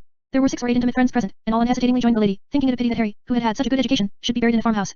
And don't you think so too, Mr. Cobbett? Said the lady, with great earnestness. Indeed, ma'am, said I should think it very great presumption in me to offer any opinion at all, and especially in opposition to the known decision of the father, who is the best judge, and the only rightful judge, in such a case. This was a very sensible and well-behaved woman, and I still respect her very highly, but I could perceive that I instantly dropped out of her good graces. Harry, however, I was glad to hear, went to be buried in the farmhouse. A house divided against itself, or, rather, in itself, cannot stand, and it is divided against itself if there be a divided authority. The wife ought to be heard, and patiently heard, she ought to be reasoned with, and, if possible, convinced, but if, after all endeavours in this way, she remain opposed to the husband's opinion, his will must be obeyed, or he, at once, becomes nothing, she is, in fact, the master, and he is nothing but an insignificant inmate. As to matters of little comparative moment, as to what shall be for dinner, as to how the house shall be furnished, as to the management of the house and of menial servants, as to these matters, and many others, the wife may have her way without any danger, but when the questions are, what is to be the calling to be pursued, what is to be the place of residence, what is to be the style of living and scale of expense, what is to be done with property, what the manner and place of educating children, what is to be their calling or state of life, who are to be employed or entrusted by the husband, what are the principles that he is to adopt as to public matters, whom he is to have for coadjutors or friends, all these must be left solely to the husband, in all these he must have his will, or there never can be any harmony in the family. Nevertheless, in some of these concerns, wives should be heard with a great deal of attention, especially in the affairs of choosing your male acquaintances and friends and associates. Women are more quick-sighted than men, they are less disposed to confide in persons upon a first acquaintance, they are more suspicious as to motives, they are less liable to be deceived by professions and protestations, they watch words with a more scrutinizing ear, and looks with a keener eye, and, making due allowance for their prejudices in particular cases, their opinions and remonstrances, with regard to matters of this sort, ought not to be said at naught without great deliberation. Louvet, one of the Brissotins, who fled for their lives in the time of Robespierre, this Louvet, in his narrative, entitled Mess Perils, in which I read, for the first time, to divert my mind from the perils of the yellow fever, in Philadelphia, but with which I was so captivated as to have read it many times since, this writer, giving an account of his wonderful dangers and escapes, relates, that being on his way to Paris from the vicinity of Bordeaux, and having no regular passport, fell lame, but finally crept on to a miserable pothouse, in a small town in the Limousin. The landlord questioned him with regard to who and what he was and whence he came and was satisfied with his answers. But the landlady, who had looked sharply at him on his arrival, whispered a little boy, who ran away, and quickly returned with the mayor of the town. Louvet soon discovered that there was no danger in the mayor, who could not decipher his forged passport, and who, being well plied with wine, wanted to hear no more of the matter. The landlady, perceiving this, slipped out and brought a couple of aldermen, who asked to see the passport. Oh, yes, but drink first. Then there was a laughing story to tell over again, at the request of the half-drunken mayor, then a laughing and more drinking, the passport in Louvet's hand, but never opened, and, while another toast was drinking, the passport slid back quietly into the pocket, the woman looking furious all the while. At last, the mayor, the alderman, and the landlord, all nearly drunk, shook hands with Louvet, and wished him a good journey, swore he was a true sans-culotte, but, he says, that the sharp-sighted woman, who was to be deceived by none of his stories or professions, saw him get off with deep and manifest disappointment and chagrin. I have thought of this many times since, when I have had occasion to witness the quick-sightedness and penetration of women. The same quality that makes them, as they notoriously are, more quick in discovering expedients in cases of difficulty, makes them more apt to penetrate into motives and character. I now come to a matter of the greatest possible importance, namely, that great troubler of the married state, that great bane of families, jealousy, and I shall first speak of jealousy in the wife. This is always an unfortunate thing, and sometimes fatal. Yet, if there be a great propensity towards it, it is very difficult to be prevented. One thing, however, every husband can do in the way of prevention, and that is, to give no ground for it. And here, it is not sufficient that he strictly adhere to his marriage vow, he ought further to abstain from every art, however free from guilt, calculated to awaken the slightest degree of suspicion in a mind, the peace of which he is bound by every tie of justice and humanity not to disturb, or, if he can avoid it, to suffer it to be disturbed by others. A woman that is very fond of her husband, and this is the case with 9/10 of English and American women, does not like to share with another any, even the smallest portion, not only of his affection, but of his assiduities and applause, and, as the bestowing of them on another, and receiving payment in kind, can serve no purpose other than of gratifying one's vanity, they ought to be abstained from, and especially if the gratification be to be purchased with even the chance of exciting uneasiness in her, whom it is your sacred duty to make as happy as you can. For about 2 or 3 years after I was married, I, retaining some of my military manners, used, both in France and America, to romp most famously with the girls that came in my way, till one day, at Philadelphia, my wife said to me, in a very gentle manner, "Don't do that, I do not like it." That was quite enough. I had never thought on the subject before. One hair of her head was more dear to me than all the other women in the world, and this I knew that she knew, but I now saw that this was not all that she had a right to from me. I saw that she had the further claim upon me that I should abstain from everything that might induce others to believe that there was any other woman for whom, even if I were at liberty, I had any affection. I beseech young married men to bear this in mind, for, on some trifle of this sort, the happiness or misery of a long life frequently turns. If the mind of a wife be disturbed on this score, every possible means ought to be used to restore it to peace, and though her suspicions be perfectly groundless, though they be wild as the dreams of madmen, though they may present a mixture of the furious and the ridiculous, still they are to be treated with the greatest lenity and tenderness, and if, after all, you fail, the frailty is to be lamented as a misfortune, and not punished as a fault, seeing that it must have its foundation in a feeling towards you, which it would be the basis of ingratitude, and the most ferocious of cruelty, to repay by harshness of any description. As to those husbands who make the unjust suspicions of their wives a justification for making those suspicions just, as to such as can make a sport of such suspicions, rather brag of them than otherwise, and endeavor to aggravate rather than assuage them, as to such I have nothing to say, they being far without the scope of any advice that I can offer. But to such as are not of this description, I have a remark or two to offer with respect to measures of prevention. And, first, I never could see the sense of its being a piece of etiquette, a sort of mark of good breeding, to make it a rule that man and wife are not to sit side by side in a mixed company, that if a party walk out, the wife is to give her arm to some other than her husband, that if there be any other hand near, his is not to help to a seat or into a carriage. I never could see the sense of this, but I have always seen the nonsense of it plainly enough. It is, in short, amongst many other foolish and mischievous things that we do in aping the manners of those whose riches, frequently ill-gotten, and whose power embolden them to set, with impunity, pernicious examples, and to their examples this nation owes more of its degradation in morals than to any other source. The truth is, that this is a piece of false refinement. It, being interpreted, means, that so free are the parties from a liability to suspicion, so innately virtuous and pure are they, that each man can safely trust his wife with another man, and each woman her husband with another woman. But this piece of false refinement, like all others, overshoots its mark. It says too much, for it says that the parties have lewd thoughts in their minds. This is not the fact, with regard to people in general, but it must have been the origin of this set of consummately ridiculous and contemptible rules. Now I would advise a young man, especially if he have a pretty wife, not to commit her unnecessarily to the care of any other man, not to be separated from her in this studious and ceremonious manner, and not to be ashamed to prefer her company and conversation to that of any other woman. I never could discover any good breeding in setting another man, almost expressly, to poke his nose up in the face of my wife, and talk nonsense to her, for, in such cases, nonsense it generally is. It is not a thing of much consequence, to be sure, but when the wife is young, especially, it is not seemly, at any rate, and it cannot possibly lead to any good, though it may not lead to any great evil. And, on the other hand, you may be quite sure that, whatever she may seem to think of the matter, she will not like you the better for your attentions of this sort to other women, especially if they be young and handsome, and as this species of fashionable nonsense can do you no good, why gratify your love of talk, or the vanity of any woman, at even the risk of exciting uneasiness in that mind of which it is your most sacred duty to preserve, if you can, the uninterrupted tranquility. The truth is, that the greatest security of all against jealousy in a wife is to show, to prove, by your acts, by your words also, but more especially by your acts, that you prefer her to all the world, and, as I said before, I know of no act that is, in this respect, equal to spending in her company every moment of your leisure time. Everybody knows, and young wives better than anybody else, that people, who can choose, will be where they like best to be, and that they will be along with those whose company they best like. The matter is very plain, then, and I do beseech you to bear it in mind. Nor do I see the use, or sense, of keeping a great deal of company, as it is called. What company can a young man and woman want more than their two selves, and their children, if they have any? If here be not company enough, it is but a sad affair. The pernicious cards are brought forth by the company keeping, the rival expenses, the sittings up late at night, the seeing of the lady's home, and 1,000 squabbles and disagreeable consequences. But, the great thing of all is, that this hankering after company, clearly proves, that you want something beyond the society of your wife, and that she is sure to feel most acutely, the bare fact contains an imputation against her, and it is pretty sure to lay the foundation of jealousy, or of something still worse. If acts of kindness in you are necessary in all cases, they are especially so in cases of her illness, from whatever cause arising. I will not suppose myself to be addressing any husband capable of being unconcerned while his wife's life is in the most distant danger from illness, though it has been my very great mortification to know in my lifetime 2 or 3 brutes of this description, but, far short of this degree of brutality, a great deal of fault may be committed. When men are ill, they feel every neglect with double anguish, and, what then must be in such cases the feelings of women, whose ordinary feelings are so much more acute than those of men, what must be their feelings in case of neglect and illness, and especially if the neglect come from the husband? Your own heart will, I hope, tell you what those feelings must be, and will spare me the vain attempt to describe them, and, if it do thus instruct you, you will want no arguments from me to induce you, at such a season, to prove the sincerity of your affection by every kind word and kind act that your mind can suggest. This is the time to try you, and, be you assured, that the impression left on her mind now will be the true and lasting impression, and, if it be good, will be a better preservative against her being jealous, than 10,000 of your professions 10,000 times repeated. In such a case, you ought to spare no expense that you can possibly afford, you ought to neglect nothing that your means will enable you to do, for, what is the use of money if it be not to be expended in this case? But, more than all the rest, is your own personal attention. This is the valuable thing, this is the great balm to the sufferer, and, it is efficacious in proportion as it is proved to be sincere. Leave nothing to other hands that you can do yourself, the mind has a great deal to do in all the ailments of the body, and, bear in mind, that, whatever be the event, you have a more than ample reward. I cannot press this point too strongly upon you, the bed of sickness presents no charms, no allurements, and women know this well, they watch, in such a case, your every word and every look, and now it is that their confidence is secured, or their suspicions excited, for life. In conclusion of these remarks, as to jealousy in a wife, I cannot help expressing my abhorrence of those husbands who treat it as a matter for ridicule. To be sure, infidelity in a man is less heinous than infidelity in the wife, but still, is the marriage vow nothing? Is a promise solemnly made before God, and in the face of the world, nothing? Is a violation of the contract, and that, too, with a feeble party, nothing of which a man ought to be ashamed? But, besides all these, there is the cruelty. First, you win, by great pains, perhaps, a woman's affections, then, in order to get possession of her person, you marry her, then, after enjoyment, you break your vow, you bring upon her the mixed pity and jeers of the world, and thus you leave her to weep out her life. Murder is more horrible than this, to be sure, and the criminal law, which punishes divers other crimes, does not reach this, but, in the eye of reason and of moral justice, it is surpassed by very few of those crimes. Passion may be pleaded, and so it may, for almost every other crime of which men can be guilty. It is not a crime against nature, nor are any of these which men commit in consequence of their necessities. The temptation is great, and is not the temptation great when men thieve or rob? In short, there is no excuse for an act so unjust and so cruel, and the world is justice to this matter, for, I have always observed, that, however men are disposed to laugh at these breaches of vows in men, the act seldom fails to produce injury to the whole character, it leaves, after all the joking, a stain, and, amongst those who depend on character for a livelihood, it often produces ruin. At the very least, it makes an unhappy and wrangling family, it makes children despise or hate their fathers, and it affords an example at the thought of the ultimate consequences of which a father ought to shudder. In such a case, children will take part, and they ought to take part, with the mother, she is the injured party, the shame brought upon her attaches, in part, to them, they feel the injustice done them, and, if such a man, when the grey hairs, and tottering knees, and piping voice come, look round him in vain for a prop, let him, at last, be just, and acknowledge that he has now the due reward of his own wanton cruelty to one whom he had solemnly sworn to love and to cherish to the last hour of his or her life. But, bad as is conjugal infidelity in the husband, it is much worse in the wife, a proposition that it is necessary to maintain by the force of reason, because the women, as a sisterhood, are prone to deny the truth of it. They say that adultery is adultery, in men as well as in them, and that, therefore, the offence is as great in the one case as in the other. As a crime, abstractedly considered, it certainly is, but, as to the consequences, there is a wide difference. In both cases, there is the breach of a solemn vow, but, there is this great distinction, that the husband, by his breach of that vow, only brings shame upon his wife and family, whereas the wife, by breach of her vow, may bring the husband his spurious offspring to maintain, and may bring that spurious offspring to rob of their fortunes, and in some cases of their bread, her legitimate children. So that here is a great and evident wrong done to numerous parties, besides the deeper disgrace inflicted in this case than in the other. And why is the disgrace deeper? Because here is a total want of delicacy, here is, in fact, prostitution, here is grossness and filthiness of mind, here is everything that argues baseness of character. Women should be, and they are, except in few instances, far more reserved and more delicate than men, nature bids them be such, the habits and manners of the world confirm this precept of nature, and therefore, when they commit this offence, they excite loathing, as well as call for reprobation. In the countries where a plurality of wives is permitted, there is no plurality of husbands. It is their thought not at all indelicate for a man to have several wives, but the bare thought of a woman having 2 husbands would excite horror. The widows of the Hindus burn themselves in the pile that consumes their husbands, but the Hindu widowers do not dispose of themselves in this way. The widows devote their bodies to complete destruction, lest, even after the death of their husbands, they should be tempted to connect themselves with other men, and though this is carrying delicacy far indeed, it reads to Christian wives a lesson not unworthy of their attention, for, though it is not desirable that their bodies should be turned into handfuls of ashes, even that transmutation were preferable to that infidelity which fixes the brand of shame on the cheeks of their parents, their children, and on those of all who ever called them friend. For these plain and forcible reasons it is that this species of offence is far more heinous in the wife than in the husband, and the people of all civilized countries act upon this settled distinction. Men who have been guilty of the offence are not cut off from society, but women who have been guilty of it are, for, as we all know well, no woman, married or single, of fair reputation, will risk that reputation by being ever seen, if she can avoid it, with a woman who has ever, at any time, committed this offence, which contains in itself, and by universal award, a sentence of social excommunication for life. If, therefore, it be the duty of the husband to adhere strictly to his marriage vow, if his breach of that vow be naturally attended with the fatal consequences above described, how much more imperative is the duty on the wife to avoid, even the semblance of a deviation from that vow. If the man's misconduct, in this respect, brings shame on so many innocent parties, what shame, what dishonor, what misery follows such misconduct in the wife? Her parents, those of her husband, all her relations, and all her friends, share in her dishonor. And her children, how is she to make atonement to them? They are commanded to honor their father and their mother, but not such a mother as this, who, on the contrary, has no claim to anything from them but hatred, abhorrence, and execration. It is she who has broken the ties of nature, she has dishonored her own offspring, she has fixed a mark of reproach on those who once made a part of her own body, nature shuts her out of the pale of its influence, and condemns her to the just detestation of those whom it formerly bade love her as their own life.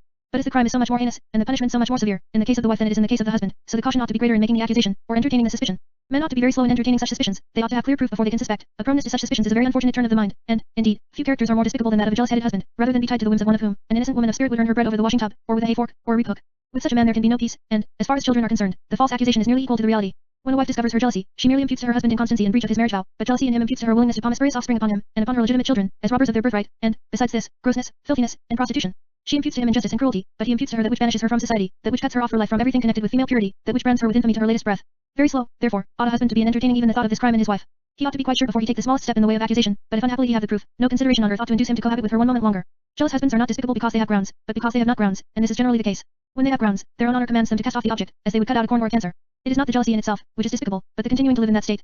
It is no dishonor to be a slave in Algiers, for instance. The dishonor begins only where you remain a slave voluntarily. It begins the moment you can escape from slavery, and do not. It is despicable unjustly to be jealous of your wife, but it is infamy to cohabit with her if you know her to be guilty. I shall be told that the law compels you to live with her, unless you be rich enough to disengage yourself from her, but the law does not compel you to remain in the same country with her, and, if a man have no other means of ridding himself of such a curse, what are mountains or seas or traverse? And what is the risk, if such there be, of exchanging a life of bodily ease for a life of labor? What are these, and numerous other ills, if they happen, superad?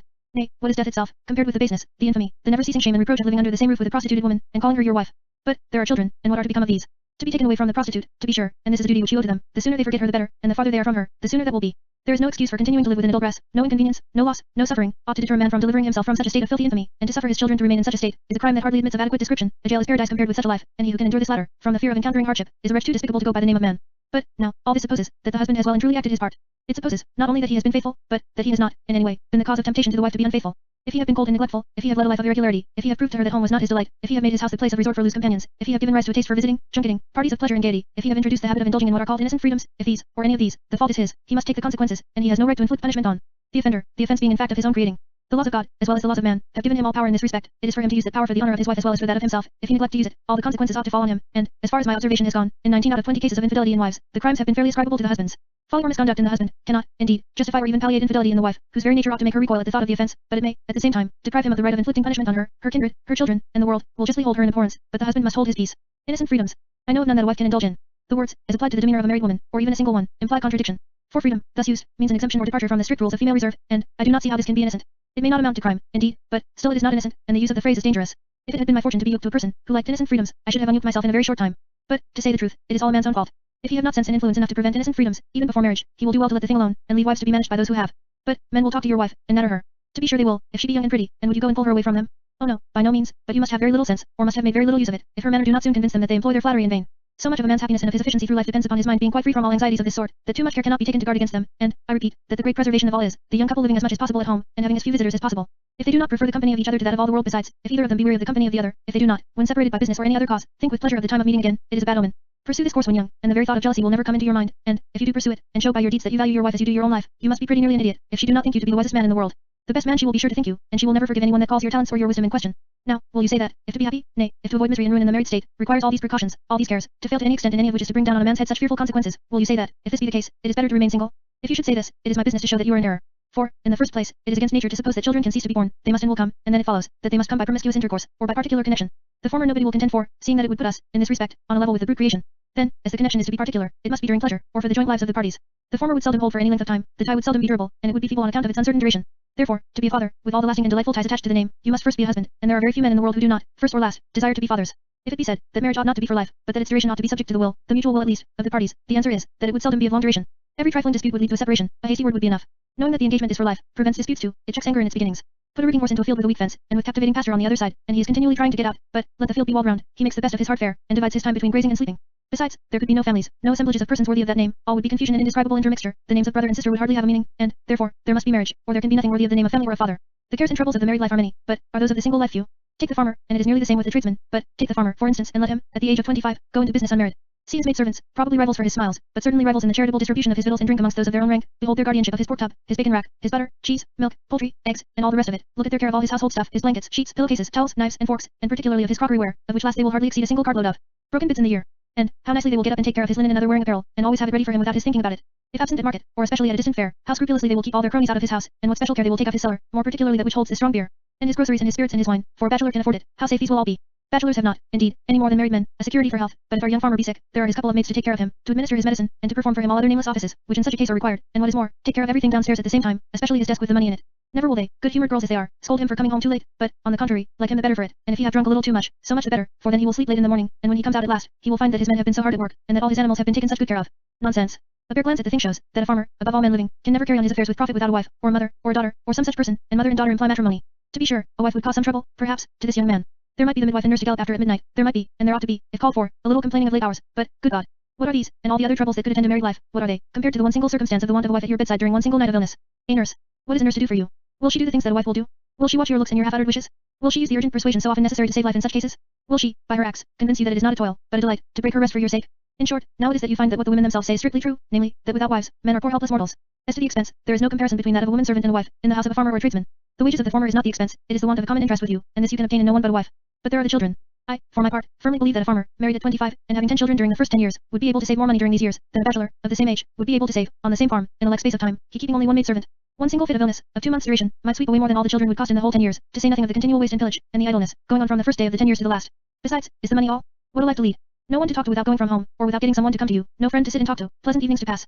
Nobody to share with you your sorrows or your pleasures, no soul having a common interest with you, all around you taking care of themselves, and no care of you, no one to cheer you in moments of depression, to say all in a word, no one to love you, and no prospect of ever seeing any such one to the end of your days. For, as to parents and brethren, if you have them, they have other and very different ties, and, however laudable your feelings as son and brother, those feelings are of a different character. Then as to gratifications, from which you will hardly abstain altogether, are they generally of little expense? And are they attended with no trouble, no vexation, no disappointment, no jealousy even, and are they never followed by shame or remorse? It does very well in bantering songs, to say that the bachelor's life is devoid of care. My observation tells me the contrary, and reason concurs, in this regard, with experience. The bachelor has no one on whom he can in all cases rely. When he quits his home, he carries with him cares that are unknown to the married man. If, indeed, like the common soldier, he have merely lodging place, and a bundle of clothes, given in charge to someone, he may be at his ease, but if he possess anything of a home, he is never sure of its safety, and this uncertainty is a great enemy to cheerfulness. And as to efficiency in life, how is the bachelor to equal the married man? In the case of farmers and tradesmen, the latter have so clearly the advantage over the former, that one need hardly insist upon the point, but it is, and must be, the same in all the situations of life. To provide for a wife and children is the greatest of all possible spurs to exertion. Many a man, naturally prone to idleness, has become active and industrious when he saw children growing up about him. Many a dull sluggard has become, if not a bright man, at least a bustling man, when roused to exertion by his love. Dryden's account of the change wrought in Simon is only a strong case of the kind. And, indeed, if a man will not exert himself for the sake of a wife and children, he can have no exertion in him, or he must be deaf to all the dictates of nature. Perhaps the world never exhibited a more striking proof of the truth of this doctrine than that which is exhibited in me, and I am sure that everyone will say, without any hesitation, that a fourth part of the labors I have performed, never would have been performed, if I had not been a married man. In the first place, they could not, for I should, all the early part of my life, have been rambling and roving about as most bachelors are. I should have had no home that I cared a straw about, and should have wasted the far greater part of my time. The great affair of home being settled, having the home secured, I had leisure to employ my mind on things which it delighted in.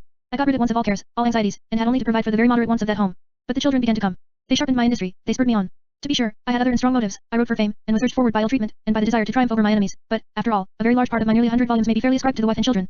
I might have done something, but, perhaps, not a thousandth part of what I have done, not even a thousandth part, for the chances are, that I, being fond of a military life, should have ended my days 10 or 20 years ago, in consequence of wounds, or fatigue, or, more likely, in consequence of the persecutions of some haughty and insolent fool, whom nature had formed to black my shoes, and whom a system of corruption had made my commander. Love came and rescued me from this state of horrible slavery, placed the whole of my time at my own disposal, made me as free as air, removed every restraint upon the operations of my mind, naturally disposed to communicate its thoughts to others, and gave me, for my leisure hours, a companion, who, though deprived of all opportunity of acquiring what is called learning, had so much good sense, so much useful knowledge, was so innocent, so just in all her ways, so pure in thought, word, and deed, so disinterested, so generous, so devoted to me and her children, so free from all disguise, and, withal, so beautiful and so talkative, and in a voice so sweet, so cheering, that I must, seeing the health and the capacity which it had pleased God to give me, have been a criminal, if I had done much less than that which I have done, and I have always said, that, if my country feel any gratitude for my labors, that gratitude is due to her full as much as to me. Care. What care have I known? I have been buffeted about by this powerful and vindictive government, I have repeatedly had the fruit of my labor snatched away from me by it, but I had a partner that never frowned, that was never melancholy, that never was subdued in spirit, that never abated a smile, on these occasions, that fortified me, and sustained me by her courageous example, and that was just as busy and as zealous in taking care of the remnant as she had been in taking care of the whole, just as cheerful, and just as full of caresses, when brought down to a mean hired lodging, as when the mistress of a fine country house, with all its accompaniments, and, whether from her words or her looks, no one could gather that she regretted the change. What cares have I had, then? What have I had worthy of the name of cares? And, how is it now? How is it when the 64th year has come? And how should I have been without this wife and these children? I might have amassed a tolerable heap of money, but what would that have done for me? It might have bought me plenty of professions of attachment, plenty of persons impatient for my exit from the world, but not one single grain of sorrow, for any anguish that might have attended my approaching end. To me, no being in this world appears so wretched as an old bachelor. Those circumstances, those changes in his person and in his mind, which, in the husband, increase rather than diminish the attentions to him, produce all the want of feeling attendant on disgust, and he beholds, in the conduct of the mercenary crew that generally surround him, little besides an eager desire to profit from that event, the approach of which, nature makes a subject of sorrow with him.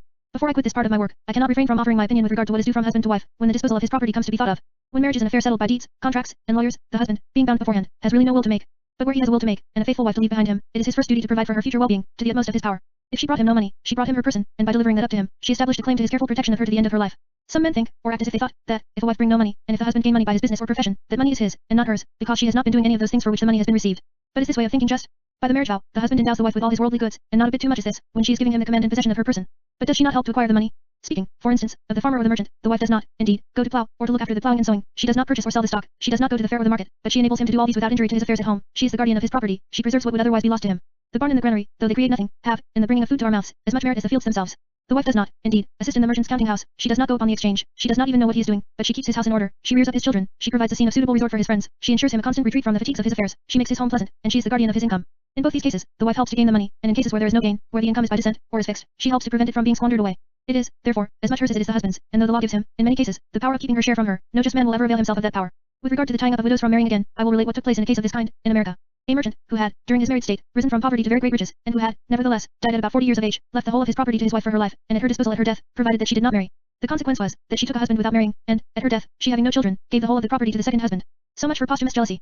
Where there are children, indeed, it is the duty of the husband to provide, in certain cases, against stepfathers, who are very prone not to be the most just and affectionate parents. It is an unhappy circumstance, when a dying father is compelled to have fears of this sort. There is seldom an apology to be offered for a mother that will hazard the happiness of her children by a second marriage. The law allows it, to be sure, but there is, as Pryor says, something beyond the letter of the law. I know what ticklish ground I am treading on here, but, though it is lawful for a woman to take a second husband as for a man to take a second wife, the cases are different, and widely different, in the eye of morality and of reason, for, as adultery in the wife is a greater offense than adultery in the husband, as it is more gross, as it includes prostitution, so a second marriage in the woman is more gross than in the man, argues great deficiency in that delicacy, that innate modesty, which, after all, is the great charm, the charm of charms, in the female sex. I do not like to hear a man talk of his first wife, especially in the presence of a second, but to hear a woman thus talk of her first husband, has never, however beautiful and good she might be, failed to sink her in my estimation. I have, in such cases, never been able to keep out of my mind the concatenation of ideas, which, in spite of custom, in spite of the frequency of the occurrence, leave an impression deeply disadvantageous to the party, for, after the greatest of ingenuity has exhausted itself in the way of apology, it comes to this at last, that the person has a second time undergone that surrender, to which nothing but the most ardent affection could ever reconcile a chaste and delicate woman. The usual apologies, that a lone woman wants a protector, that she cannot manage her estate, that she cannot carry on her business, that she wants a home for her children, all these apologies are not worth a straw, for what is the amount of them? Why, that she surrenders her person to secure these ends. And if we admit the validity of such apologies, are we far from apologizing for the kept mistress, and even the prostitute? Nay, the former of these may, if she confine herself to one man, plead more boldly in her defense, and even the latter may plead that hunger, which knows no law, and no decorum, and no delicacy. These unhappy but justly reprobated and despised parties are allowed no apology at all, though reduced to the begging of their bread, the world grants them no excuse.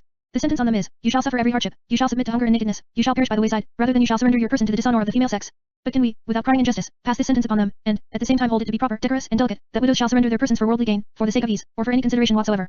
It is disagreeable to contemplate the possibility of cases of separation, but amongst the evils of life, such have occurred, and will occur, and the injured parties, while they are sure to meet with the pity of all just persons, must console themselves that they have not merited their fate. In the making one's choice, no human foresight or prudence can, in all cases, guard against an unhappy result. There is one species of husbands to be occasionally met with in all countries, meriting particular reprobation, and causing us to lament that there is no law to punish offenders so enormous. There was a man in Pennsylvania, apparently a very amiable young man, having a good estate of his own, and marrying a most beautiful woman of his own age, of rich parents, and of virtue perfectly spotless. He very soon took to both gaming and drinking, the last being the most fashionable vice of the country. He neglected his affairs and his family, in about 4 years spent his estate, and became a dependent on his wife's father, together with his wife and 3 children. Even this would have been of little consequence, as far as related to expense, but he led the most scandalous life, and was incessant in his demands of money for the purposes of that infamous life. All sorts of means were resorted to reclaim him, and all in vain, and the wretch, availing himself of the pleading of his wife's affection, and of his power over the children more especially, continued for 10 or 12 years to plunder the parents, and to disgrace those whom it was his bounden duty to assist in making happy. At last, going out in the dark, in a boat, and being partly drunk, he went to the bottom of the Delaware, and became food for otters or fishes, to the great joy of all who knew him, excepting only his amiable wife. I can form an idea of no baseness equal to this. There is more of baseness in this character than in that of the robber. The man who obtains the means of indulging in vice, by robbery, exposes himself to the inflictions of the law, but though he merits punishment, he merits it less than the base miscreant who obtains his means by his threats to disgrace his own wife, children, and the wife's parents. The short way in such a case is the best. Set the wretch at defiance. Resort to the strong arm of the law wherever it will avail you. Drive him from your house like a mad dog. For, be assured, that a being so base and cruel is never to be reclaimed. All your efforts at persuasion are useless. His promises and vows are made but to be broken. All your endeavors to keep the thing from the knowledge of the world only prolong his plundering of you, and many a tender father and mother have been ruined by such endeavors. The whole story must come out at last, and it is better to come out before you be ruined, than after your ruin is completed. However, let me hope that those who read this work will always be secure against evils like these. Let me hope that the young men who read it will abstain from those vices which lead to such fatal results, that they will, before they utter the marriage vow, duly reflect on the great duties that that vow imposes on them, that they will repel, from the outset, every temptation to anything tending to give pain to the defenseless persons whose love for them have placed them at their mercy, and that they will imprint on their own minds this truth, that a bad husband was never yet a happy man. Letter V. To a father. Little children, says the scripture, are like arrows in the hands of the giant, and blessed is the man that hath his quiver full of them. A beautiful figure to describe, in forcible terms, the support, the power, which a father derives from being surrounded by a family. And what father, thus blessed, is there who does not feel, in this sort of support, a reliance which he feels in no other? In regard to this sort of support there is no uncertainty, no doubts, no misgivings. It is yourself that you see in your children. Their bosoms are the safe repository of even the whispers of your mind. They are the great and unspeakable delight of your youth, the pride of your prime of life, and the props of your old age. They proceed from that love, the pleasures of which no tongue or pen can adequately describe, and the various blessings which they bring are equally incapable of description. But, to make them blessings, you must act your part well, for they may, by your neglect, your ill treatment, your evil example, be made to be the contrary of blessings. Instead of pleasure, they may bring you pain. Instead of making your heart glad, the sight of them may make it sorrowful. Instead of being the staff of your old age, they may bring your grey hairs and grief to the grave. It is, therefore, of the greatest importance, that you here act well your part, omitting nothing, even from the very beginning, tending to give you great and unceasing influence over their minds, and, above all things, to ensure, if possible, an ardent love of their mother. Your first duty towards them is resolutely to prevent their drawing the means of life from any breast but hers. That is their own, it is their birthright, and if that fail from any natural cause, the place of it ought to be supplied by those means which are frequently resorted to without employing a hireling breast. I am aware of the too frequent practice of the contrary. I am well aware of the offense which I shall here give to many, but it is for me to do my duty, and to set, with regard to myself, consequences at defiance. In the first place, no food is so congenial to the child as the milk of its own mother. Its quality is made by nature to suit the age of the child. It comes with the child, and is calculated precisely for its stomach. And, then, what sort of a mother must that be who can endure the thought of seeing her child at another breast? The suckling may be attended with great pain, and it is so attended in many cases, but this pain is a necessary consequence of pleasures foregone, and, besides, it has its accompanying pleasures too. No mother ever suffered more than my wife did from suckling her children. How many times have I seen her, when the child was beginning to draw, bite her lips while the tears ran down her cheeks? Yet, having endured this, the smiles came and dried up the tears, and the little thing that had caused the pain received abundant kisses as its punishment. Why, now, did I not love her the more for this? Did not this tend to rivet her to my heart? She was enduring this for me, and would not this enduring thought have been wanting, if I had seen the baby at a breast that I had hired and paid for, if I had had 2 women, one to bear the child and another to give it milk? Of all the sights that this world affords, the most delightful in my eyes, even to an unconcerned spectator, is a mother with her clean and fat baby looking at her breast, leaving off now and then and smiling, and she, occasionally, half smothering it with kisses. What must that sight be, then, to the father of the child? Besides, are we to overlook the great and wonderful effect that this has on the minds of children?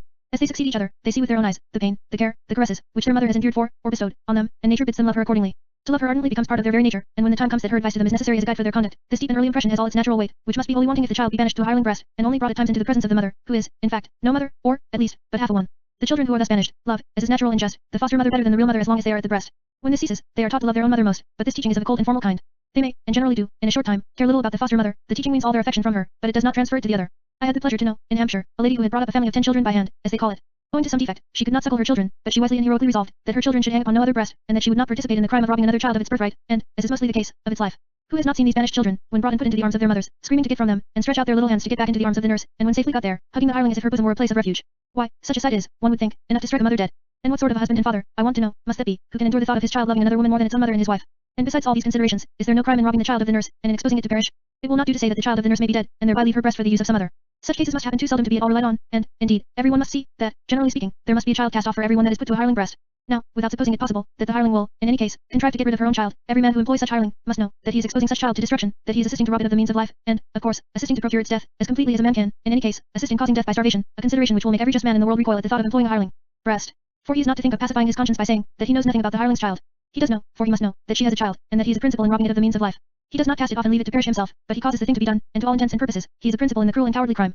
And if an argument could possibly be yet wanting to the husband, if his feelings were so stiff as still to remain unmoved, must not the wife be aware that whatever face the world may put upon it, however custom may seem to bear her out, must she not be aware that everyone must see the main motive which induces her to banish from her arms that which has formed part of her own body? All the pretenses about her sore breasts and her want of strength are vain. Nature says that she is to endure the pains as well as the pleasures. Whoever has heard the bleating of the ewe for her lamb, and has seen her reconciled, or at least pacified, by having presented to her the skin or some of the blood of her dead lamb, whoever has witnessed the difficulty of inducing either ewe or cow to give her milk to an alien young one, whoever has seen the valor of the timid hen in defending her brood, and has observed that she never swallows a morsel that is fit for her young, until they be amply satisfied, whoever has seen the wild birds, though, at other times, shunning even the distant approach of man, flying and screaming round his head, and exposing themselves to almost certain death in defense of their nests, whoever has seen these things, or any one of them, must question the motive that can induce a mother to banish a child from her own breast to that of one who has already been so unnatural as to banish hers. And, in seeking for a motive sufficiently powerful to lead to such an act, women must excuse men, if they be not satisfied with the ordinary pretenses, they must excuse me, at any rate, if I do not stop even at love of ease and want of maternal affection, and if I express my fear, that, supered to the unjustifiable motives, there is one which is calculated to excite disgust, namely, a desire to be quickly freed from that restraint which the child imposes, and to hasten back, unbridled and Eunice figured, to those enjoyments, to have an eagerness for which, or to wish to excite a desire for which, a really delicate woman will shudder at the thought of being suspected. I am well aware of the hostility that I have here been exciting, but there is another, and still more furious, bull to take by the horns, and which would have been encountered some pages back, that being the proper place, had I not hesitated between my duty and my desire to avoid giving offence, I mean the employing of male operators, on those occasions where females used to be employed. And here I have everything against me, the now general custom, even amongst the most chaste and delicate women, the ridicule continually cast on old midwives, the interest of a profession, for the members of which I entertain more respect and regard than for those of any other, and, above all the rest, my own example to the contrary, and my knowledge that every husband has the same apology that I had. But because I acted wrong myself, it is not less, but rather more, my duty to endeavor to dissuade others from doing the same. My wife had suffered very severely with her second child, which, at last, was stillborn. The next time I pleaded for the doctor, and, after every argument that I could think of, obtained a reluctant consent. Her life was so dear to me, that everything else appeared as nothing. Every husband has the same apology to make, and thus, from the good, and not from the bad, feelings of men, the practice has become far too general, for me to hope even to narrow it, but, nevertheless, I cannot refrain from giving my opinion on the subject. We are apt to talk in a very unceremonious style of our rude ancestors, of their gross habits, their want of delicacy in their language. No man shall ever make me believe, that those, who reared the cathedral of Ely, which I saw the other day, were rude, either in their manners or in their minds and words. No man shall make me believe, that our ancestors were a rude and beggarly race, when I read in an act of Parliament, passed in the reign of Edward IV, regulating the dresses of the different ranks of the people, and forbidding the labourers to wear coats of cloth that cost more than 2 shillings a yard, equal to 40 shillings of our present money, and forbidding their wives and daughters to wear sashes, or girdles, trimmed with gold or silver. No man shall make me believe that this was a rude and beggarly race, compared with those who now shirt and shiver about in canvas frocks and rotten cottons. Nor shall any man persuade me that that was a rude and beggarly state of things, in which, reign of Edward III, an act was passed regulating the wages of labour, and ordering that a woman, for weeding in the corn, should receive a penny a day, while a quart of red wine was sold for a penny, and a pair of men's shoes for 2 pence. No man shall make me believe that agriculture was in a rude state, when an act like this was passed, or that our ancestors of that day were rude in their minds, or in their thoughts. Indeed, there are 1,000 proofs, that, whether in regard to domestic or foreign affairs, whether in regard to internal freedom and happiness, or to weight in the world, England was at her zenith about the reign of Edward III. The Reformation, as it is called, gave her a complete pull down.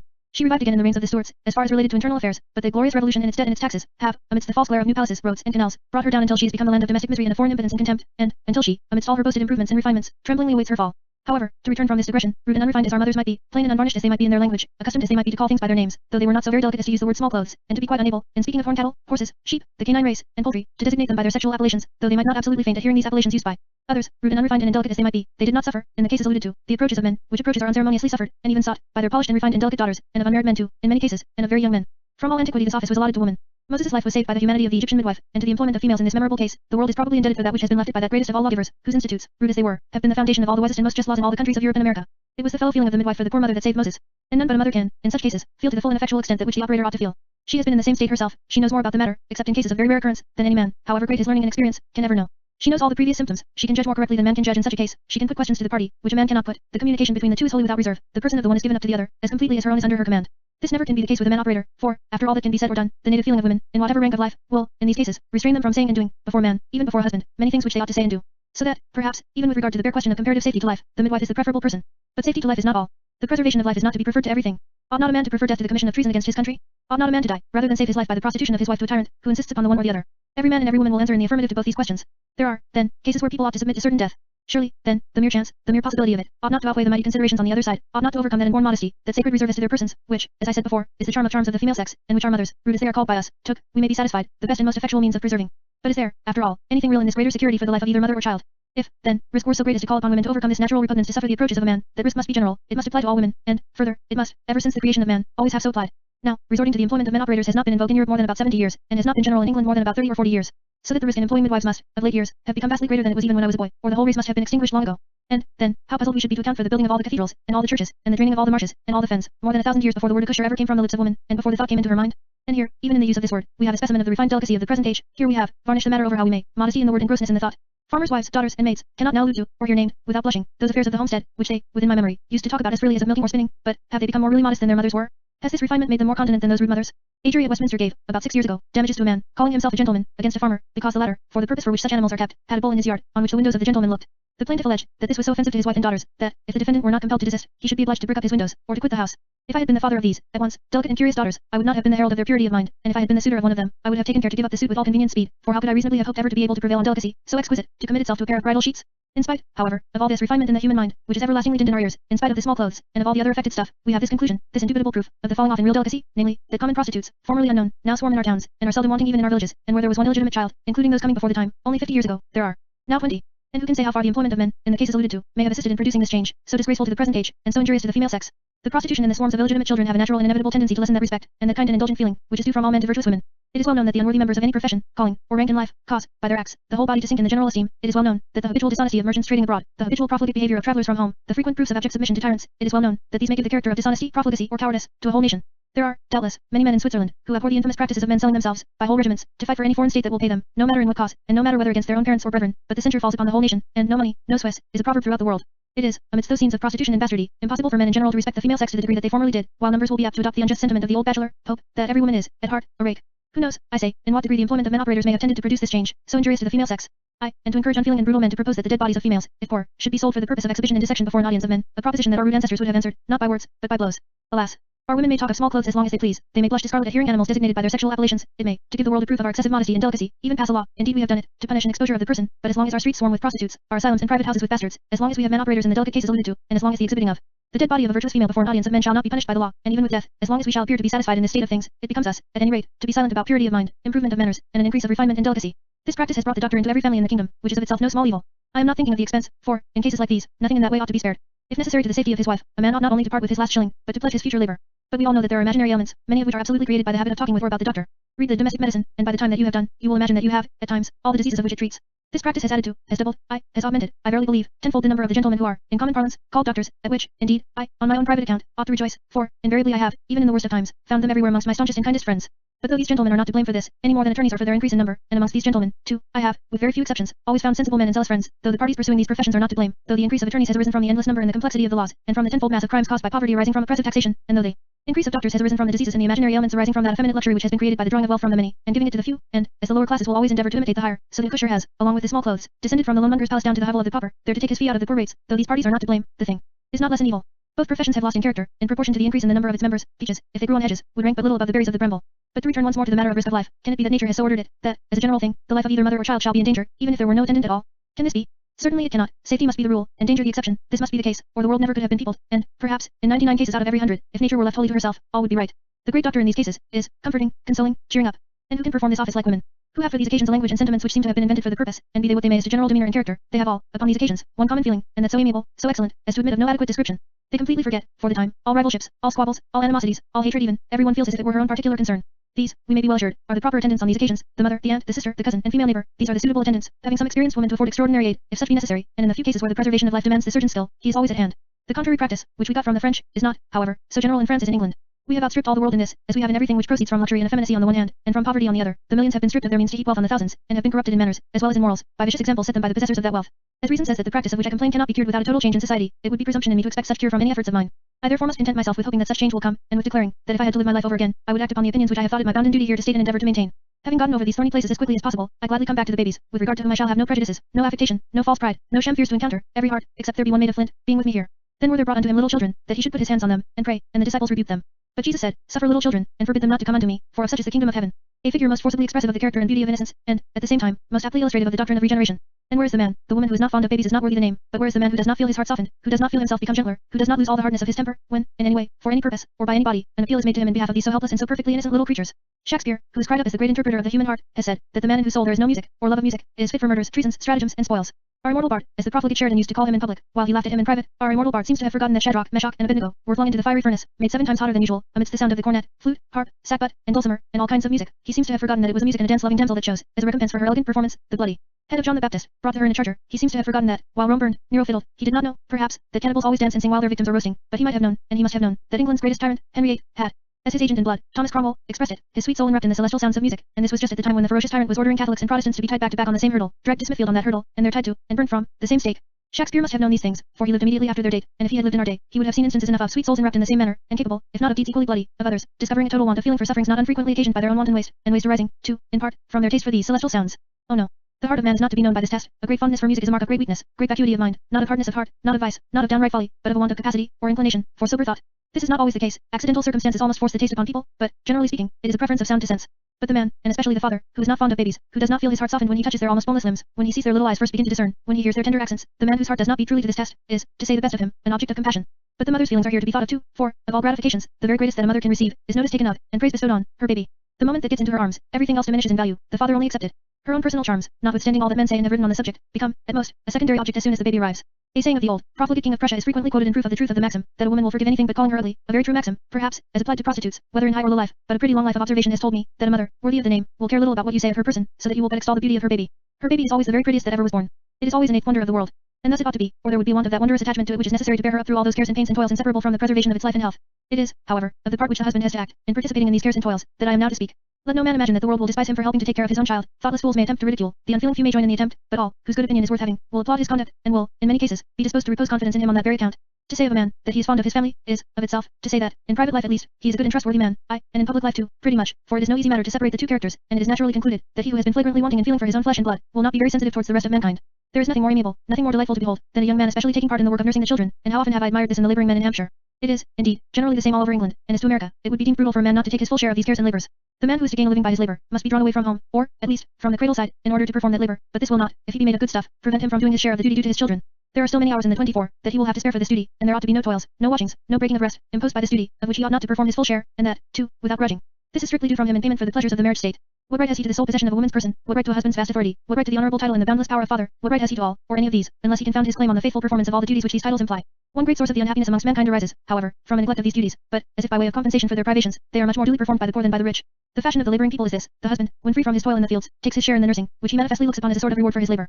However distant from his cottage, his heart is always at that home towards which he is carried, at night, by limbs that feel not their weariness, being urged on by heart anticipating the welcome of those who attend him there.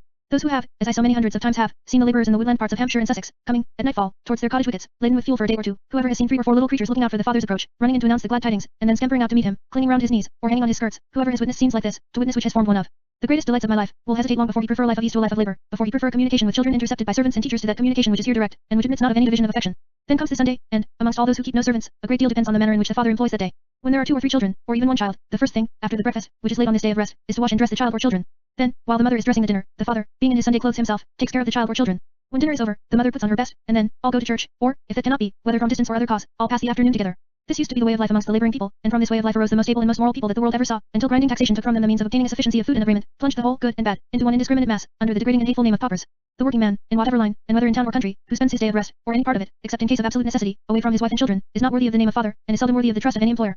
Such absence argues a want of fatherly and of conjugal affection, which want is generally duly repaid by a similar want in the neglected parties, and, though stern authority may command and enforce obedience for a while, the time soon comes when it will be set at defiance, and when such a father, having no example, no proofs of love, to plead, complains of filial ingratitude, the silent indifference of his neighbours, and which is more poignant, his own heart, will tell him that his complaint is unjust.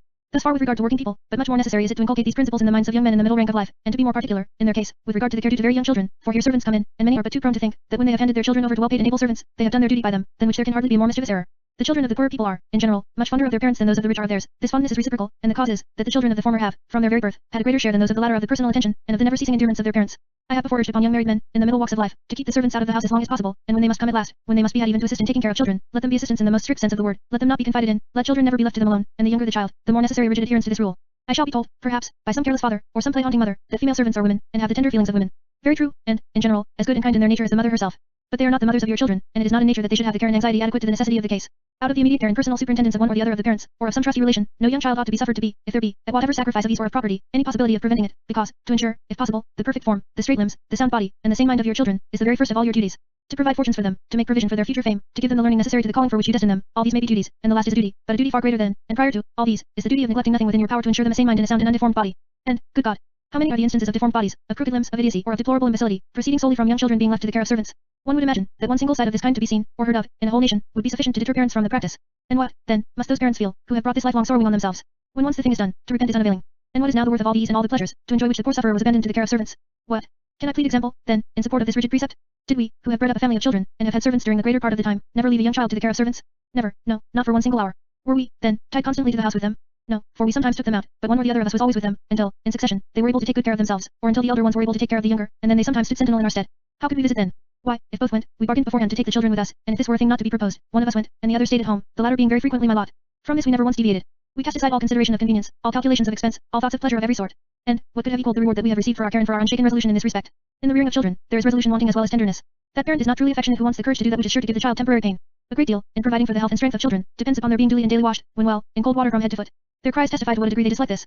They squall and kick and twist about at a fine rate, and many mothers, too many, neglect this, partly from reluctance to encounter this squalling, and partly, and much too often, from what I will not call idleness, but to which I cannot apply milder term than neglect. Well and duly performed, it is an hour's good tight work, for, besides the bodily labor, which is not very slight when the child gets to be 5 or 6 months old, there is the singing to overpower the voice of the child. The moment the stripping of the child used to begin, the singing used to begin, and the latter never ceased till the former had ceased. After having heard this go on with all my children, Rousseau taught me the philosophy of it. I happened, by accident, to look into his Emile, and there I found him saying that the nurse subdued the voice of the child and made it quiet, by drowning its voice in hers, and thereby making it perceive that it could not be heard, and that to continue to cry was of no avail. Here, Nancy, said I, going to her with the book in my hand, you have been a great philosopher all your life, without either of us knowing it. A silent nurse is a poor soul. It is a great disadvantage to the child, if the mother be of a very silent, placid, quiet turn. The singing, the talking to, the tossing and rolling about, that mothers in general practice, are very beneficial to the children. They give them exercise, awaken their attention, animate them, and rouse them to action. It is very bad to have a child even carried about by a dull, inanimate, silent servant, who will never talk, sing, or chirp to it, who will but just carry it about, always kept in the same attitude, and seeing and hearing nothing to give it life and spirit. It requires nothing but a dull creature like this, and the washing and dressing left to her, to give a child the rickets, and make it, instead of being a strong straight person, tuck-shinned, bow-kneed, or humpbacked, besides other ailments not visible to the eye. By and by, when the deformity begins to appear, the doctor is called in, but it is too late, the mischief is done, and a few months of neglect are punished by a life of mortification and sorrow, not wholly unaccompanied with shame. It is, therefore, a very spurious kind of tenderness that prevents a mother from doing the things which, though disagreeable to the child, are so necessary to its lasting well-being. The washing daily in the morning is a great thing, cold water winter or summer, and this never left to a servant, who has not, in such a case, either the patience or the courage that is necessary for the task. When the washing is over, and the child dressed in its day clothes, how gay and cheerful it looks. The exercise gives it appetite, and then disposes it to rest, and it sucks and sleeps and grows, the delight of all eyes, and particularly those of the parents. I can't bear that squalling. I have heard men say, and to which I answer, that I can't bear such men. There are, I thank God, very few of them, for, if they do not always reason about the matter, honest nature teaches them to be considerate and indulgent towards little creatures so innocent and so helpless and so unconscious of what they do. And the noise, after all, why should it disturb a man? He knows the exact cause of it, he knows that it is the unavoidable consequence of a great good to his child, and of course to him, it lasts but an hour, and the recompense instantly comes in the looks of the rosy child, and in the new hopes which every look excites. It never disturbed me, and my occupation was one of those most liable to disturbance by noise. Many a score papers have I written amidst the noise of children, and in my whole life never bade them be still. When they grew up to be big enough to gallop about the house, I have, in wet weather, when they could not go out, written the whole day amidst noise that would have made some authors half mad. It never annoyed me at all. But a Scotch piper, whom an old lady, who lived beside us at Brompton, used to pay to come and play a long tune every day, I was obliged to bribe into a breach of contract. That which you are pleased with, however noisy, does not disturb you. That which is indifferent to you has not more effect. The rattle of coaches, the clapper of a mill, the fall of water, leave your mind undisturbed. But the sound of the pipe, awakening the idea of the lazy life of the piper, better paid than the laboring man, drew the mind aside from its pursuit, and, as it really was a nuisance, occasioned by the money of my neighbor, I thought myself justified in abating it by the same sort of means. The cradle is in poor families necessary, because necessity compels the mother to get as much time as she can for her work, and a child can rock the cradle. At first we had a cradle, and I rocked the cradle, in great part, during the time that I was writing my first work, that famous Maître d'Anglais, which has long been the first book in Europe, as well as in America, for teaching of French people the English language. But we left off the use of the cradle as soon as possible. It causes sleep more, and oftener, than necessary, it saves trouble, but to take trouble was our duty. After the second child, we had no cradle, however difficult at first to do without it. When I was not at my business, it was generally my affair to put the child to sleep, sometimes by sitting with it in my arms, and sometimes by lying down on a bed with it, till it fell asleep. We soon found the good of this method. The children did not sleep so much, but they slept more soundly. The cradle produces a sort of dozing, or dreaming sleep. This is a matter of great importance, as everything must be that has any influence on the health of children. The poor must use the cradle, at least until they have other children big enough to hold the baby, and to put it to sleep, and it is truly wonderful at how early an age they, either girls or boys, will do this business faithfully and well. You see them in the lanes, and on the skirts of woods and commons, lugging a baby about, when it sometimes weighs half as much as the nurse. The poor mother is frequently compelled, in order to help to get bread for her children, to go to a distance from home, and leave the group, baby, and all, to take care of the house and of themselves, the eldest of 4 or 5, not, perhaps, above 6 or 7 years old, and it is quite surprising, that, considering the millions of instances in which this is done in England, in the course of a year, so very, very few accidents or injuries arise from the practice, and not 100th part so. Many as arise in the comparatively few instances in which children are left to the care of servants. In summertime you see these little groups rolling about up the green, or amongst the heath, not far from the cottage, and at a mile, perhaps, from any other dwelling, the dog their only protector. And what fine and straight and healthy and fearless and acute persons they become. It used to be remarked in Philadelphia, when I lived there, that there was not a single man of any eminence, whether doctor, lawyer, merchant, trader, or anything else, that had not been born and bred in the country, and of parents in a low state of life. Examine London, and you will find it much about the same. From this very childhood they are from necessity entrusted with the care of something valuable. They practically learn to think, and to calculate as to consequences. They are thus taught to remember things, and it is quite surprising what memories they have, and how scrupulously a little Carter boy will deliver half a dozen messages, each of a different purport from the rest, to as many persons, all the messages committed to him at one and the same time, and he not knowing one letter of the alphabet from another. When I want to remember something, and am out in the field, and cannot write it down, I say to one of the men, or boys, come to me at such a time, and tell me so and so. He is sure to do it, and I therefore look upon the memorandum as written down. One of these children, boy or girl, is much more worthy of being entrusted with the care of a baby, anybody's baby, than a servant maid with curled locks and with eyes rolling about for admirers. The locks and the rolling eyes, very nice, and, for aught I know, very proper things in themselves, but incompatible with the care of your baby, ma'am, her mind being absorbed in contemplating the interesting circumstances which are to precede her having a sweet baby of her own, and a sweeter than yours, if you please, ma'am, or, at least, such will be her anticipations. And this is all right enough, it is natural that she should think and feel thus, and knowing this, you are admonished that it is your bounden duty not to delegate this sacred trust to anybody. The courage, of which I have spoken, so necessary in the case of washing the children in spite of their screaming remonstrances, is, if possible, more necessary in cases of illness, requiring the application of medicine, or of surgical means of cure. Here the heart is put to the test indeed. Here is anguish to be endured by a mother, who has to force down the nauseous physic, or to apply the tormenting plaster. Yet it is the mother, or the father, and more properly the former, who is to perform this duty of exquisite pain.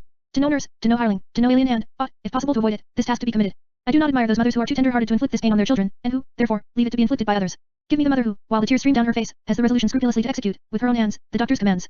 Will a servant, will any hireling, do this? Committed to such hands, the least trouble will be preferred to the greater, the thing will, in general, not be half done, and if done, the suffering from such hands is far greater in the mind of the child than if it came from the hands of the mother. In this case, above all others, there ought to be no delegation of the parental office. Here life or limb is at stake, and the parent, man or woman, who, in any one point, can neglect his or her duty here, is unworthy of the name of parent. And here, as in all the other instances, where goodness in the parents towards the children gives such weight to their advice when the children grow up, what a motive to filial gratitude. The children who are old enough to deserve and remember, will witness this proof of love and self-devotion in their mother. Each of them feels that she has done the same towards them all, and they love her and admire and revere her accordingly.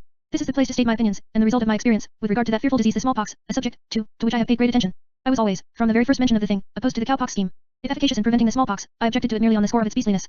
There are some things, surely, more hideous than death, and more resolutely to be avoided, at any rate, more to be avoided than the mere risk of suffering death. And, amongst other things, I always reckoned that of a parent causing the blood, and the diseased blood too, of a beast to be put into the veins of human beings, and those beings the children of that parent. I, therefore, as will be seen in the pages of the register of that day, most strenuously opposed the giving of 20,000 pounds to generate out of the taxes, paid in great part by the working people, which I deemed and asserted to be a scandalous waste of the public money. I contended that this beastly application could not, in nature, be efficacious in preventing the smallpox, and that, even if efficacious for that purpose, it was wholly unnecessary. The truth of the former of these assertions has now been proved in thousands upon thousands of instances. For a long time, for 10 years, the contrary was boldly and brazenly asserted. This nation is fond of quackery of all sorts, and this particular quackery having been sanctioned by king, lords and commons, it spread over the country like a pestilence borne by the winds. Speedily sprang up the Royal Generian Institution, and branch institutions, issuing from the parent trunk, set instantly to work, impregnating the veins of the rising and enlightened generation with the beastly matter. Gentlemen and ladies made the commodity a pocket companion, and if a catecher's child, in Hampshire at least, even seen by them, on a common, were not pretty quick in taking to its heels, it had to carry off more or less of the disease of the cow. One would have thought that one half of the cows in England must have been tapped to get at such a quantity of this stuff. In the midst of all this mad work, to which the doctors, after having found it in vain to resist, had yielded, the real smallpox, in its worst form, broke out in the town of Ringwood, in Hampshire, and carried off, I believe, I have not the account at hand, more than 100 persons, young and old, every one of whom had had the cowpox so nicely. And what was now said? Was the quackery exploded, and were the grantaires of the 20,000 pounds ashamed of what they had done? Not at all. The failure was imputed to unskillful operators, to the staleness of the matter, to its not being of the genuine quality. Admitting all this, the scheme stood condemned, for the great advantages held forth were, that anybody might perform the operation, and that the matter was everywhere abundant and cost-free. But these were paltry excuses, the mere shuffles of quackery, for what do we know now? Why, that in hundreds of instances, persons cowpoxed by Jenner himself, have taken the real smallpox afterwards, and have either died from the disorder, or narrowly escaped with their lives. I will mention 2 instances, the parties concerned being living and well known, one of them to the whole nation, and the other to a very numerous circle in the higher walks of life.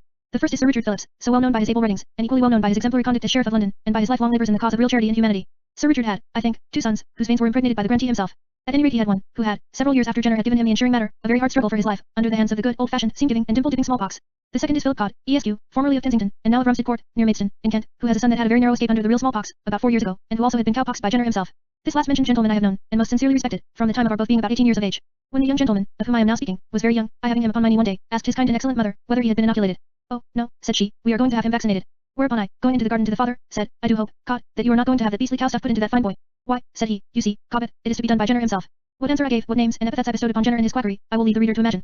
Now, here are instances enough, but every reader has heard of, if not seen, scores of others. Young Mr. Codd caught the smallpox at a school, and if I recollect rightly, there were several other vaccinated youths who did the same, at the same time. Quackery, however, has always a shuffle left. Now that the cowpox has been proved to be no guarantee against the smallpox, it makes it milder when it comes. A pretty shuffle, indeed, this. You are to be all your life in fear of it, having as your sole consolation, that when it comes, and it may overtake you in a camp, or on the seas, it will be milder. It was not too mild to kill at Ringwood, and its mildness, in case of young Mr. Codd, did not restrain it from blinding him for a suitable number of days. I shall not easily forget the alarm and anxiety of the father and mother upon this occasion, both of them the best of parents, and both of them now punished for having yielded to this fashionable quackery. I will not say, justly punished, for affection for their children, in which respect they were never surpassed by any parents on earth, was the cause of their listening to the danger-obviating quackery. This, too, is the case with other parents, but parents should be under the influence of reason and experience, as well as under that of affection, and now, at any rate, they ought to set this really dangerous quackery at naught. And, what does my own experience say on the other side? There are my 7 children, the sons as tall, or nearly so, as their father, and the daughters as tall as their mother, all, in due succession, inoculated with the good old-fashioned face-tearing smallpox, neither of them with a single mark of that disease on their skins, neither of them having been, that we could perceive, ill for a single hour, in consequence of the inoculation. When we were in the United States, we observed that the Americans were never marked with the smallpox, or, if such a thing were seen, it was very rarely. The cause we found to be, the universal practice of having the children inoculated at the breast, and, generally, at a month or 6 weeks old.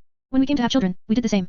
I believe that some of ours have been a few months old when the operation has been performed, but always while at the breast, and as early as possible after the expiration of 6 weeks from the birth, sometimes put off a little while by some slight disorder in the child, or on account of some circumstance or other, but, with these exceptions, done at, or before, the end of 6 weeks from the birth, and always at the breast. All is then pure, there is nothing in either body or mind to favor the natural fury of the disease. We always took particular care about the source from which the infectious matter came. We employed medical men, in whom we could place perfect confidence, we had their solemn word for the matter coming from some healthy child, and, at last, we had sometimes to wait for this, the cow fare having rendered patients of this sort rather rare. While the child has the smallpox, the mother should abstain from food and drink, which she may require at other times, but which might be too gross just now. To suckle a hearty child requires good living, for, besides that this is necessary to the mother, it is also necessary to the child. A little forbearance, just at this time, is prudent, making the diet as simple as possible, and avoiding all violent agitation either of the body or the spirits, avoiding too, if you can, very hot or very cold weather. There is now, however, this inconvenience, that the far greater part of the present young women have been degenerate, so that they may catch the beauty-killing disease from their babies. To harden them up, however, and more especially, I confess, to record a trait of maternal affection and of female heroism, which I have never heard of anything to surpass, I have the pride to say, that my wife had 8 children inoculated at her breast, and never had the smallpox in her life. I, at first, objected to the inoculating of the child, but she insisted upon it, and with so much pertinacity that I gave way, on condition that she would be inoculated too. This was done with 3 or 4 of the children, I think, she always being reluctant to have it done, saying that it looked like distrusting the goodness of God. There was, to be sure, very little in this argument, but the long experience wore away the alarm, and there she is now, having had 8 children hanging at her breast with that desolating disease in them, and she never having been affected by it from first to last. All her children knew, of course, the risk that she voluntarily incurred for them. They all have this indubitable proof, that she valued their lives above her own, and is it in nature, that they should ever willfully do anything to wound the heart of that mother, and must not her bright example have great effect on their character and conduct? Now, my opinion is, that the far greater part of English or American women, if placed in the above circumstances, would do just the same thing, and I do hope, that those, who have yet to be mothers, will seriously think of putting an end, as they have the power to do, to the disgraceful and dangerous quackery, the evils of which I have so fully proved. But there is, in the management of babies, something besides life, health, strength, and beauty, and something too, without which all these put together are nothing worth, and that is sanity of mind. There are, owing to various causes, some who are born idiots, but a great many more become insane from the misconduct, or neglect, of parents, and, generally, from the children being committed to the care of servants. I knew, in Pennsylvania, a child, as fine, and as sprightly, and as intelligent a child as ever was born, made an idiot for life by being, when about 3 years old, shut into a dark closet, by a maidservant, in order to terrify it into silence. The thoughtless creature first menaced it with sending it to the bad place, as the phrase is there, and, at last, to reduce it to silence, put it into the closet, shut the door, and went out of the room. She went back, in a few minutes, and found the child in a fit. It recovered from that, but was for life an idiot. When the parents, who had been out 2 days and 2 nights on a visit of pleasure, came home, they were told that the child had had a fit, but, they were not told the cause. The girl, however, who was a neighbor's daughter, being on her deathbed about 10 years afterwards, could not die in peace without sending for the mother of the child, now become a young man, and asking forgiveness of her. The mother herself was, however, the greatest offender of the two. A whole lifetime of sorrow and of mortification was a punishment too light for her and her husband. Thousands upon thousands of human beings have been deprived of their senses by these and similar means. It is not long since that we read, in the newspapers, of a child being absolutely killed, at Birmingham, I think it was, by being thus frightened. The parents had gone out into what is called an evening party. The servants, naturally enough, had their party at home, and the mistress, who, by some unexpected accident, had been brought home at an early hour, finding the parlor full of company, ran upstairs to see about her child, about 2 or 3 years old. She found it with its eyes open, but fixed. Touching it, she found it inanimate. The doctor was sent for in vain. It was quite dead. The maid affected to know nothing of the cause, but some one of the parties assembled discovered, pinned up to the curtains of the bed, a horrid figure, made up partly of a frightful mask. This, as the wretched girl confessed, had been done to keep the child quiet, while she was with her company below. When one reflects on the anguish that the poor little thing must have endured, before the life was quite frightened out of it, one can find no terms sufficiently strong to express the abhorrence due to the perpetrator of this crime, which was, in fact, a cruel murder, and, if it was beyond the reach of the law, it was so and is so, because, as in the cases of parricide, the law, in making no provision for punishment peculiarly severe, has, out of respect to human nature, supposed such crimes to be impossible. But if the girl was criminal, if death, or a life of remorse, was her due, what was the due of her parents, and especially of the mother? And what was the due of the father, who suffered that mother, and who, perhaps, tempted her to neglect her most sacred duty? If this poor child had been deprived of its mental faculties, instead of being deprived of its life, the cause would, in all likelihood, never have been discovered. The insanity would have been ascribed to brain fever, or to some other of the usual causes of insanity, or, as in thousands upon thousands of instances, to some unaccountable cause. When I was, in no. 9 paragraphs from 2, both inclusive, maintaining with all my might, the unalienable right of the child to the milk of its mother, I omitted, amongst the evils arising from banishing the child from the mother's breast, to mention, or, rather, it had never occurred to me to mention, the loss of reason to the poor, innocent creatures, thus banished. And now, as connected with this measure, I have an argument of experience, enough to terrify every young man and woman upon earth from the thought of committing this offence against nature. I wrote no. 9 at Cambridge, on Sunday, the th of March, and before I quitted Shrewsbury, on the th of May, the following facts reached my ears. A very respectable tradesman, who, with his wife, have led a most industrious life, in a town that it is not necessary to name, said to a gentleman that told it to me, I wish to God I had read no. 9 of Mr. Cobbett's advice to young men 15 years ago. He then related, that he had had 10 children, all put out to be suckled, in consequence of the necessity of his having the mother's assistance to carry on his business, and that 2 out of the 10 had come home idiots, though the rest were all sane, and though insanity had never been known in the family of either father or mother. These parents, whom I myself saw, are very clever people, and the wife singularly industrious and expert in her affairs. Now the motive, in this case, unquestionably was good. It was that the mother's valuable time might, as much as possible, be devoted to the earning of a competence for her children. But, alas, what is this competence to these 2 unfortunate beings? And what is the competence to the rest, when put in the scale against the mortification that they must, all their lives, suffer on account of the insanity of their brother and sister, exciting, as it must, in all their circle, and even in themselves, suspicions of their own perfect soundness of mind? When weighed against this consideration, what is all the wealth in the world? And as to the parents, where are they to find compensation for such a calamity, embittered additionally, too, by the reflection, that it was in their power to prevent it, and that nature, with loud voice, cried out to them to prevent it? Money. Wealth acquired in consequence of this banishment of these poor children, these victims of this, I will not call it avarice, but overeager love of gain. Wealth, thus acquired. What wealth can console these parents for the loss of reason in these children? Where is the father and the mother, who would not rather see their children plowing in other men's fields, and sweeping other men's houses, than led about parks or houses of their own, objects of pity even of the menials procured by their wealth? If what I have now said be not sufficient to deter a man from suffering any consideration, no matter what, to induce him to delegate the care of his children, when very young, to anybody whomsoever, nothing that I can say can possibly have that effect, and I will, therefore, now proceed to offer my advice with regard to the management of children when they get beyond the danger of being crazed or killed by nurses or servants. We here come to the subject of education in the true sense of that word, which is rearing up, seeing that the word comes from the Latin educo, which means to breed up, or to rear up. I shall, afterwards, have to speak of education in the now common acceptation of the word, which makes it mean, book learning. At present, I am to speak of education in its true sense, as the French, who, as well as we, take the word from the Latin, always use it.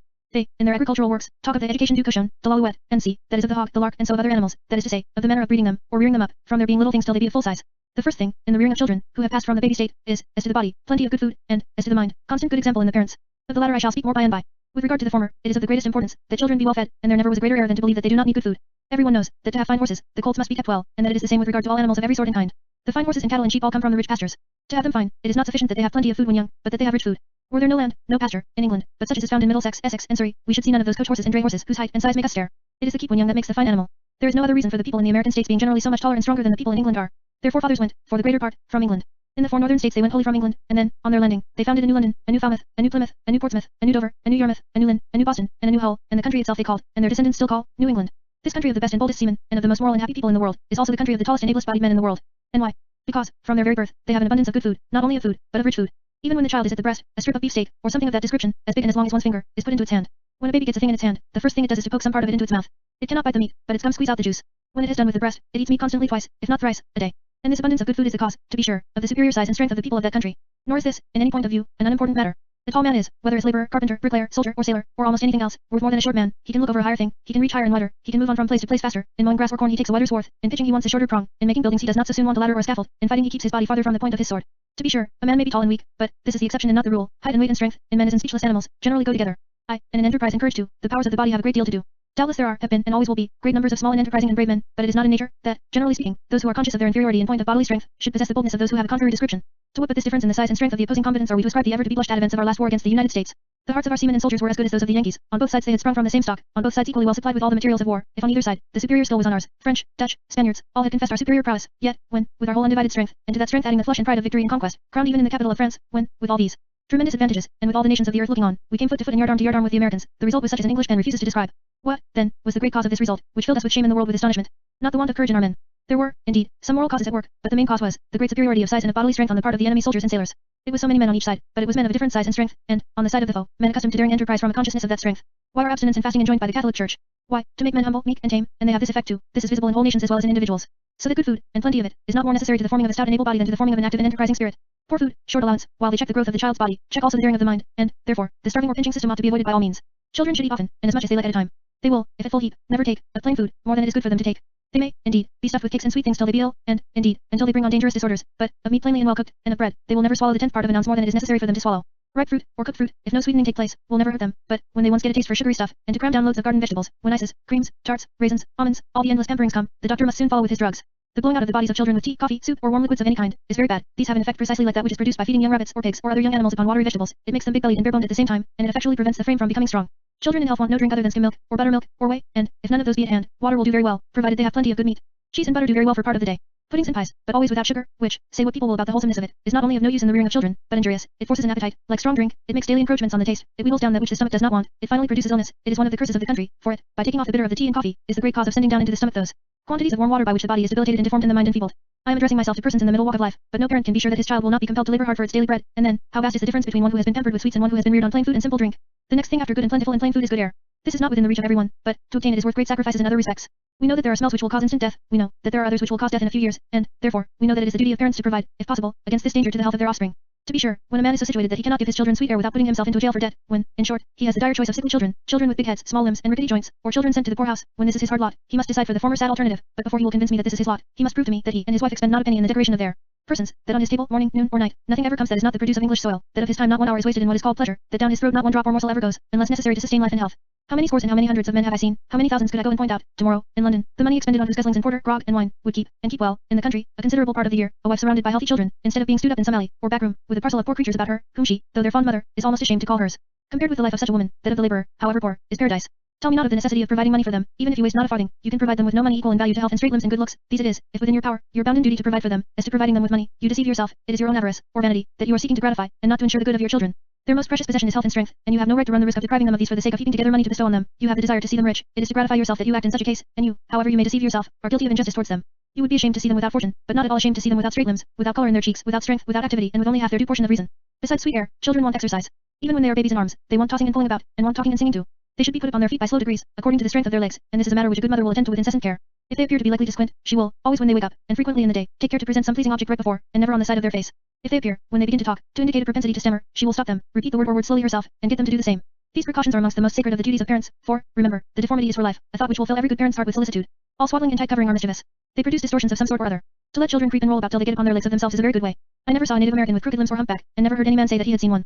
And the reason is, doubtless, the loose dress in which children, from the moment of their birth, are kept, the good food that they always have, and the sweet air that they breathe in consequence of the absence of all dread of poverty on the part of the parents. As to bodily exercise, they will, when they begin to get about, take, if you let them alone, just as much of it as nature bids them, and no more. That is a pretty deal, indeed, if they be in health, and it is your duty, now, to provide for their taking of that exercise, when they begin to be what are called boys and girls, in a way that shall tend to give them the greatest degree of pleasure, accompanied with the smallest risk of pain, in other words, to make their lives as pleasant as you possibly can. I have always admired the sentiment of Rousseau upon this subject. The boy dies, perhaps, at the age of 10 or 12. Of what use, then, all the restraints, all the privations, all the pain, that you have inflicted upon him? He falls, and leaves your mind to brood over the possibility of your having abridged a life so dear to you. I do not recollect the very words, but the passage made a deep impression upon my mind, just at the time, too, when I was about to become a father, and I was resolved never to bring upon myself remorse from such a cause, a resolution from which no importunities, coming from what quarter they might, ever induce me, in one single instance, or for one single moment, to depart. I was resolved to forego all the means of making money, all the means of living in anything like fashion, all the means of obtaining fame or distinction, to give up everything, to become a common laborer, rather than make my children lead a life of restraint and rebuke. I could not be sure that my children would love me as they loved their own lives, but I was, at any rate, resolved to deserve such love at their hands, and, in possession of that, I felt that I could set calamity, of whatever description, at defiance. Now, proceeding to relate what was, in this respect, my line of conduct, I am not pretending that every man, and particularly every man living in a town, can, in all respects, do as I did in the rearing up of children. But, in many respects, any man may, whatever may be his state of life. For I did not lead an idle life, I had to work constantly for the means of living, my occupation required unremitted attention, I had nothing but my labor to rely on, and I had no friend, to whom, in case of need, I could fly for assistance. I always saw the possibility, and even the probability, of being totally ruined by the hand of power, but, happen what would, I was resolved, that, as long as I could cause them to do it, my children should lead happy lives, and happy lives they did lead. If ever children did in this whole world. The first thing that I did, when the fourth child had come, was to get into the country, and so far as surrender of going backward and forward to London, at short intervals, quite out of the question. Thus was health, the greatest of all things, provided for, as far as I was able to make the provision. Next, my being always at home was secured as far as possible, always with them to set an example of early rising, sobriety, and application to something or other. Children, and especially boys, will have some outdoor pursuits, and it was my duty to lead them to choose such pursuits as combined future utility with present innocence. Each his flower bed, little garden, plantation of trees, rabbits, dogs, dollar number horses, pheasants and hares, hoes, spades, whips, guns, always some object of lively interest, and as much earnestness and bustle about the various objects as if our living had solely depended upon them. I made everything give way to the great object of making their lives happy and innocent. I did not know what they might be in time, or what might be my lot, but I was resolved not to be the cause of their being unhappy then, let what might become of us afterwards. I was, as I am, of opinion, that it is injurious to the mind to press book learning upon it at an early age. I always felt pain for poor little things, set up, before company, to repeat verses, or bits of plays, at 6 or 8 years old. I have sometimes not known which way to look, when a mother, and, too often, a father, whom I could not but respect on account of her fondness for her child, has forced the feeble-voiced eighth wonder of the world, to stand with its little hand stretched out, spouting the soliloquy of Hamlet, or some such thing. I remember, on one occasion, a little pale-faced creature, only 5 years old, was brought in, after the feeding part of the dinner was over, first to take his regular half-glass of vintner's brewings, commonly called wine, and then to treat us to a display of his wonderful genius. The subject was a speech of a robust and bold youth, in a Scotch play, the title of which I have forgotten, but the speech began with, "My name is Norval, on the Grampian Hills my father fed his flocks." And this in a voice so weak and distressing as to put me in mind of the plaintive squeaking of little pigs when the sow is lying on them. As we were going home, one of my boys and he, after a silence of half a mile perhaps, rode up close to the side of my horse, and said, "Papa, where be the Grampian Hills?" "Oh," said I, "they are in Scotland, poor, barren, beggarly places, covered with heath and rushes, 10 times as barren as Sherrill Heath." "But," said he, "how could that little boy's father feed his flocks there, then?" I was ready to tumble off the horse with laughing. I do not know anything much more distressing to the spectators than exhibitions of this sort. Everyone feels, not for the child, for it is insensible to the uneasiness it excites, but for the parents, whose amiable fondness displays itself in this ridiculous manner. Upon these occasions, no one knows what to say, or whither to direct his looks. The parents, and especially the fond mother, looks sharply round for the so evidently merited applause, as an actor of the name of Munden, whom I recollect 30 years ago, used, when he had treated us to a witty shrug of his shoulders, or twist of his chin, to turn his face up to the gallery for the clap. If I had to declare on my oath which have been the most disagreeable moments of my life, I verily believe, that, after due consideration, I should fix upon those, in which parents, whom I have respected, have made me endure exhibitions like these, for, this is your choice, to be insincere, or to give offence. And, as towards the child, it is to be unjust, thus to teach it to set a high value on trifling, not to say mischievous, attainments, to make it, whether it be in its natural disposition or not, vain and conceited. The plaudits which it receives, in such cases, puffs it up in its own thoughts, sends it out into the world stuffed with pride and insolence, which must and will be extracted out of it by one means or another, and none but those who have had to endure the drawing of firmly fixed teeth, can, I take it, have an adequate idea of the painfulness of this operation. Now, parents have no right thus to indulge their own feelings at the risk of the happiness of their children. The great matter is, however, the spoiling of the mind by forcing on it thoughts which it is not fit to receive. We know well, we daily see, that in men, as well as in other animals, the body is rendered comparatively small and feeble by being heavily loaded, or hard worked, before it arrive at size and strength proportioned to such load and such work. It is just so with the mind. The attempt to put old heads upon young shoulders is just as unreasonable as it would be to expect a colt 6 months old to be able to carry a man. The mind, as well as the body, requires time to come to its strength, and the way to have it possess, at last, its natural strength, is not to attempt to load it too soon, and to favor it in its progress by giving to the body good and plentiful food, sweet air, and abundant exercise, accompanied with as little discontent or uneasiness as possible. It is universally known, that ailments of the body are, in many cases, sufficient to destroy the mind, and to debilitate it in innumerable instances. It is equally well known, that the torments of the mind are, in many cases, sufficient to destroy the body. This, then, being so well known, is it not the first duty of a father to secure to his children, if possible, sound and strong bodies? Lord Bacon says, that a sound mind and a sound body is the greatest of God's blessings. To see his children possess these, therefore, ought to be the first object with every father, an object which I cannot too often endeavor to fix in his mind. I am to speak presently of that sort of learning which is derived from books, and which is a matter by no means to be neglected, or to be thought little of, seeing that it is the road, not only to fame, but to the means of doing great good to one's neighbors and to one's country, and, thereby, of adding to those pleasant feelings which are, in other words, our happiness. But, notwithstanding this, I must here insist, and endeavor to impress my opinion upon the mind of every father, that his children's happiness ought to be first object, that book learning, if it tend to militate against this, ought to be disregarded, and that, as to money, as to fortune, as to rank and title, that father who can, in the destination of his children, think of them more than of the happiness of those children, is, if he be of sane mind, a great criminal. Who is there, having lived to the age of 30, or even 20, years, and having the ordinary capacity for observation, who is there, being of this description, who must not be convinced of the inadequacy of riches and what are called honors to ensure happiness? Who, amongst all the classes of men, experience, on an average, so little of real pleasure, and so much of real pain as the rich and the lofty? Pope gives us, as the materials for happiness, health, peace, and competence. But what is peace, and what is competence? If, by peace, he mean that tranquility of mind which innocence and good deeds produce, he is right and clear so far, for we all know that, without health, which has a well-known positive meaning, there can be no happiness. But competence is a word of unfixed meaning. It may, with some, mean enough to eat, drink, wear and be lodged and warmed with, but, with others, it may include horses, carriages, and footmen laced over from top to toe. So that, here, we have no guide, no standard, and, indeed, there can be none. But as every sensible father must know that the possession of riches do not, never did, and never can, afford even a chance of additional happiness, it is his duty to inculcate in the minds of his children to make no sacrifice of principle, of moral obligation of any sort, in order to obtain riches or distinction, and it is a duty still more imperative on him, not to expose them to the risk of loss of health, or diminution of strength, for purposes which have, either directly or indirectly, the acquiring of riches in view, whether for himself or for them. With these principles immovably implanted in my mind, I became the father of a family, and on these principles I have reared that family. Being myself fond of book learning, and knowing well its powers, I naturally wished them to possess it too, but never did I impose it upon any one of them. My first duty was to make them healthy and strong if I could, and to give them as much enjoyment of life as possible. Born and bred up in the sweet air myself, I was resolved that they should be bred up in it too. Enjoying rural scenes and sports, as I had done, when a boy, as much as anyone that ever was born, I was resolved that they should have the same enjoyments tendered to them.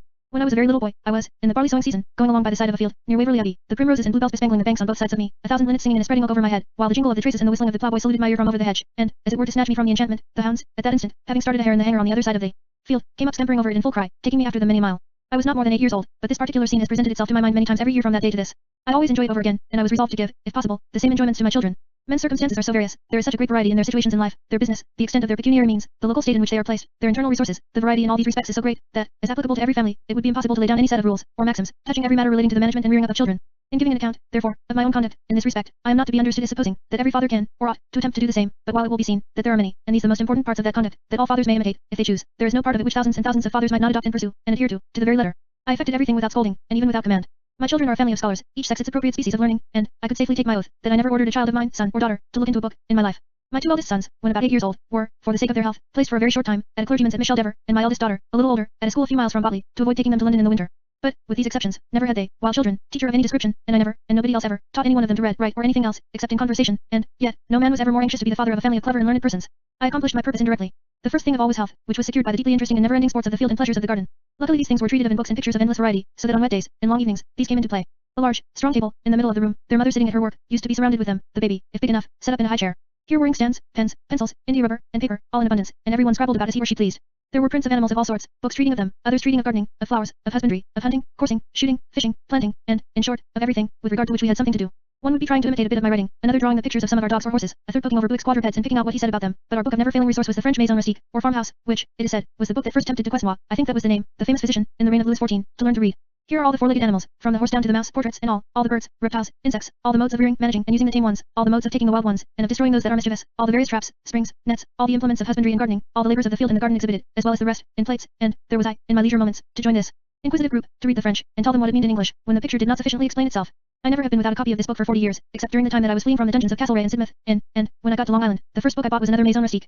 What need had we of schools? What need of teachers? What need of scolding and force, to induce children to read, write, and love books? What need of cards, dice, or of any games, to kill time, but, in fact, to implant in the infant heart a love of gaming, one of the most destructive of all human vices.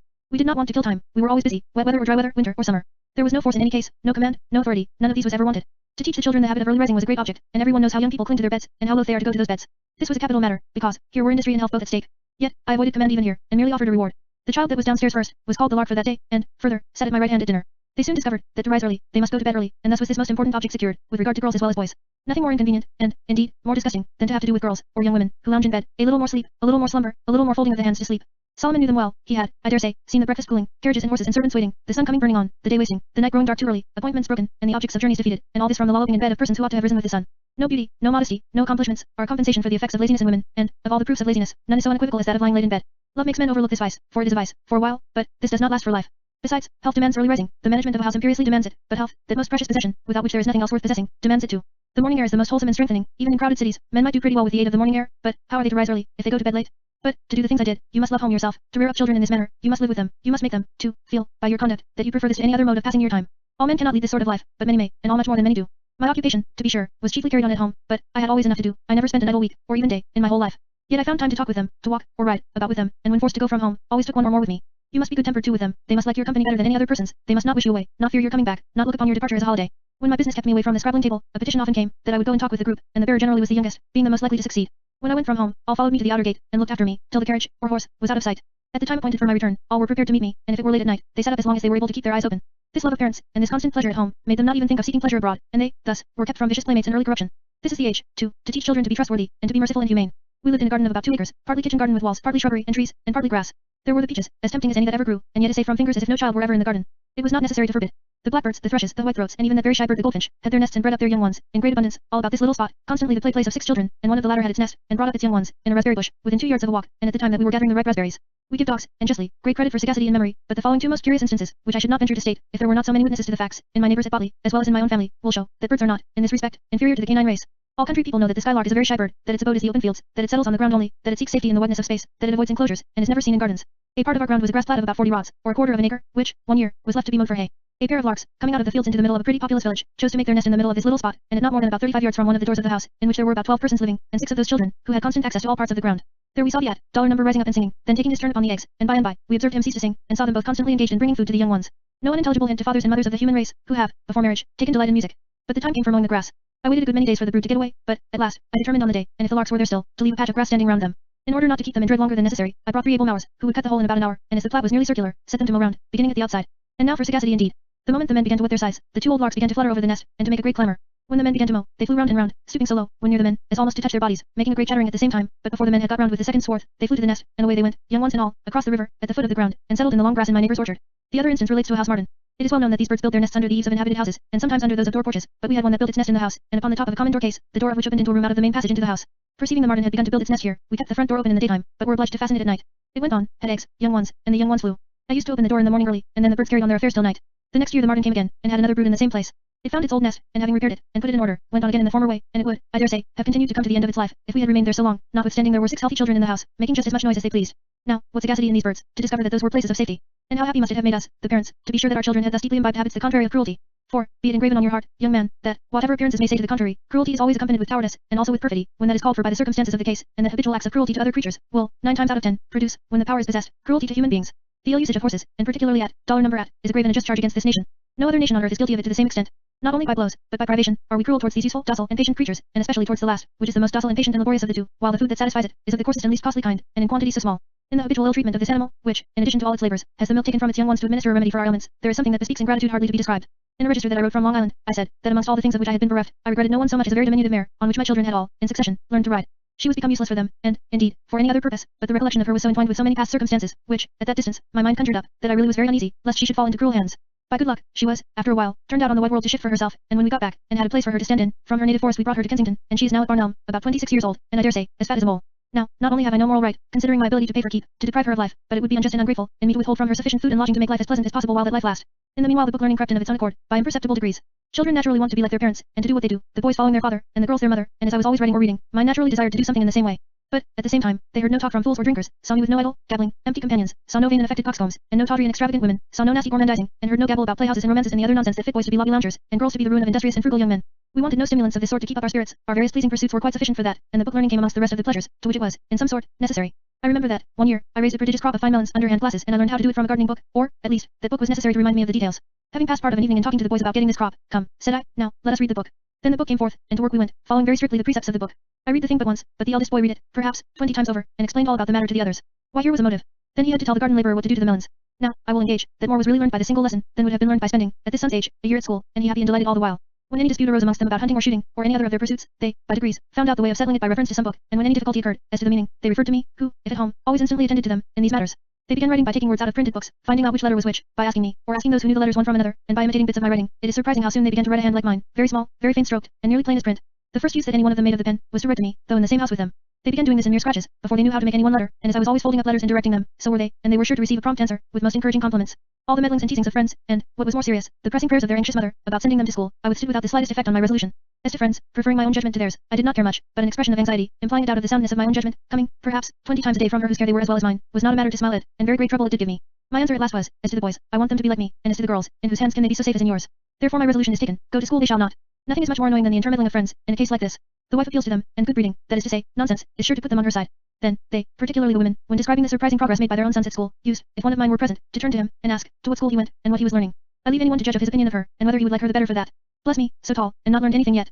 Oh yes, he has, I used to say, he has learned to ride, and hunt, and shoot, and fish, and look after cattle and sheep, and to work in the garden, and to feed his dogs, and to go from village to village in the dark. This was the way I used to manage with troublesome customers of this sort. And how glad the children used to be, when they got clear of such criticizing people. And how grateful they felt to me for the protection which they saw that I gave them against that state of restraint, of which other people's boys complained. Go whither they might, they found no place so pleasant as home, and no soul that came near them affording them so many means of gratification as they received from me. In this happy state we lived, until the year, when the government laid its merciless fangs upon me, dragged me from these delights, and crammed me into a jail amongst felons, of which I shall have to speak more fully, when, in the last number, I come to speak of the duties of the citizen. This added to the difficulties of my task of teaching, for now I was snatched away from the only scene in which it could, as I thought, properly be executed. But even these difficulties were got over. The blow was, to be sure, a terrible one, and, oh God, how was it felt by these poor children? It was in the month of July when the horrible sentence was passed upon me. My wife, having left her children in the care of her good and affectionate sister, was in London, waiting to know the doom of her husband. When the news arrived at Botley, the 3 boys, one 11, another 9, and the other 7 years old, were hoeing cabbages in that garden which had been the source of so much delight. When the account of the savage sentence was brought to them, the youngest could not, for some time, be made to understand what a jail was, and, when he did, he, all in a tremor, exclaimed, "Now I'm sure, William, that Papa is not in a place like that." The other, in order to disguise his tears and smother his sobs, fell to work with the hoe, and chopped about like a blind person. This account, when it reached me, affected me more, filled me with deeper resentment, than any other circumstance. And, oh, how I despise the wretches who talk of my vindictiveness, of my exultation at the confusion of those who inflicted those sufferings. How I despise the base creatures, the crawling slaves, the callous and cowardly hypocrites, who affect to be shocked, tender souls, at my expressions of joy, and at the death of Gibbs, Ellenborough, Perceval, Liverpool, Canning, and the rest of the tribe that I have already seen out, and at the fatal workings of that system, for endeavoring to check which I was thus punished. How I despise these wretches, and how I, above all things, enjoy their ruin, and anticipate their utter biggery. What? I am to forgive, am I, injuries like this, and that, too, without any atonement? Oh, no. I have not so read the Holy Scriptures, I have not, from them, learned that I am not to rejoice at the fall of unjust foes, and it makes a part of my happiness to be able to tell millions of men that I do thus rejoice, and that I have the means of calling on so many just and merciful men to rejoice along with me. Now, then, the book learning was forced upon us. I had a farm in hand. It was necessary that I should be constantly informed of what was doing. I gave all the orders, whether as to purchases, sales, plowing, sowing, breeding, in short, with regard to everything, and the things were endless in number and variety, and always full of interest. My eldest son and daughter could now write well and fast. One or the other of these was always at Botley, and I had with me, having hired the best part of the keeper's house, one or two, besides either this brother or sister, the mother coming up to town about once in 2 or 3 months, leaving the house and children in the care of her sister. We had a hamper, with a lock and 2 keys, which came up once a week, or oftener, bringing me fruit and all sorts of country fare, for the carriage of which, cost-free, I was indebted to as good a man as ever God created, the late Mr. George Rogers, of Southampton, who, in the prime of life, died deeply lamented by thousands, but by none more deeply than by me and my family, who have to thank him, and the whole of his excellent family, for benefits and marks of kindness without number. This hamper, which was always, at both ends of the line, looked for with the most lively feelings, became our school. It brought me a journal of labors, proceedings, and occurrences, written on paper of shape and size uniform, and so contrived, as to margins, as to admit of binding. The journal used, when my son was the writer, to be interspersed with drawings of our dogs, colts, or anything that he wanted me to have a correct idea of. The hamper brought me plants, bulbs, and the like, that I might see the size of them, and always everyone sent his or her most beautiful flowers, the earliest violets and primroses and cowslips, and bluebells, the earliest twigs of trees, and, in short, everything that they thought calculated to delight me. The moment the hamper arrived, I, casting aside everything else, set to work to answer every question, to give new directions, and to add anything likely to give pleasure at Botley. Every hamper brought one letter, as they called it, if not more, from every child, and to every letter I wrote an answer, sealed up and sent to the party, being sure that that was the way to produce other and better letters, for, though they could not read what I wrote, and though their own consisted at first of mere scratches, and afterwards, for a while, of a few words written down for them to imitate, I always thanked them for their pretty letter, and never expressed any wish to see them write better, but took care to write in a very neat and plain hand myself, and to do up my letter in a very neat manner. Thus, while the ferocious tigers thought I was doomed to incessant mortification, and to rage that must extinguish my mental powers, I found in my children, and in their spotless and courageous and most affectionate mother, delights to which the callous hearts of those tigers were strangers. Heaven first taught letters for some wretch's aid. How often did this line of Pope occur to me when I opened the little spelling letters from Botley? This correspondence occupied a good part of my time. I had all the children with me, turn and turn about, and, in order to give the boys exercise, and to give the 2 eldest an opportunity of beginning to learn French, I used, for a part of the 2 years, to send them a few hours in the day to an abbé, who lived in Castle Street, Holborn. All this was a great relaxation to my mind, and, when I had to return to my literary labors, I returned fresh and cheerful, full of vigor, and full of hope, of finally seeing my unjust and merciless foes at my feet, and that, too, without caring a straw on whom their fall might bring calamity, so that my own family were safe, because, say what anyone might, the community, taken as a whole, had suffered this thing to be done unto us. The paying of the work people, the keeping of the accounts, the referring to books, the writing and reading of letters, this everlasting mixture of amusement with book learning, made me, almost to my own surprise, find, at the end of the 2 years, that I had a parcel of scholars growing up about me, and, long before the end of the time, I had dictated many registers to my 2 eldest children. Then, there was copying out of books, which taught spelling correctly. The calculations about the farming affairs forced arithmetic upon us, the use, the necessity, of the thing, led to the study. By and by, we had to look into the laws to know what to do about the highways, about the game, about the poor, and all rural and parochial affairs. I was, indeed, by the fangs of the government, defeated in my fondly cherished project of making my sons farmers on their own land, and keeping them from all temptation to seek vicious and enervating enjoyments, but those fangs, merciless as they had not been able to prevent me from laying in for their lives a store of useful information, habits of industry, care, sobriety, and a taste for innocent, healthful, and manly pleasures. The fangs had made me and them penniless, but they had not been able to take from us our health or our mental possessions, and these were ready for application as circumstances might ordain. After the age that I have now been speaking of, 14, I suppose everyone became a reader and writer according to fancy. As to books, with the exception of the poets, I never bought, in my whole life, any one that I did not want for some purpose of utility, and of practical utility too. I have 2 or 3 times had the whole collection snatched away from me, and have begun again to get them together as they were wanted.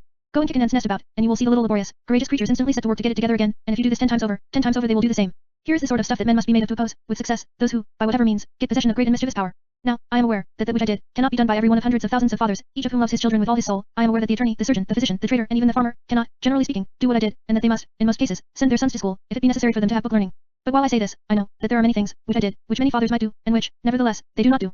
It is in the power of every father to live at home with his family, when not compelled by business, or by public duty, to be absent. It is in his power to set an example of industry and sobriety and frugality, and to prevent a taste for gaming, dissipation, extravagance, from getting root in the minds of his children. It is in his power to continue to make his children hearers, when he is reproving servants for idleness, or commending them for industry and care. It is in his power to keep all dissolute and idly talking companions from his house. It is in his power to teach them, by his uniform example, justice and mercy towards the inferior animals. It is in his power to do many other things, and something in the way of book learning too, however busy his life may be. It is completely within his power to teach them early rising and early going to bed, and, if many a man, who says that he has not time to teach his children, were to sit down, in sincerity, with a pen and a bit of paper, and put down all the minutes, which he, in every 24 hours, wastes over the bottle, or over cheese and oranges and raisins and biscuits, after he has dined, how many he lounges away, either at the coffee house or at home, over the useless part of newspapers, how many he spends in waiting for the coming and the managing of the tea table, how many he passes by candlelight, wearied of his existence, when he might be in bed, how many he passes in the morning in bed, while the sun and dew shine and sparkle for him in vain, if he were to put all these together, and were to add those which he passes in the reading of books for his mere personal amusement, and without the smallest chance of acquiring from them any useful practical knowledge, if he were to sum up the whole of these, and add to them the time worse than wasted in the contemptible work of dressing off his person, he would be frightened at the result, would send for his boys from school, and if greater book learning than he possessed were necessary, he would choose for the purpose some man of ability, and see the teaching carried on under his own roof, with safety as to morals, and with the best chances to health. If after all, however, a school must be resorted to, let it, if in your power, be as little populous as possible. As evil communications corrupt good manners, so the more numerous the assemblage, and the more extensive the communication, the greater the chance of corruption. Jails, barracks, factories, do not corrupt by their walls, but by their condensed numbers. Populous cities corrupt from the same cause, and it is, because it must be, the same with regard to schools, out of which children come not what they were when they went in.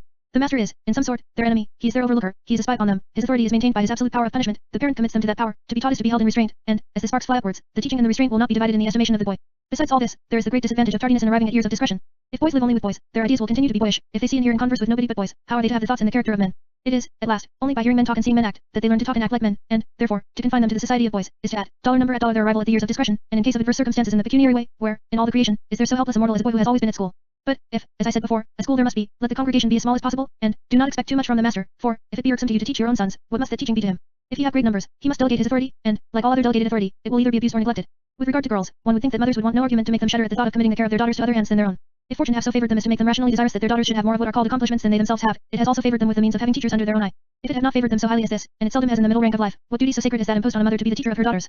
And is she, from love of ease or of pleasure or of anything else, to neglect this duty? Is she to commit her daughters to the care of persons, with whose manners and morals it is impossible for her to be thoroughly acquainted? Is she to send them into the promiscuous society of girls, who belong to nobody knows whom, and come from nobody knows whither, and some of whom, for aught she can know to the contrary, may have been corrupted before, and sent thither to be hidden from their former circle? Is she to send her daughters to be shut up within walls, the bare sight of which awaken the idea of intrigue and invite to seduction and surrender? Is she to leave the health of her daughters to chance, to shut them up with a motley bevy of strangers, some of whom, as is frequently the case, are proclaimed bastards, by the undeniable testimony given by the color of their skin? Is she to do all this, and still put forward pretensions to the authority and the affection due to a mother? And, are you to permit all this, and still call yourself a father? Well, then, having resolved to teach your own children, or, to have them taught, at home, let us now see how they ought to proceed as to books for learning. It is evident, speaking of boys, that, at last, they must study the art, or science, that you intend them to pursue. If they be to be surgeons, they must read books on surgery, and the like in other cases.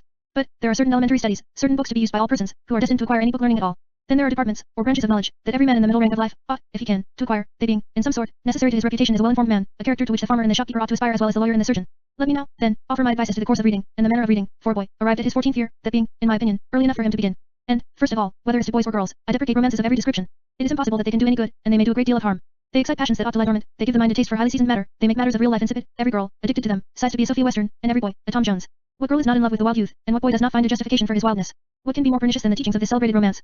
Here are two young men put before us, both sons of the same mother, the one a bastard, and by a parson too, the other a legitimate child, the former wild, disobedient, and squandering, the latter steady, sober, obedient, and frugal, the former everything that is frank and generous in his nature, the latter a greedy hypocrite, the former rewarded with the most beautiful and virtuous of women in a double estate, the latter punished by being made an outcast. How is it possible for young people to read such a book, and to look upon orderliness, sobriety, obedience, and frugality, as virtues? And this is the tenor of almost every romance, and of almost every play, in our language. In the school for scandal, for instance, we see two brothers, the one a prudent and frugal man, and, to all appearance, a moral man, the other a harebrained squanderer, laughing at the morality of his brother. The former turns out to be a base hypocrite and seducer, and is brought to shame and disgrace, while the latter is found to be full of generous sentiment, and heaven itself seems to interfere to give him fortune and fame. In short, the direct tendency of the far greater part of these books is to cause young people to despise all those virtues, without the practice of which they must be accursed to their parents, a burden to the community, and must, except by mere accident, lead wretched lives. I do not recollect one romance nor one play, in our language, which has not this tendency. How is it possible for young princes to read the historical plays of the cunning and smutty Shakespeare, and not think that to be drunkards, blackguards, the companions of debauches and robbers, is the suitable beginning of a glorious reign? There is, too, another most abominable principle that runs through them all, namely, that there is in high birth something of superior nature, instinctive courage, honor, and talent. Who can look at the two royal youths in Cymbeline, or at the noble youth in Douglas, without detesting the base parasites who wrote those plays? Here are youths, brought up by shepherds, never told of their origin, believing themselves the sons of these humble parents, but discovering, when grown up, the highest notions of valor and honor, and thirsting for military renown, even while tending their reputed fathers' flocks and herds. And, why this species of falsehood? To cheat the mass of the people, to keep them in abject subjection, to make them quietly submit to despotic sway. And the infamous authors are guilty of the cheat, because they are, in one shape or another, paid by oppressors out of means squeezed from the people. The true picture would give us just the reverse, would show us that high birth is the enemy of virtue, of valor, and of talent, would show us, that with all their incalculable advantages, royal and noble families have, only by mere accident, produced a great man, that, in general, they have been amongst the most effeminate, unprincipled, cowardly, stupid, and, at the very least, amongst the most useless persons, considered as individuals, and not in connection with the prerogatives and powers bestowed on them solely by the law. It is impossible for me, by any words that I can use, to express, to the extent of my thoughts, the danger of suffering young people to form their opinions from the writings of poets and romances. 9 times out of 10, the morality they teach is bad, and must have a bad tendency. Their wit is employed to ridicule virtue, as you will almost always find, if you examine the matter to the bottom. The world owes a very large part of its sufferings to tyrants, but what tyrant was there amongst the ancients, whom the poets did not place amongst the gods? Can you open an English poet, without, in some part or other of his works, finding the grossest flatteries of royal and noble persons? How are young people not to think that the praises bestowed on these persons are just? Dryden, Parnell, Gay, Thomson, in short, what poet have we had, or have we, Pope only excepted, who was not, or is not, a pensioner, or a sinecure placeman, or the wretched dependent of some part of the aristocracy? Of the extent of the powers of writers in producing mischief to a nation, we have two most striking instances in the cases of Dr. Johnson and Burke. The former, at a time when it was a question whether war should be made on America to compel her to submit to be taxed by the English Parliament, wrote a pamphlet, entitled, Taxation No Tyranny, to urge the nation into that war. The latter, when it was a question whether England should wage war against the people of France, to prevent them from reforming their government, wrote a pamphlet to urge the nation into that war. The first war lost us America, the last cost us 600 millions of money, and has loaded us with 40 millions a year of taxes. Johnson, however, got a pension for his life, and Burke a pension for his life, and for 3 lives after his own. Cumberland and Murphy, the playwriters, were pensioners, and, in short, of the whole mass, where has there been one, whom the people were not compelled to pay for labors, having for their principal object the deceiving and enslaving of that same people? It is, therefore, the duty of every father, when he puts a book into the hands of his son or daughter, to give the reader a true account of who and what the writer of the book was, or is. If a boy be intended for any particular calling, he ought, of course, to be induced to read books relating to that calling, if such books there be, and, therefore, I shall not be more particular on that head. But, there are certain things, that all men in the middle rank of life, ought to know something of, because the knowledge will be a source of pleasure, and because the want of it must, very frequently, give them pain, by making them appear inferior, in point of mind, to many who are, in fact, their inferiors in that respect. These things are grammar, arithmetic, history, accompanied with geography. Without these, a man, in the middle rank of life, however able he may be in his calling, makes but an awkward figure.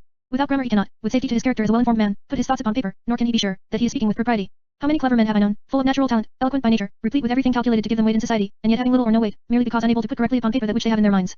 For me not to say, that I deem my English grammar the best book for teaching this science, would be affectation, and neglect of duty besides, because I know, that it is the best, because I wrote it for the purpose, and because, hundreds and hundreds of men and women have told me, some verbally, and some by letter, that, though, many of them, at grammar schools for years, they really never knew anything of grammar, until they studied my book.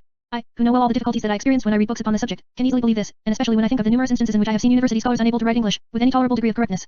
In this book, the principles are so clearly explained, that the disgust arising from intricacy is avoided, and it is this disgust, that is the great and mortal enemy of acquiring knowledge. With regard to arithmetic, it is a branch of learning absolutely necessary to everyone, who has any pecuniary transactions beyond those arising out of the expenditure of his week's wages. All the books on this subject that I had ever seen were so bad, so destitute of everything calculated to lead the mind into a knowledge of the matter, so void of principles, and so evidently tending to puzzle and disgust the learner, by their sententious and crabbed and quaint, and almost hieroglyphical definitions, that I, at one time, had the intention of writing a little work on the subject myself. It was put off, from one cause or another, but a little work on the subject has been, partly at my suggestion, written and published by Mr. Thomas Smith of Liverpool, and is sold by Mr. Sherwood, in London. The author has great ability, and a perfect knowledge of his subject. It is a book of principles, and any young person of common capacity will learn more from it in a week than from all the other books that I ever saw on the subject in a 12-month. While the foregoing studies are proceeding, though they very well afford a relief to each other, history may serve as a relaxation, particularly during the study of grammar, which is an undertaking requiring patience and time. Of all history, that of our own country is of the most importance, because, for want of a thorough knowledge of what has been, we are, in many cases, at a loss to account for what is, and still more at a loss, to be able to show what ought to be. The difference between history and romance is this, that which is narrated in the latter, leaves in the mind nothing which it can apply to present or future circumstances and events, while the former, when it is what it ought to be, leaves the mind stored with arguments for experience, applicable, at all times, to the actual affairs of life. The history of a country ought to show the origin and progress of its institutions, political, civil, and ecclesiastical. It ought to show the effects of those institutions upon the state of the people. It ought to delineate the measures of the government at the several epochs, and, having clearly described the state of the people at the several periods, it ought to show the cause of their freedom, good morals, and happiness, or of their misery, immorality, and slavery, and this, too, by the production of indubitable facts, and of inferences so manifestly fair, as to leave not the smallest doubt upon the mind. Do the histories of England which we have answer this description? They are very little better than romances. Their contents are generally confined to narrations relating to battles, negotiations, intrigues, contests between rival sovereignties, rival nobles, and to the character of kings, queens, mistresses, bishops, ministers, and the like, from scarcely any of which can the reader draw any knowledge which is at all applicable to the circumstances of the present day. Besides this, there is the falsehood, and the falsehoods contained in these histories. Where shall we find anything to surpass? Let us take one instance. They all tell us that William the Conqueror knocked down 26 parish churches, and laid waste the parishes in order to make the New Forest, and this in a tract of the very poorest land in England, where the churches must then have stood at about 1 mile and 200 yards from each other. The truth is, that all the churches are still standing that were there when William landed, and the whole story is a sheer falsehood from the beginning to the end. But, this is a mere specimen of these romances, and that too, with regard to a matter comparatively unimportant to us. The important falsehoods are those which misguide us by statement or by inference, with regard to the state of the people at the several epochs, as produced by the institutions of the country, or the measures of the government. It is always the object of those who have power in their hands, to persuade the people that they are better off than their forefathers were. It is the great business of history to show how this matter stands, and, with respect to this great matter, what are we to learn from anything that has hitherto been called a history of England? I remember, that, about a dozen years ago, I was talking with a very clever young man, who had read twice or thrice over the history of England, by different authors, and that I gave the conversation a turn that drew from him, unperceived by himself, that he did not know how tithes, parishes, poor rates, church rates, and the abolition of trial by jury in hundreds of cases, came to be in England, and, that he had not the smallest idea of the manner in which the Duke of Bedford came to possess the power of taxing our cabbages in Covent Garden. Yet, this is history. I have done a great deal, with regard to matters of this sort, in my famous history of the Protestant Reformation, for I may truly call that famous, which has been translated and published in all the modern languages. But, it is reserved for me to write a complete history of the country from the earliest times to the present day, and this, God giving me life and health, I shall begin to do in monthly numbers, beginning on the 1st of September, and in which I shall endeavour to combine brevity with clearness. We do not want to consume our time over a dozen pages about Edward III dancing at a ball, picking up a lady's garter, and making that garter the foundation of an order of knighthood, bearing the motto of Honi soit qui mal va pense. It is not stuff like this, but we want to know what was the state of the people, what were labourers' wages, what were the prices of the food, and how the labourers were dressed in the reign of that great king. What is a young person to imbibe from a history of England, as it is called, like that of Goldsmith? It is a little romance to amuse children, and the other historians have given us larger romances to amuse lazy persons who are grown up.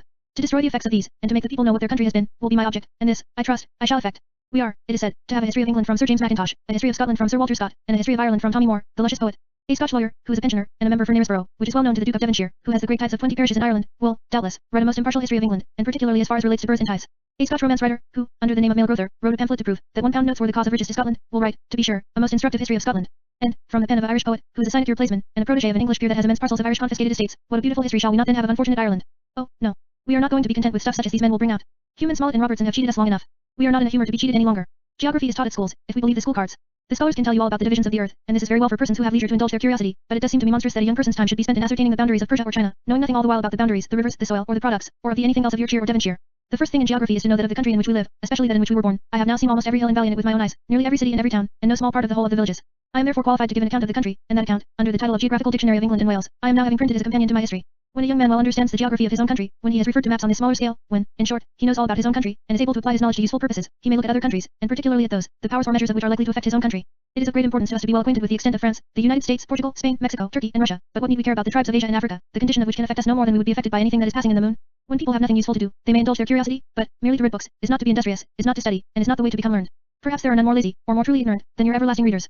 A book is an admirable excuse for sitting still, and, a man who has constantly a newspaper, a magazine, a review, or some book or other in his hand, gets, at last, his head stuffed with such a jumble, that he knows not what to think about anything. An empty coxcomb, that wastes his time in dressing, strutting, or strolling about, and picking his teeth, is certainly a most despicable creature, but scarcely less so than a mere reader of books, who is, generally, conceited, thinks himself wiser than other men, in proportion to the number of leaves that he has turned over. In short, a young man should bestow his time upon no book, the contents of which he cannot apply to some useful purpose. Books of travels, of biography, natural history, and particularly such as relate to agriculture and horticulture, are all proper, when leisure is afforded for them, and the two last are useful to a very great part of mankind, but, unless the subjects treated of are of some interest to us in our affairs, no time should be wasted upon them, when there are so many duties demanded at our hands by our families and our country. A man may read books forever, and be an ignorant creature at last, and even the more ignorant for his reading. And, with regard to young women, everlasting book reading is absolutely a vice. When they once get into the habit, they neglect all other matters, and, in some cases, even their very dress. Attending to the affairs of the house, to the washing, the baking, the brewing, the preservation and cooking of victuals, the management of the poultry and the garden, these are their proper occupations. It is said, with what truth I know not, of the present queen, wife of William IV, that she was an active, excellent manager of her house. Impossible to bestow on her greater praise, and I trust that her example will have its due effect on the young women of the present day, who stand, but too generally, in need of that example. The great fault of the present generation is, that, in all ranks, the notions of self-importance are too high. This has arisen from causes not visible to many, out the consequences are felt by all, and that, too, with great severity. There has been a general sublimating going on for many years. Not to put the word esquire before the name of almost any man who is not a mere laborer or artisan, is almost an affront. Every merchant, every master manufacturer, every dealer, if at all rich, is an esquire. Squires' sons must be gentlemen, and squires' wives and daughters ladies. If this were all, if it were merely a ridiculous misapplication of words, the evil would not be great, but, unhappily, words lead to acts and produce things, and a young gentleman is not easily to be molded into a tradesman or working farmer. And yet the world is too small to hold so many gentlemen and ladies. How many thousands of young men have, at this moment, cause to lament that they are not carpenters, or masons, or tailors, or shoemakers, and how many thousands of those, that they have been bred up to wish to disguise their honest and useful, and therefore honorable, calling. Rousseau observes, that men are happy, first, in proportion to their virtue, and next, in proportion to their independence, and that, of all mankind, the artisan, or craftsman, is the most independent, because he carries about, in his own hands and person, the means of gaining his livelihood, and that the more common the use of the articles on which he works, the more perfect his independence. Where, says he, there is one man that stands in need of the talents of the dentist, there are 100,000 that want those of the people who supply the matter for the teeth to work on, and for one who wants a sonnet to regale his fancy, there are a million clamoring for men to make or mend their shoes. And this is the reason, why shoemakers are proverbially the most independent part of the people, and why they, in general, show more public spirit than any other men. He who lives by a pursuit, be it what it may, which does not require a considerable degree of bodily labor, must, from the nature of things, be, more or less, a dependent, and this is, indeed, the price which he pays for his exemption from that bodily labor. He may arrive at riches, or fame, or both, and this chance he sets against the certainty of independence in humbler life. There always have been, there always will be, and there always ought to be, some men to take this chance, but to do this has become the fashion, and a fashion it is the most fatal that ever seized upon a community. With regard to young women, to sing, to play on instruments of music, to draw, to speak French, and the like, are very agreeable qualifications, but why should they all be musicians, and painters, and linguists? Why all of them? Who, then, is there left to take care of the houses of farmers and traders? But there is something in these accomplishments worse than this, namely, that they think themselves too high for farmers and traders, and this, in fact, they are, much too high, and, therefore, the servant girls step in and supply their place. If they could see their own interest, surely they would drop this lofty tone, and these lofty airs. It is, however, the fault of the parents, and particularly of the father, whose duty it is to prevent them from imbibing such notions, and to show them, that the greatest honor they ought to aspire to is, thorough skill and care in the economy of a house.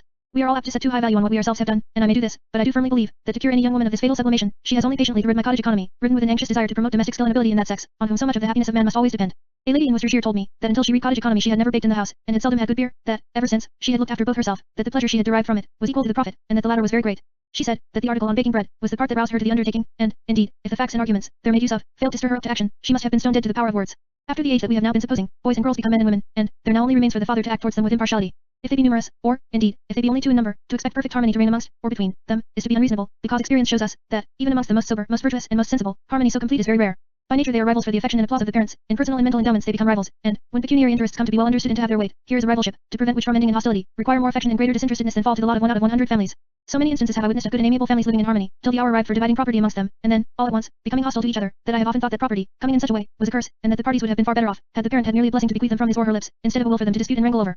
With regard to this matter, all that the father can do, is to be impartial, but, impartiality does not mean positive equality in the distribution, but equality in proportion to the different deserts of the parties, their different wants, their different pecuniary circumstances, and different prospects in life, and these vary so much, in different families, that it is impossible to lay down any general rule upon the subject. But there is one fatal error, against which every father ought to guard his heart, and the kinder that heart is, the more necessary such guardianship. I mean the fatal error of heaping upon one child, to the prejudice of the rest, or, upon a part of them. This partiality sometimes arises from mere caprice, sometimes from the circumstance of the favorite being more favored by nature than the rest, sometimes from the nearer resemblance to himself, that the father sees in the favorite, and, sometimes, from the hope of preventing the favored party from doing that which would disgrace the parent. All these motives are highly censurable, but the last is the most general, and by far the most mischievous in its effects. How many fathers have been ruined, how many mothers and families brought to beggary, how many industrious and virtuous groups have been pulled down from competence to penury, from the desire to prevent one from bringing shame on the parent. So that, contrary to every principle of justice, the bad is rewarded for the badness, and the good punished for the goodness.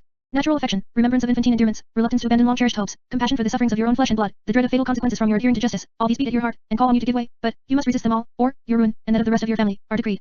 Suffering is the natural and just punishment of idleness, drunkenness, squandering, and an indulgence in the society of prostitutes, and, never did the world behold an instance of an offender, in this way, reclaimed but by the infliction of this punishment, particularly, if the society of prostitutes made part of the offense, for, here is something that takes the heart from you. Nobody ever yet saw, and nobody ever will see, a young man, linked to a prostitute, and retain, at the same time, any, even the smallest degree of affection for parents or brethren. You may supplicate, you may implore, you may leave yourself penniless, and your virtuous children without bread, the invisible cormorant will still call for more, and, as we saw, only the other day, a wretch was convicted of having, at the instigation of his prostitute, beaten his aged mother, to get from her the small remains of the means necessary to provide her with food. In Heron's collection of God's judgments on wicked acts, it is related of an unnatural son, who fed his aged father upon orts and offal, lodged him in a filthy and crazy garret, and clothed him in sackcloth, while he and his wife and children lived in luxury, that, having bought sackcloth enough for 2 dresses for his father, the children took away the part not made up, and hid it, and that, upon asking them what they could do this for, they told him that they meant to keep it for him, when he should become old and walk with a stick. This, the author relates, pierced his heart, and, indeed, if this failed, he must have had the heart of a tiger, but, even this would not succeed with the associate of a prostitute. When this vice, this love of the society of prostitutes, when this vice has once got fast hold, vain are all your sacrifices, vain your prayers, vain your hopes, vain your anxious desire to disguise the shame from the world, and, if you have acted well your part, no part of that shame falls on you, unless you have administered to the cause of it. Your authority has ceased, the voice of the prostitute, or the charms of the bottle, or the rattle of the dice, has been more powerful than your advice and example. You must lament this, but, it is not to bow you down, and, above all things, it is weak, and even criminally selfish, to sacrifice the rest of your family, in order to keep from the world the knowledge of that, which, if known, would, in your view of the matter, bring shame on yourself. Let me hope, however, that this is a calamity which will befall very few good fathers, and that, of all such, the sober, industrious, and frugal habits of their children, their dutiful demeanor, their truth, and their integrity, will come to smooth the path of their downward days, and be the objects on which their eyes will close. Those children must, in their turn, travel the same path, and they may be assured, that, honor thy father and thy mother, that thy days may be long in the land, is a precept, a disregard of which never yet failed, either first or last, to bring its punishment. And, what can be more just than that signal punishment should follow such a crime directly against the voice of nature itself. Youth has its passions, and due allowance justice will make for these, but, are the delusions of the boozer, the gamester, or the harlot, to be pleaded in excuse for a disregard of the source of your existence? Are those to be pleaded in apology for giving pain to the father who has toiled half a lifetime in order to feed and clothe you, and to the mother whose breast has been to you the fountain of life?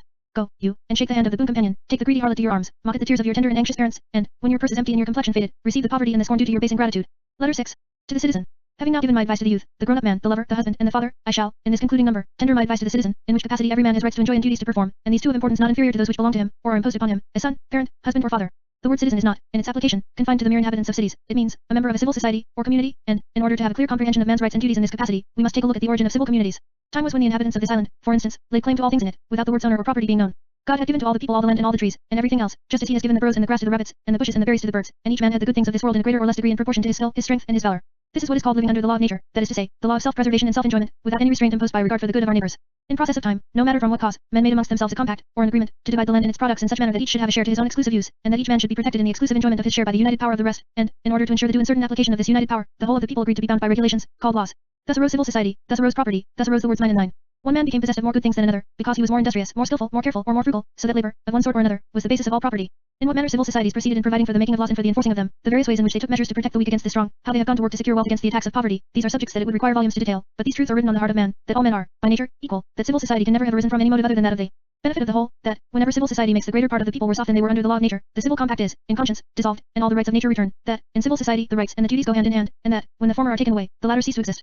Now, then, in order to act well our part as citizens or members of the community, we ought clearly to understand what our rights are, for, on our enjoyment of these depend our duties, rights going before duties, as value received goes before payment. I know well, that just the contrary of this is taught in our political schools, where we are told, that our first duty is to obey the laws, and it is not many years ago, that Horsley, Bishop of Rochester, told us, that the people had nothing to do with the laws but to obey them. The truth is, however, that the citizen's first duty is to maintain his rights, as it is the purchaser's first duty to receive the thing for which he has contracted. Our rights in society are numerous, the right of enjoying life and property, the right of exerting our physical and mental powers in an innocent manner, but, the great right of all, and without which there is, in fact, no right, is, the right of taking a part in the making of the laws by which we are governed. This right is founded in that law of nature spoken of above, it springs out of the very principle of civil society, for what compact, what agreement, what common assent, can possibly be imagined by which men would give up all the rights of nature, all the free enjoyment of their bodies and their minds, in order to subject themselves to rules and laws, in the making of which they should have nothing to say, and which should be enforced upon them without their assent. The great right, therefore, of every man, the right of rights, is the right of having a share in the making of the laws, to which the good of the whole makes it his duty to submit. With regard to the means of enabling every man to enjoy this share, they have been different, in different countries, and, in the same countries, at different times. Generally it has been, and in great communities it must be, by the choosing of a few to speak and act in behalf of the many, and, as there will hardly ever be perfect unanimity amongst men assembled for any purpose whatever, where fact and argument are to decide the question, the decision is left to the majority, the compact being that the decision of the majority shall be that of the whole. Minors are excluded from this right, because the law considers them as infants, because it makes the parent answerable for civil damages committed by them, and because of their legal incapacity to make any compact. Women are excluded because husbands are answerable in law for their wives, as to their civil damages, and because the very nature of their sex makes the exercise of this right incompatible with the harmony and happiness of society. Men stained with indelible crimes are excluded, because they have forfeited their right by violating the laws, to which their assent has been given. Insane persons are excluded, because they are dead in the eye of the law, because the law demands no duty at their hands, because they cannot violate the law, because the law cannot affect them, and, therefore, they ought to have no hand in making it. But, with these exceptions, where is the ground whereon to maintain that any man ought to be deprived of this right, which he derives directly from the law of nature, and which springs, as I said before, out of the same source with civil society itself? Am I told, that property ought to confer this right? Property sprang from labor, and not labor from property, so that if there were to be a distinction here, it ought to give the preference to labor. All men are equal by nature, nobody denies that they all ought to be equal in the eye of the law, but, how are they to be thus equal, if the law begin by suffering some to enjoy this right and refusing the enjoyment to others?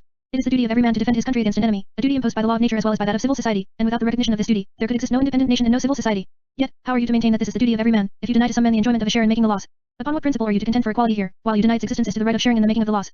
The poor man has a body and a soul as well as the rich man, like the latter, he has parents, wife, and children, a bullet or a sword is as deadly to him as to the rich man, there are hearts to ache and tears to flow for him as well as for the squire or the lord or the lonemonger, yet, notwithstanding this equality, he is to risk all, and, if he escape, he is still to be denied an equality of rights. If, in such a state of things, the artisan, or laborer, when called out to fight in defense of his country, were to answer, why should I risk my life? I have no possession but my labor, no enemy will take that from me, you, the rich, possess all the land and all its products, you make what laws you please without my participation or assent, you punish me at your pleasure, you say that my want of property excludes me from the right of having a share in the making of the laws, you say that the property that I have in my labor is nothing worth, on what ground, then, do you call on me to risk my life? If, in such a case, such questions were put, the answer is very difficult to be imagined. In cases of civil commotion the matter comes still more home to us. On what ground is the rich man to call the artisan from his shop or the laborer from the field to join the sheriff's posse or the militia, if he refuse to the laborer and artisan the right of sharing in the making of the laws? Why are they to risk their lives here? To uphold the laws, and to protect property. What? Laws, in the making of, or assenting to, which they have been allowed to have no share. Property, of which they are said to possess none. What? Compel men to come forth and risk their lives for the protection of property, and then, in the same breath, tell them, that they are not allowed to share in the making of the laws, because, and only because, they have no property. Not because they have committed any crime, not because they are idle or profligate, not because they are vicious in any way, out solely because they have no property, and yet, at the same time, compel them to come forth and risk their lives for the protection of property. But, the paupers? Ought they to share in the making of the laws? And why not? What is a pauper? What is one of the men to whom this degrading appellation is applied? A very poor man, a man who is, from some cause or other, unable to supply himself with food and raiment without aid from the parish rates. And, is that circumstance alone to deprive him of his right, a right of which he stands more in need than any other man? Perhaps he has, for many years of his life, contributed directly to those rates, and 10,000 to 1 he has, by his labor, contributed to them indirectly. The aid which, under such circumstances, he receives, is his right, he receives it not as an alms, he is no mendicant, he begs not, he comes to receive that which the law of the country awards him in lieu of the larger portion assigned him by the law of nature. Pray mark that, and let it be deeply engraven on your memory. The audacious and merciless Malthus, a parson of the church establishment, recommended, some years ago, the passing of a law to put an end to the giving of parish relief, though he recommended no law to put an end to the enormous taxes paid by poor people. In his book he said, that the poor should be left to the law of nature, which, in case of their having nothing to buy food with, doomed them to starve. They would ask nothing better than to be left to the law of nature, that law which knows nothing about buying food or anything else, that law which bids the hungry and the naked take food and raiment wherever they find it best and nearest at hand, that law which awards all possessions to the strongest, that law the operations of which would clear out the London meat markets and the drapers' and jewelers' shops in about half an hour, to this law the parson wished the Parliament to leave the poorest of the working people, but, if the Parliament had done it, it would have been quickly seen, that this law was far from dooming them to be starved. Trusting that it is unnecessary for me to express a hope, that barbarous thoughts like those of Malthus and his tribe will never be entertained by any young man who has read the previous numbers of this work, let me return to my very, very poor man, and ask, whether it be consistent with justice, with humanity, with reason, to deprive a man of the most precious of his political rights, because, and only because, he has been, in a pecuniary way, singularly unfortunate. The scripture says, despise not the poor, because he is poor, that is to say, despise him not on account of his poverty. Why, then, deprive him of his right, why put him out of the pale of the law, on account of his poverty? There are some men, to be sure, who are reduced to poverty by their vices, by idleness, by gaming, by drinking, by squandering, but, the far greater part by bodily ailments, by misfortunes to the effects of which all men may, without any fault, and even without any folly, be exposed, and, is there a man on earth so cruelly unjust as to wish to add to the sufferings of such persons by stripping them of their political rights? How many thousands of industrious and virtuous men have, within these few years, been brought down from a state of competence to that of pauperism? And, is it just to strip such men of their rights, merely because they are thus brought down? When I was at Ely, last spring, there were in that neighborhood, 3 paupers cracking stones on the roads, who had all 3 been, not only ratepayers, but overseers of the poor, within 7 years of the day when I was there. Is there any man so barbarous as to say, that these men ought, merely on account of their misfortunes, to be deprived of their political rights? Their right to receive relief is as perfect as any right of property, and, would you, merely because they claim this right, strip them of another right? To say no more of the injustice and the cruelty, is there reason, is there common sense in this? What? If a farmer or tradesman be, by flood or by fire, so totally ruined as to be compelled, surrounded by his family, to resort to the parish book, would you break the last heartstring of such a man by making him feel the degrading loss of his political rights? Here, young man of sense and of spirit, here is the point on which you are to take your stand. There are always men enough to plead the cause of the rich, enough and enough to echo the woes of the fallen great, but, be it your part to show compassion for those who labor, and to maintain their rights. Poverty is not a crime, and, though it sometimes arises from faults, it is not, even in that case, to be visited by punishment beyond that which it brings with itself. Remember, that poverty is decreed by the very nature of man. The scripture says, that the poor shall never cease from out of the land, that is to say, that there shall always be some very poor people. This is inevitable from the very nature of things. It is necessary to the existence of mankind, that a very large portion of every people should live by manual labor, and, as such labor is pain, more or less, and as no living creature likes pain, it must be, that the far greater part of laboring people will endure only just as much of this pain as is absolutely necessary to the supply of their daily wants. Experience says that this has always been, and reason and nature tell us, that this must always be. Therefore, when ailments, when losses, when untoward circumstances of any sort, stop or diminish the daily supply, want comes, and every just government will provide, from the general stock, the means to satisfy this want. Nor is the deepest poverty without its useful effects in society. To the practice of the virtues of abstinence, sobriety, care, frugality, industry, and even honesty and amiable manners and acquirement of talent, the 2 great motives are, to get upwards in riches or fame, and to avoid going downwards to poverty, the last of which is the most powerful of the 2. It is, therefore, not with contempt, but with compassion, that we should look on those, whose state is one of the decrees of nature, from whose sad example we profit, and to whom, in return, we ought to make compensation by every indulgent and kind act in our power, and particularly by defense of their rights. To those who labor, we, who labor not with our hands, owe all that we eat, drink and wear, all that shades us by day and that shelters us by night, all the means of enjoying health and pleasure, and, therefore, if we possess talent for the task, we are ungrateful or cowardly, or both, if we omit any effort within our power to prevent them from being slaves, and, disguise the matter how we may, a slave, a real slave, every man is, who has no share in making the laws which he is compelled to obey. What is a slave? For, let us not be amused by a name, but look well into the matter. A slave is, in the first place, a man who has no property, and property means something that he has, and that nobody can take from him without his leave, or consent. Whatever man, no matter what he may call himself or anybody else may call him, can have his money or his goods taken from him by force, by virtue of an order, or ordinance, or law, which he has had no hand in making, and to which he has not given his assent, has no property, and is merely a depositary of the goods of his master. A slave has no property in his labor, and any man who is compelled to give up the fruit of his labor to another, at the arbitrary will of that other, has no property in his labor, and is, therefore, a slave, whether the fruit of his labor be taken from him directly or indirectly. If it be said, that he gives up this fruit of his labor by his own will, and that it is not forced from him, I answer, to be sure he may avoid eating and drinking and may go naked, but, then he must die, and on this condition, and this condition only, can he refuse to give up the fruit of his labor, die, wretch, or surrender as much of your income, or the fruit of your labor as your masters choose to take. This is, in fact, the language of the rulers to every man who is refused to have a share in the making of the laws to which he is forced to submit. But, someone may say, slaves are private property, and may be bought and sold, out and out, like cattle. And, what is it to the slave, whether he be property of one or of many, or, what matters it to him, whether he pass from master to master by sale for an indefinite term, or be let to hire by the year, month, or week? It is, in no case, the flesh and blood and bones that are sold, but the labor, and, if you actually sell the labor of man, is not that man a slave, though you sell it for only a short time at once. And, as to the principle, so ostentatiously displayed in the case of the black slave trade, that man ought not to have a property in man, it is even an advantage to the slave to be private property, because the owner has then a clear and powerful interest in the preservation of his life, health, and strength, and will, therefore, furnish him amply with the food and raiment necessary for these ends. Everyone knows, that public property is never so well taken care of as private property, and this, too, on the maxim, that which is everybody's business is nobody's business. Everyone knows that a rented farm is not so well kept in heart, as a farm in the hands of the owner. And as to punishments and restraints, what difference is there, whether these be inflicted and imposed by a private owner, or his overseer, or by the agents and overseers of a body of proprietors? In short, if you can cause a man to be imprisoned or whipped if he do not work enough to please you, if you can sell him by auction for a time limited, if you can forcibly separate him from his wife to prevent their having children, if you can shut him up in his dwelling place when you please, and for as long a time as you please, if you can force him to draw a cart or wagon like a beast of draught, if you can, when the humor seizes you, and at the suggestion of your mere fears, or whim, cause him to be shut up in a dungeon during your pleasure, if you can, at your pleasure, do these things to him, is it not to be impudently hypocritical to affect to call him a free man? But, after all, these may all be wanting, and yet the man be a slave, if he be allowed to have no property, and, as I have shown, no property he can have, not even in that labor, which is not only property, but the basis of all other property, unless he have a share in making the laws to which he is compelled to submit. It is said, that he may have this share virtually though not in form and name, for that his employers may have such share, and they will, as a matter of course, act for him. This doctrine, pushed home, would make the chief of the nation the sole maker of the laws, for, if the rich can thus act for the poor, why should not the chief act for the rich? This matter is very completely explained by the practice in the United States of America. There the maxim is, that every free man, with the exception of men stained with crime and men insane, has a right to have a voice in choosing those who make the laws. The number of representatives sent to the Congress is, in each state, proportioned to the number of free people. But, as there are slaves in some of the states, these states have a certain portion of additional numbers on account of those slaves. Thus the slaves are represented by their owners, and this is real, practical, open, and undisguised virtual representation. No doubt that white men may be represented in the same way, for the color of the skin is nothing, but let them be called slaves, then, let it not be pretended that they are free men, let not the word liberty be polluted by being applied to their state, let it be openly and honestly avowed, as in America, that they are slaves, and then will come the question whether men ought to exist in such a state, or whether they ought to do everything in their power to rescue themselves from it. If the right to have a share in making the laws were merely a feather, if it were a fanciful thing, if it were only a speculative theory, if it were but an abstract principle, on any of these suppositions, it might be considered as of little importance. But it is none of these. It is a practical matter. The want of it not only is, but must of necessity be, felt by every man who lives under that want. If it were proposed to the shopkeepers in a town, that a rich man or two, living in the neighborhood, should have power to send, whenever they pleased, and take away as much as they pleased of the money of the shopkeepers, and apply it to what uses they please, what an outcry the shopkeepers would make. And yet, what would this be more than taxes imposed on those who have no voice in choosing the persons who impose them? Who lets another man put his hand into his purse when he pleases? Who, that has the power to help himself, surrenders his goods or his money to the will of another? Has it not always been, and must it not always be, true, that, if your property be at the absolute disposal of others, your ruin is certain? And if this be, of necessity, the case amongst individuals and parts of the community, it must be the case with regard to the whole community. And experience shows us that it always has been the case. The natural and inevitable consequences of a want of this right in the people have, in all countries, been taxes pressing the industrious and laborious to the earth, severe laws and standing armies to compel the people to submit to those taxes, wealth, luxury, and splendor, amongst those who make the laws and receive the taxes, poverty, misery, immorality, and crime, amongst those who bear the burdens, and at last commotion, revolt, revenge, and rivers of blood. Such have always been, and such must always be, the consequences of a want of this right of all men to share in the making of the laws, a right, as I have before shown, derived immediately from the law of nature, springing up out of the same source with civil society, and cherished in the heart of man by reason and by experience. Well, then, this right being that, without the enjoyment of which there is, in reality, no right at all, how manifestly is it the first duty of every man to do all in his power to maintain this right where it exists, and to restore it where it has been lost? For observe, it must, at one time, have existed in every civil community, it being impossible that it could ever be excluded by any social compact, absolutely impossible, because it is contrary to the law of self-preservation to believe, that men would agree to give up the rights of nature without stipulating for some benefit.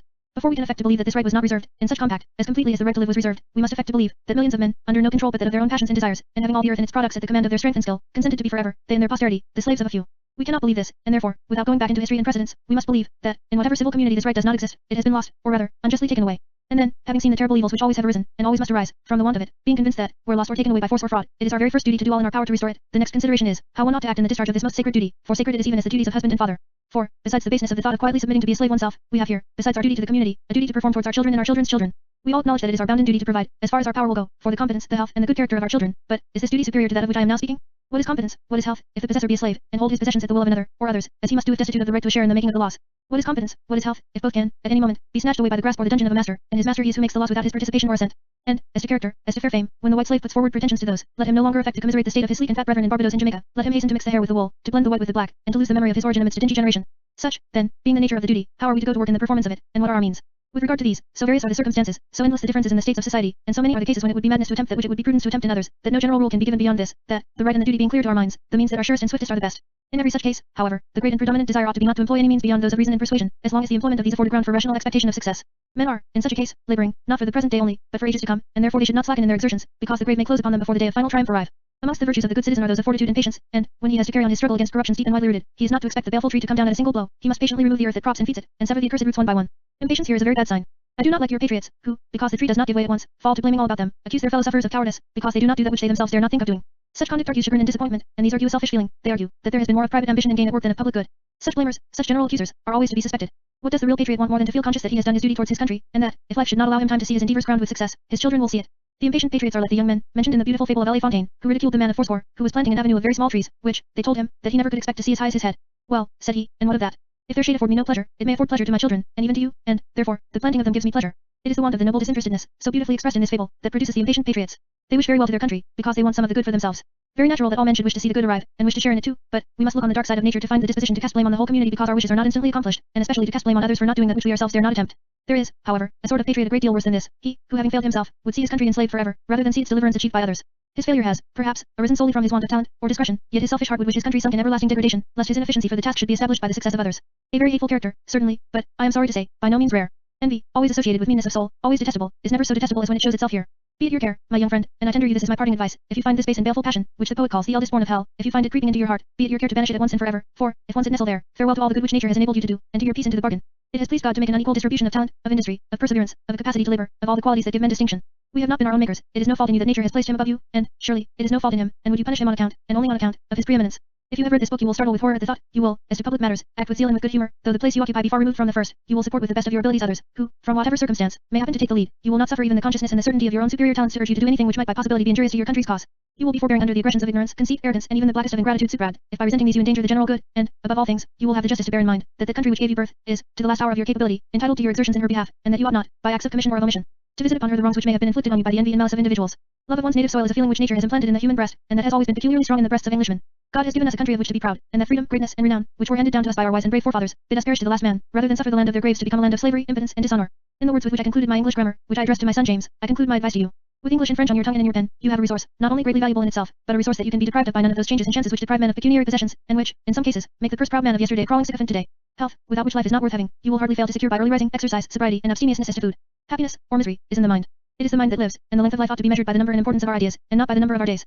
Never, therefore, esteem men merely on account of their riches or their station. Respect goodness, find it where you may.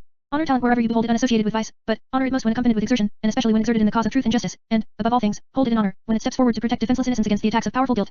These words, addressed to my own son, I now, in taking my leave, address to you. Be just, be industrious, be sober, and be happy, and the hope that these effects will, in some degree, have been caused by this little work, will add to the happiness of your friend and humble servant, W.M. Cobbett. Kensington, Th. August. Discover Free EDU City would like to thank Microsoft Zero Desktop English in Balboa. This way to Microsoft.com. Used with permission from Microsoft for school-related projects.